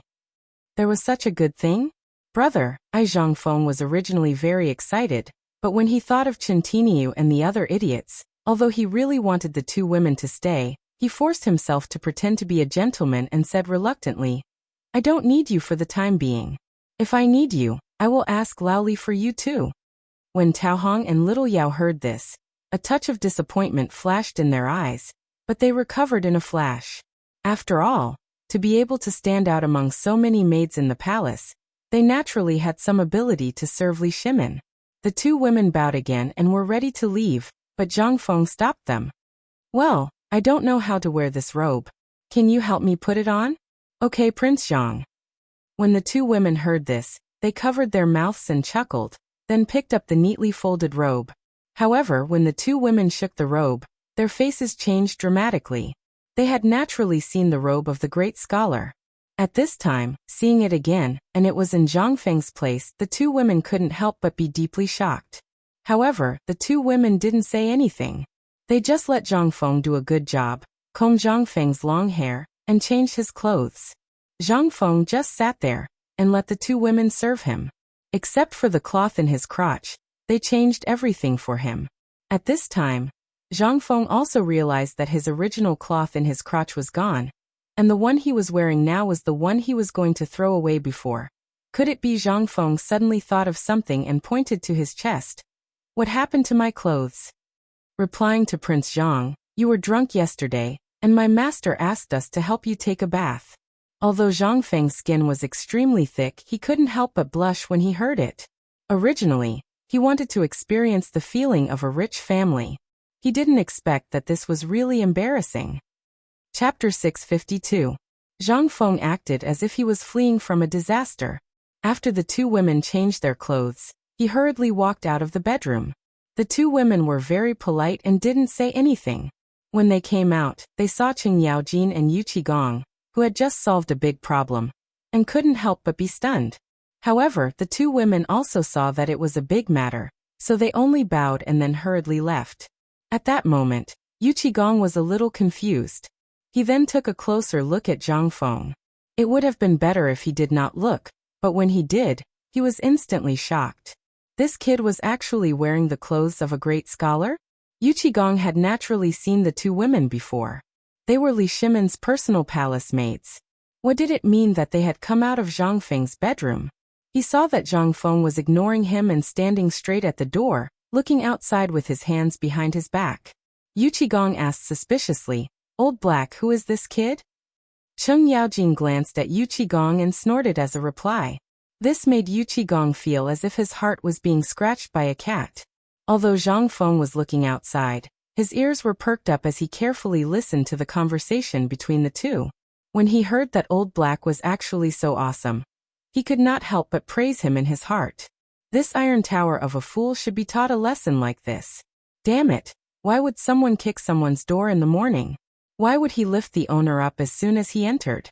What was this? This was a slap in the face. How would Lao Tzu survive on this street from now on? Did he not care about his reputation? After the three of them took turns to open the floodgates to let the water out, Yu Qigong saw that Zhang Feng was still ignoring them and could not help but panic. After all, not to mention the magical military book, the magical porridge was the best way to solve the military's food shortage. He had eaten that thing before, and it was indeed very magical. Not only did it have the fragrance of meat, but his old legs did not flare up while he was eating the porridge. What was this? This was a treasure. Furthermore, he had heard that Zhang Feng had even brought the divine Dr. Sun Simiao to Pyrolite Mountain to perfect the kanji. Yu Qigong couldn't help but have some thoughts. But even if you beat him to death, he wouldn't dare associate that person with the kid in front of him. She didn't look like one at all. However, at this moment, Qing Yaojin ignored him and Qin Shubao sat there with a respectful expression without saying a word. This made Yu Qigong's hair stand on end. Yu Qigong was a man made of steel and had seen all sorts of situations. Since he would be cut down no matter what he did, Yu Qigong stood up and cupped his fists with a smile. "Little brother, I apologize for offending you just now. I really needed to go to the toilet. If the patrolling soldiers found me peeing on the street, they would confiscate my tools. That's why I acted this way after I found out that Big Old Black and your shopkeeper are brothers. If I've offended you in any way, please forgive me. I will take full responsibility for this matter. And to offend you, I have a piece of ancient jade here that I'm willing to give to you. I'll send someone to give you 1,000 strings of cash as an apology. How about that? But I haven't asked who your master is. Whose disciple are you? He couldn't figure out the kid's identity, so he had no choice. When Zhang Feng heard that, he didn't want to fall out with old Chen, so he turned around and cupped his fists. He pointed at the door and said, "It's nothing, but my neck and butt are hurting right now." When Yu Qigong heard that, how could he not know that the kid was taking advantage of the situation to extort him? He had no choice but to grit his teeth and say, "Old man originally suffered from old cold legs. An old friend of mine obtained a batch from Goguryeo." Hey, what are you talking about? Although 100-year-old ginseng is very precious, you don't need a whole cart. But since you're old Chen's friend, I won't stand on ceremony. How much is this door worth? I'll exchange it myself. Come. Have a seat. Yu Qigong wanted to slap himself. Why didn't you say so earlier? Great, now it was a whole cart. No matter how rich his family was, a cart of 100-year-old ginseng would cost at least 10,000 strings of cash. But what could he do now? Moreover, the kid couldn't figure out his identity, and was even wearing the clothes of a great scholar. Yet old He didn't find it strange. He couldn't figure out Zhang Feng's identity, so he could only force a smile and cupped his fists. I haven't asked for your name yet, young man. Zhang Feng waved his hand and took out 3 jugs of 65 proof white wine from the wine cabinet. He then took out a jug of 15 proof sake, and handed it to the 3 of them. Finally, he placed the 15 proof sake in front of him and cupped his fists. I apologize for my lack of care. I'm Zhang Feng, and I'll be the shopkeeper of this tavern. Yu Qigong was dumbfounded. Qin Shubao was dumbfounded. So this kid was Zhang Feng? Was he also the shopkeeper of this tavern? Or was he a great scholar? Qin Shubao seemed to have thought of something.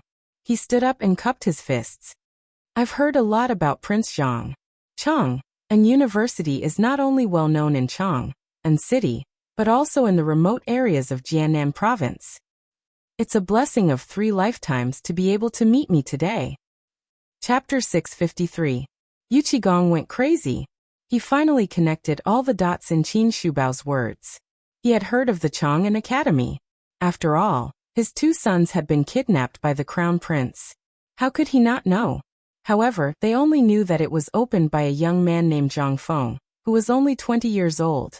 With just 3 poems, he was jointly recommended by Yu Shinan, Chu Suiliang, and the other 3 great scholars to be a great scholar. But why didn't he associate it with this boy? Now that he had offended Zhang Feng, he suddenly felt that his 2 silly sons were going to be in trouble. Yu Qigong hurriedly cupped his fists and looked Zhang Feng up and down. He clicked his tongue in wonder and said, "So you're the famous Zhang Feng. No discord, no concord. I was reckless today. Don't worry, in 3 days, a cart of Korean ginseng will be sent here. Take it as my apology. I've heard that Xingshan Academy is marvelous, but as you can see, I don't even know how to read a basket of words, but I've got a book called Hanfizi. Please kindly accept it." Zhang Feng's expression changed. Hanfizi. Since it was Hanfizi, and it was a rare book. In the future, Hanfizi could only be summarized from rumors and words of various dynasties. The real Hanfizi had long disappeared in the long river of history. Although he didn't know if this Hanfizi was Hanfizi's original work, it would be a good sign in the academy. What did the ancient academies compete with?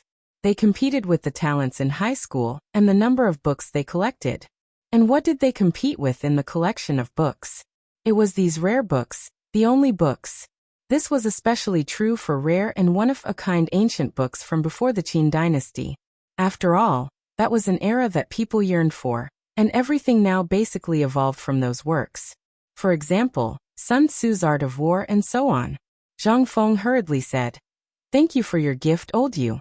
I'll remember this favor. If you need me in the future, just let me know." Yu Qigong couldn't help but be overjoyed when he heard this.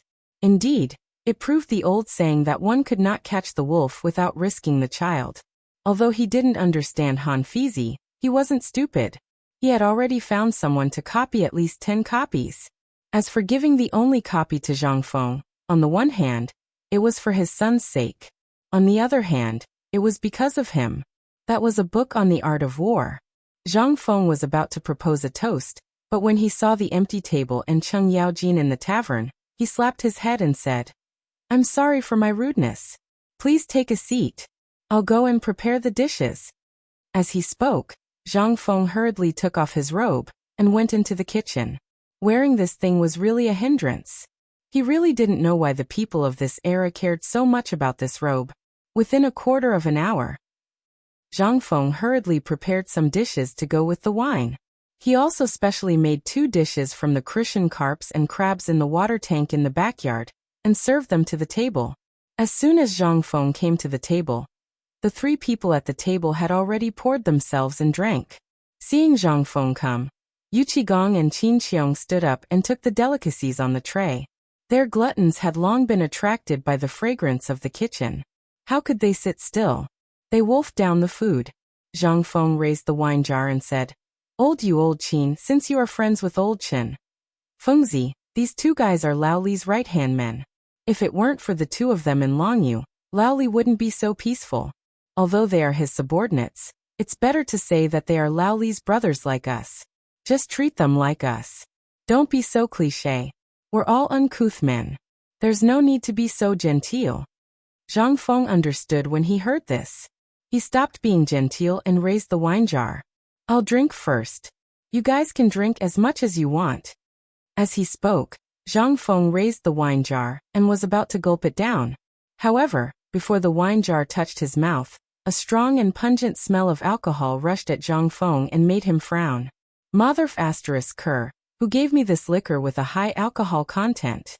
If he drank this damn jar, wouldn't Lao Tzu go to see the king of hell?" But now he had already acted cool. Moreover, among Cheng Yaojin and the other 2, Zhang Feng was so bold. How could they fall behind? Moreover, they had important matters to discuss with Zhang Feng today. The 3 of them also raised the wine jar and gulped it down. There was no other way. Zhang Feng looked around and smelled the alcohol. He couldn't tell who changed the wine, so he braced himself and gulped down a few mouthfuls. After a few mouthfuls, Zhang Feng was terrified. He sat down dizzily and only coughed. On the other hand, these 3 valiant generals continued to gulp it down as if it was plain water. "Good wine. Ha ha ha, Fengzi's wine is really amazing. It's hard to believe that old He is hiding this thing like a treasure. Come, Fengzi, let's continue. Since old He calls you Fengzi, old man will call you that too." Yu Qigong drank happily. He had always drunk a lot. Moreover, there was a ban on alcohol in the military. He hadn't touched alcohol for almost a year. Now that he had, and it was such a good wine, how could he not drink to his heart's content? However, Zhang Feng's actions were all bark and no bite. Yu Qigong was displeased. He shook his beard and patted Zhang Feng's shoulder. "Fengzi, what's wrong? Are you looking down on me?" Zhang Feng looked at the fleas crawling up and down on Yu Qigong's curved beard in horror. He couldn't help but feel his scalp explode. In addition to Yu Qigong's slap, Zhang Feng felt as if his left shoulder had suffered a heavy blow. His body staggered, and he almost fell to the ground. Yu Qigong was also surprised. "Fengzi, what's wrong with you? Did you collapse from exhaustion last night? Why is the body of someone who can come up with such amazing military knowledge so weak?" Chapter 654. Zhang Feng had already passed out at this time. Since he returned to Chang, and this time he had been drunk every day, Zhang Feng wondered if he should not have come back. If it went on like this, his stomach would be perforated sooner or later. He coughed violently for a while. Zhang Feng hurriedly refused Yu Qigong's kindness and waved his hand repeatedly. "Brother, you're good at drinking. You guys continue. I've suffered on the mountain. I can't eat enough and sleep well every day. No matter how good my body is, it will be worn out. I'm not as good as you guys. Don't try to fool us. Last time my Tainyo came back, he said that you lived a good life on the mountain. Not only did you eat wine and meat every day, but you also cooked some roast chicken every day. You're not a good friend." Zhang Feng stared at Cheng Yaojin and his face darkened. But when he took a closer look, he found that Cheng Yaojin was completely fine after drinking a jar of wine. He was very different from before. He couldn't help but realize that the wine was exchanged by this grandson. And among the people at the table, only Cheng Yaojin knew that he had done this. But he had no evidence, so he could do nothing. Just like that, the dizzy Zhang Feng was forced to drink almost half a liter of wine by the three people. Seeing that Zhang Feng was talking too much, they couldn't help but stop. Instead, they asked Zhang Feng to eat. More than 2 hours later, Zhang Feng finally regained a little clarity. It couldn't be helped. Zhang Feng originally didn't have a high alcohol tolerance, but after drinking with these amazing people all day long, his alcohol tolerance slowly increased. Although it wasn't a huge amount, at least a liter of alcohol was nothing to him. However, today's situation was a bit abnormal.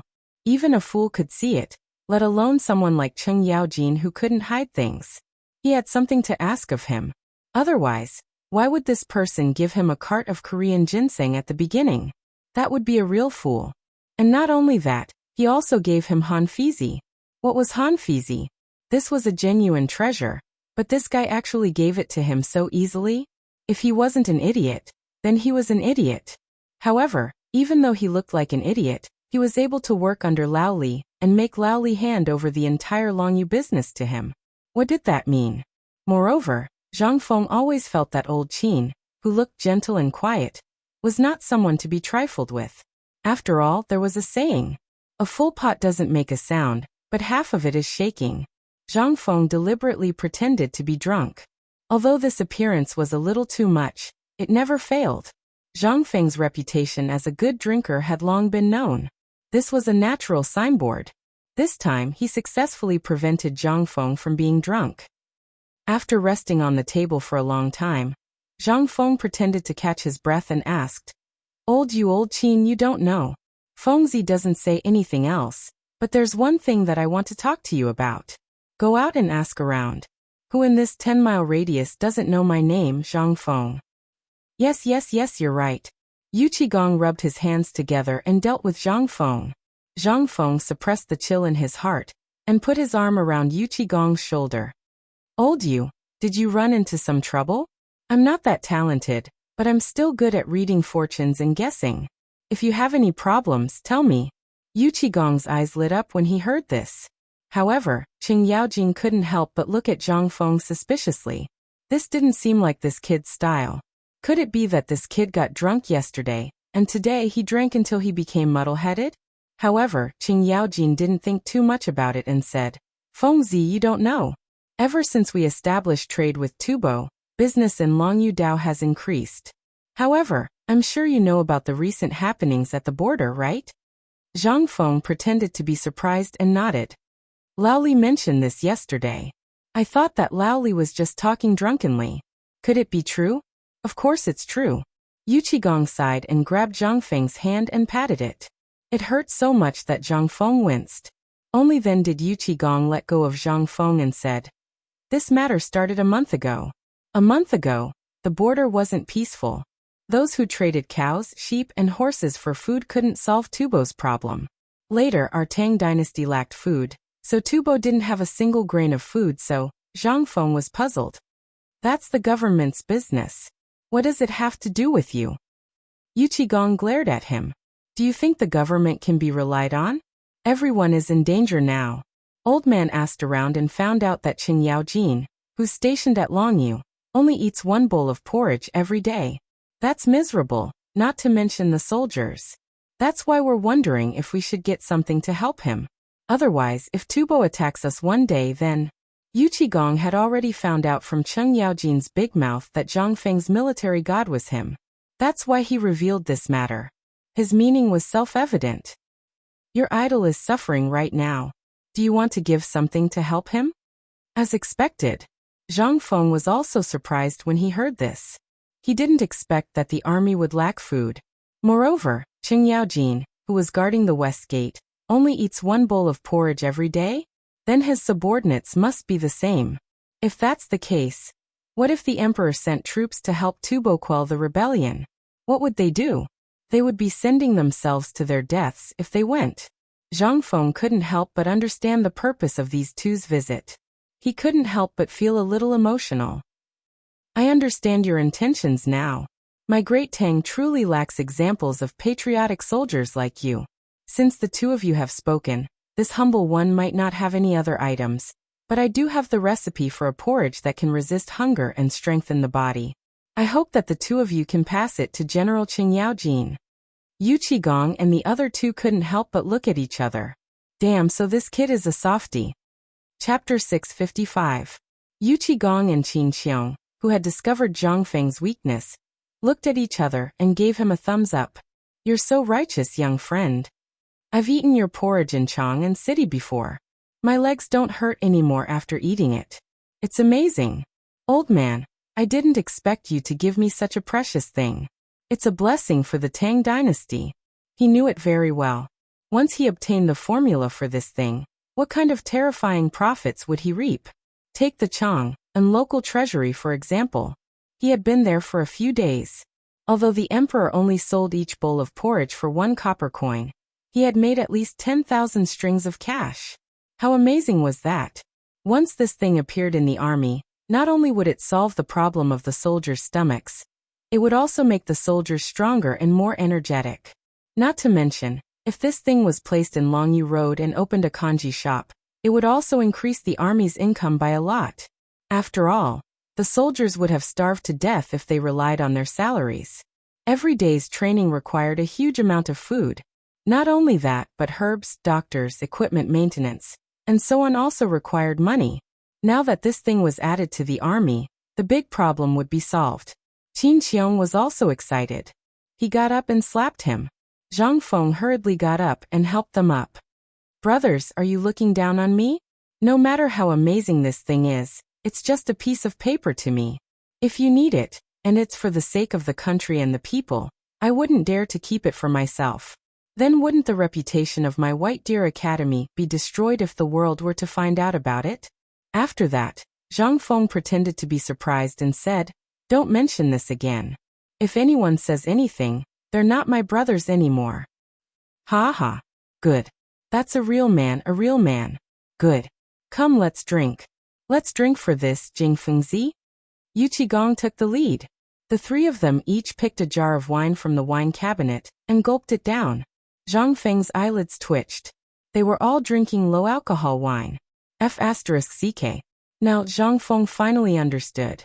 They had all changed their wine to low-alcohol ones. Zhang Feng wanted to cry. He felt like he had been fooled. In his heart, he swore that in the future, he would replace all the packaging of this wine with glass bottles. Then he would let all of you have your pick.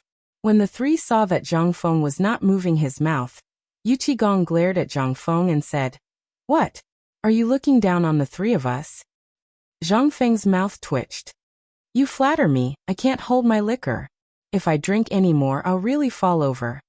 If it were me, I would drink such a generous thing even if I were to be forced to death. Don't say any more. Drink. Even if you drink a bowl, it's fine too." Zhang Feng was speechless. He could only pretend to be drunk, pouring half a bowl, drinking half of it, and pouring the other half down his neck into his collar. Yu Qigong and the other two pretended not to see anything, and continued to drink by themselves. This kid was not honest. He had to drink too much. Otherwise, it would be bad if this kid pulled some dirty tricks. After half a bowl of wine went down his stomach, Zhang Feng only felt that the world was spinning. At that moment, Yu Qigong once again put on a sorrowful expression and said, "Brother, to tell you the truth, we came here for another reason." Was he finally going to say his purpose? Zhang Feng pretended not to know anything. He grabbed Yu Qigong's shoulder dizzily but failed. He grabbed Yu Qigong's beard and asked, "Brother, tell me. As long as I can do it, everything is negotiable." Yu Qigong grimaced in pain. Finally, he managed to pry Zhang Feng's hand away and said, "Actually, we want to train a group of people in our industry. Do you understand what I mean?" "Thugs?" Zhang Feng asked. Yu Qigong coughed and said, "Well, something like that. But we don't have any good ideas. After all, the things in the military camp are forbidden to be taught to outsiders. So we were wondering if we could ask you for help. After all, according to Lao Li and the others, you are almost like a god. You can even make something as magical as porridge, so this should be a piece of cake for you." Zhang Feng knew that this guy was up to no good. Now, it turned out that he was thinking about his military studies. Forget it. Isn't it just the same as the military training? Lao Tzu would give it to him. For the sake of the car full of ginseng and the movie Hanfizi, she decided to do it. Zhang Feng pretended to be hesitant for a long time and said, "In fact, this thing is the treasure of my academy. But since you are my brothers, I can't keep it to myself. But I have my difficulties too." Cheng Yaojin didn't say anything. It didn't mean that he didn't know anything. On the contrary, he knew Zhang Feng very well. This time, there were more twists and turns than anything else. The moment Zhang Feng said this sentence, Zhang Feng's eyes lit up. Cheng Yaojin knew that Yu Qigong was going to be in trouble. Chapter 656. Of course, Yu Qigong and Qin Shubao didn't know what Zhang Feng was up to. They only thought that something had happened on the mountain. After all, it was a barren mountain. It had only been a month, so it was natural that there would be problems. Not to mention, this kid was so eager for quick success. Yu Qigong stroked his beard. Zhang Feng couldn't help but shudder when he saw the fleas on his beard. He swore in his heart that after these three left, he would definitely take a good medicinal bath. These fleas, this person was really something. There were so many fleas, but he was still alive and well? He hadn't been squeezed dry? Yu Qigong naturally didn't know what Zhang Feng was thinking. He stroked his beard and said, "Fengzi, is there someone on the mountain causing trouble? If that's the case, I only need my 2 sons to go to your academy. If anyone dares to cause trouble, they'll all be thrown off the mountain. How about that?" Damn it. What kind of people were they? Beating people up for no reason? Zhang Feng hurriedly waved his hand and said, "No one is causing trouble in the academy. But you know, to build an academy, money is needed everywhere. Old Chun and the others know my situation best. If it weren't for Lao Li's little help, the academy might have gone on strike." "I understand. You're short of money." Cheng Yaojin's eyelids twitched. He glanced at Yu Qigong and Qin Xiong, then looked at Zhang Feng, who was pretending to be poor. The corner of his mouth twitched. "You're short of money?" He knew that he didn't pay a single cent for the construction of the academy. Instead, he made a lot of money. The emperor paid for the land, which was equivalent to giving it away for free. Previously, the emperor paid for the land, but in the end he returned a lot of money. Didn't this money end up in his pocket? Moreover, the crown prince was basically supporting the construction of the academy. "You paid for it." But Cheng Yaojin didn't dare to say that. He also wanted to see how Yu Qigong and Qin Xiong would feel after knowing that they had been defeated. As expected, Qin Xiong cupped his fists and said with an expression of being stunned by Zhang Feng's words, "Little friend Zhang Feng is truly noble and a role model for my generation. It really makes me feel ashamed. If you lack food, then I really can't take it out. But if you're talking about silver, as long as you need it, it just so happens that the copper coins in my storehouse are about to go moldy. I'll find someone to send it to you on another day immediately." Zhang Feng's eyelids twitched. "Is the money in the treasury moldy? How much would that cost?" He hurriedly cupped his hands and sighed with emotion. "Elder brother Qin is still the best. Then I'll thank you here." Wait. How could Yu Qigong sit still? However, before he spoke, he looked at Cheng Yaojin. That meant, how would Cheng Yaojin know that he would be caught in the crossfire if he just sat there and didn't speak? He could only say, "Lao Tzu isn't like the rest of you. I estimate that 500 dan of food and fodder have already been transported to Shao Mountain." When Zhang Feng heard this, he grabbed Cheng Yaojin's hand excitedly. "Elder brother Chen, you're really the savior of my college.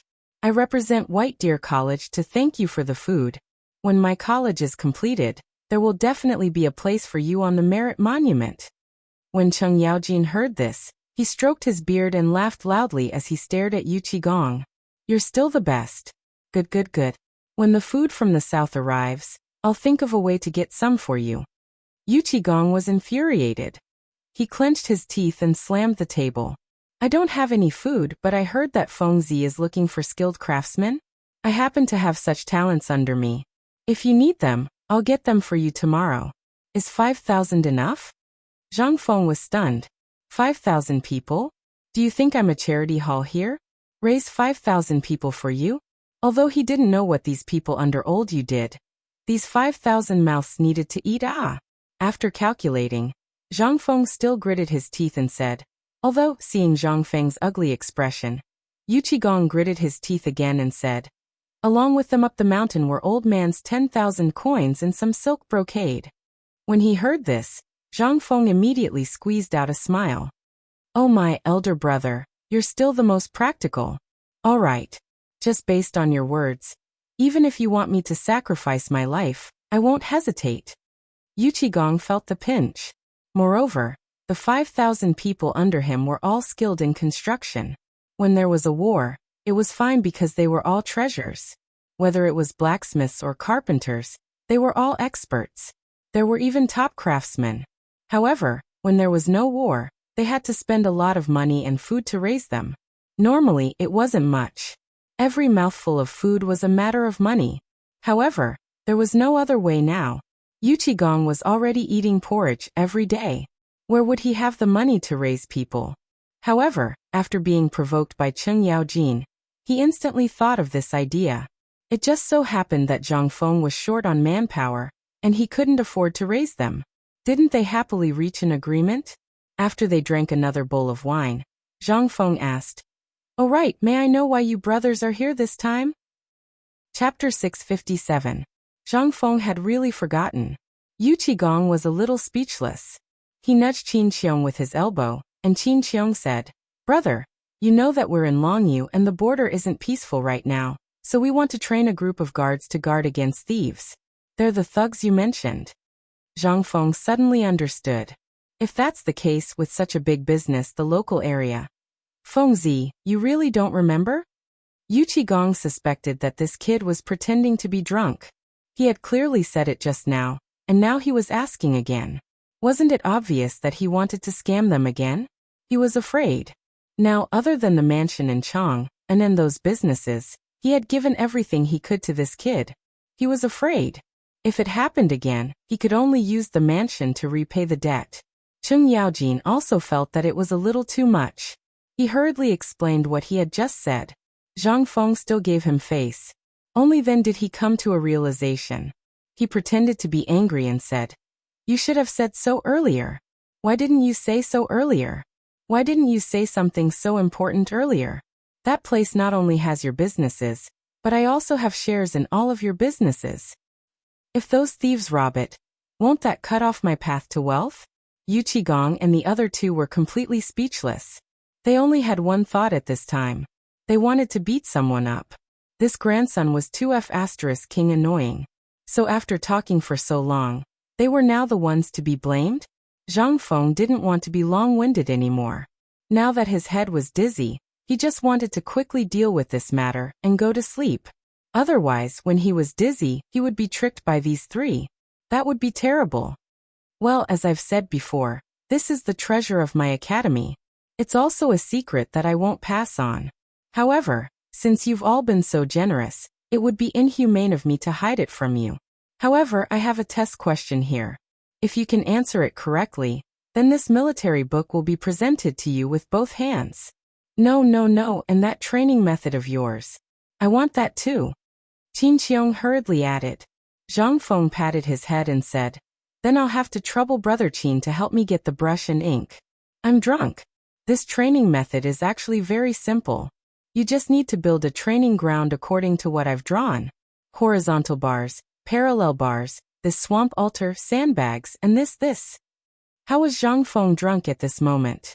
While writing and drawing on the paper, he explained to them, such as the fishnet-like net wall, the wooden horse, the minefield that required them to crawl, and so on.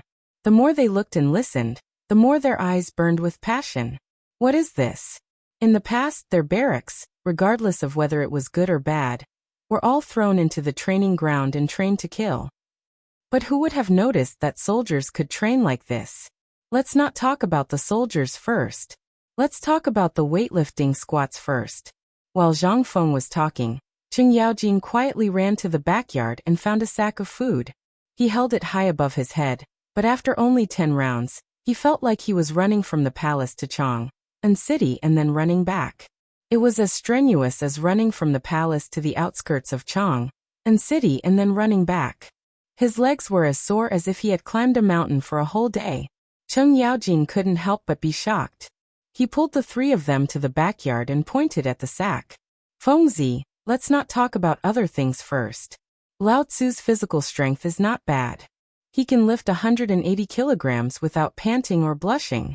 But why can't I do 3 of the squats you talked about with this sack of food? Zhang Feng heard this and glared. Do you still need to ask? Tell me, how old are you? You haven't even flexed your muscles yet, and you're suddenly undergoing such high-intensity training. You should thank the heavens that you didn't tear your ligaments. Faced with Zhang Feng's attack, Qing Yaojin didn't care. In any case, this brat dared to insult others. He even dared to insult the emperor, so he didn't care. But this thing was very important, so he didn't dare to be careless. After all, this thing was really damn useful. In the long run, if he squatted 5 times a day, he would only need to do 5 times. In a month, his broad axe would be able to add another 50 kilograms. Moreover, it would be as easy as playing with a small wooden stick. If he let his subordinates do such a miraculous thing, then everyone would be able to watch a broad axe charge forward. That would be damn exciting. Zhang Feng slowly pointed to a green brick at the corner of the wall and said, at the very beginning, you guys can rely on your good physical strength, so you can definitely do it. However, those servants of yours who drink porridge all day definitely can't do it like you guys. This will only cause them to die without a doubt. Don't you guys understand the principle of more haste, less speed? Yu Qigong and the other 2 shook their heads, causing Zhang Feng's face to darken. Hey, this needs to be done step by step. For example, at the beginning you guys can tie this brick to your ankles, and then jump on the spot like this. As he spoke, Zhang Feng jumped on the spot to demonstrate for the 3 people to see.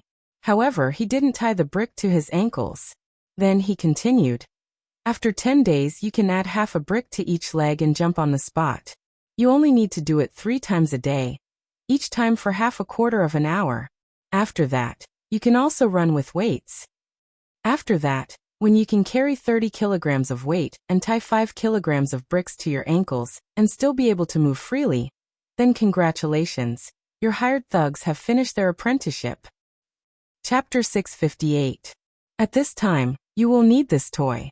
Old Chen, do you believe that if you do as I say, a month later, even if you squat for 2 hours with this toy in your hand, your face won't turn red and you won't be out of breath? At that time, even if there are only 100 of you, you will be able to defeat 10,000 Tufan soldiers. Hiss. The 3 of them were shocked when they heard this. If not for the fact that Qing Yaojin had held up the bag of grain just now, the 3 of them would definitely have thought that this kid was bragging. However, after hearing Zhang Feng's detailed explanation, the 3 of them could not help but gasp. As long as they were not fools, they would be able to figure it out. However, Yu Qigong could not figure it out. Fengzi, what does this have to do with the battlefield? Don't we need to charge and kill on the battlefield? Why do you only pay attention to this? Don't you need the conventional charging and killing formation? Zhang Feng looked at Yu Qigong as if he was looking at a fool and said, who said that? Do you think that what I drew on the notebook for you was just for fun? Let me tell you, this is actually the elementary military science, also known as military training.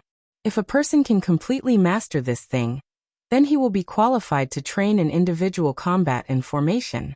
If that's the case, Zhang Feng thought for a while and said, you only need to go to the military camp and hire a trainer. Now you can hire a trainer with just 1 stone of grain. Don't they know those things? At this time, you can ask them to teach you. After 3 years, when Chen Tiniu and the others come out, I will ask them to train you. In less than a month, all of your fighters will be able to become commandants. The 3 of them were completely envious when they heard this. It turned out that there was still the most important part that he had not taught them. No way. They had to get their sons to come to the academy. Otherwise, in 3 years, that big fool Qing Yaojin would be so arrogant. Yu Qigong could not help but ask, Fengzi, there is one more thing that we are here for this time. Look, I am an uncouth man, but the 2 boys at home are too handsome. They are always causing trouble in Chang'an City. That's why I was wondering if I should send them to you. Come on. I'd like to see how handsome you're talking about. Zhang Feng patted his chest and said, we are all brothers. Since we are brothers, let's not talk about these things. As long as they come, I guarantee that in 3 years, I will teach them all my skills. That's a promise. Old Qin, I also have a. Come. Zhang Feng directly interrupted Qin Xiong and patted his chest. After that, Zhang Feng personally demonstrated the benefits of combining military training with physical training and organized everything into a written document. Only then did the three of them hold it in their arms like it was a treasure. However, in the end, none of them felt at ease. Yu Qigong and Cheng Yaojing glared at Qin Xiong. How could Qin Xiong not know? He borrowed the pen and ink in Zhang Feng's hand and hurriedly copied 2 copies.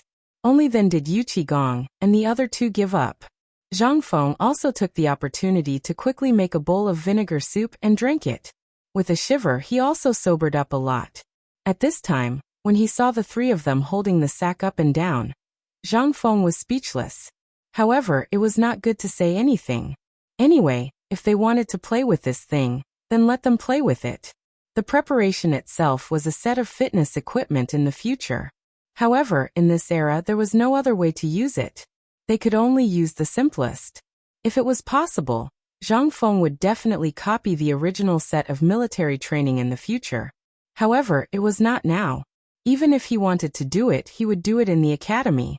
After the 3 of them played with it for a while, seeing that Zhang Feng seemed to have sobered up, Qin Xiong breathed heavily and stretched his body. Fengzi, this thing is really so magical. Usually, even if you walk for a whole day or ride for a whole day, your face won't be red and you won't be out of breath. However, this sack is at least 100 pounds. Why is it that after a few plays, my whole body feels uncomfortable, as if it has been hammered? You guys are too weak. The few of them were speechless. However, according to Zhang Feng's standards, they were really too weak. However, at this time, they were even more passionate about the military training that Zhang Feng was talking about. Cheng Yaojing could not sit still anymore. He wanted to slap Zhang Feng, but was nimbly dodged by the annoying guy. He touched his nose and said, Fengzi, just tell us, what is this military training thing? Today, after hearing what you said, I feel uncomfortable, as if a cat is scratching my heart. Okay, if you guys want to know, I will ask you the simplest thing. If you guys tell me, not only will I teach you all about military training, but I will also teach you the second half of the training manual that is considered confidential. How about it? The 3 of them heard this and hurried over. Is what you said true? Zhang Feng patted his chest and looked at the 3 of them with disdain. How can it be false? Okay, then ask. Now each of you has 3,000 people, and I have 5,000 pounds of grain. How can you distribute the 50,000 pounds of grain equally? Chapter 659. This time, the 3 of them were stunned. That was something that belonged to the quartermaster. How would they know? However, when they thought of Zhang Feng's amazing military knowledge, they could not help but scratch their heads and think hard. After a while, Qin Xiong asked tentatively, Fengzi, you said that we each have 3,000 people, and you have 5,000 dan of grain. If it were me, I would combine these 9,000 people into one, and then according to the number of people, give everyone 1 jin of grain and slowly distribute it. Is that okay? Zhang Feng pursed his lips. That's too slow. Moreover, I'm talking about 3 groups. For example, Wei, Shu and Wu of the 3 kingdoms. Do you think you can integrate the 3 of them? When Qin Xiong heard this, he could not help but frown. After thinking for a while, he shook his head. Look, Fengzi, I've thought of something. 5,000 dan of grain is enough. If I were the quartermaster, I would give the grain to each force 1,000 dan. Zhang Feng nodded and motioned for Yu Qigong to continue. However, Yu Qigong was stuck again. He could not divide the remaining 2,000 dan. No matter how he divided it, there would be 1 less person's share. There was no way to divide it. Cheng Yaojin slapped Yu Qigong on the head and said excitedly, I understand. Fengzi, if it's the 3 kingdoms, the Wei army will definitely be the strongest. 3,000 dan, and the remaining 2,000 dan will be divided equally between Shu and Wu? Wrong. They were all wrong. Zhang Feng looked at the 3 of them with a sinister smile. In the end, he smiled helplessly and said, Think about it carefully. When the time comes, come to me when you've thought it through. However, I'm warning you, if I find out that you found someone else to do this, I won't give you the military book. Zhang Feng's words extinguished the excitement in their eyes. The three of them had originally planned to solve this problem as soon as they left this place. This damned little bastard was truly a thief. He had directly blocked off their escape route. The three of them could only dejectedly leave. As they walked, they pondered about this matter. From time to time, they would quarrel on the street and even fight. Zhang Feng did not care about all of this, because at this moment, an important person had arrived. Jingshu. Jingshu had actually arrived a long time ago. However, she didn't enter the room. Instead, she stood quietly by the door and waited. However, the fragrance that wafted out of her body from time to time had long since alerted the four of them. Only then did Yu Qigong and the other two hurriedly leave. How could these people not know that a long separation is better than a new love? Zhang Feng looked at Jingshu, who quietly took off her guzheng and put it on the table. Then she sat opposite him and took off her veil. He said, "Miss Jingshu, long time no see. You've lost weight. Drink less." Zhang Feng choked instantly. He could only laugh foolishly and say, "You saw it too. There's nothing I can do. These guys wanted to get me drunk the moment they came. I can't beat them." Jingshu chuckled and said, "How was it on the mountain? I heard from the people at Chang and University that you went to look for a carpenter?" Zhang Feng nodded. When Jingshu got the confirmation, her originally cold face couldn't help but become more melancholy at this time. Seeing this, Zhang Feng hurriedly explained, "Well, I didn't mean anything else. I looked for a carpenter for something else. Isn't this pork too musty? I just wanted to solve this problem for him. After all, the Tang dynasty is short of food now. Prince Zhang, you don't need to explain." Jingshu said lightly, "This little girl knows that Prince Zhang is very busy. But when I learned that you have returned to Chang, and I wanted to come and see you. Since we've met, this little girl will take her leave." Zhang Feng was stunned. He could feel that Jingshu had a lot to say and the worry in her eyes. However, he also understood that now was not the time to talk about this. After all, he had neither fame nor career. As a good young man in the 21st century, how could he dare to marry a beauty before he made a career? The most important thing was, this damn polygamy in the Tang dynasty made him somewhat unable to care about it. Although at the beginning, Zhang Feng had wanted to have a woman on both sides. Which man didn't want to? But when he really saw Jingshu and Zhang Yuyao, he panicked. His usual wisdom seemed to be stuck. What's more, now he knew that the two women were like sisters, which made Zhang Feng even more difficult to deal with. Looking at Jingshu's back, he could only sigh. "Alas, I can only take one step at a time." At this time, hearing this sigh, old He's daughter Xiao Xiao, who was standing at the door, made a face at Zhang Feng, then raised her small fist and followed Jingshu away. Did it need to be said? Zhang Feng was not a fool. Zhang Feng was a little scared. But in the end, he quickly wrote 2 poems and put them in 2 envelopes. Then he hurried to catch up with Jingshu and said, "I've been too busy these days. On the mountain. I know what happened on the mountain." Zhang Feng interrupted Jingshu and solemnly handed the 2 letters in his hand to Jingshu and said, "Miss Jingshu, please pass on Yuyao's letter on my behalf. Every night when I dream at midnight, I will look at the lights in Chang and city and hear the sound of insects in my ears. It's like the sound of your zither." Jingshu's face turned red because of Zhang Feng's sudden words of love, especially on the street. Fortunately, her veil was covered at this time, but Jingshu still hurried away. Only then did Xiao Xiao give Zhang Feng a thumbs up and skipped away.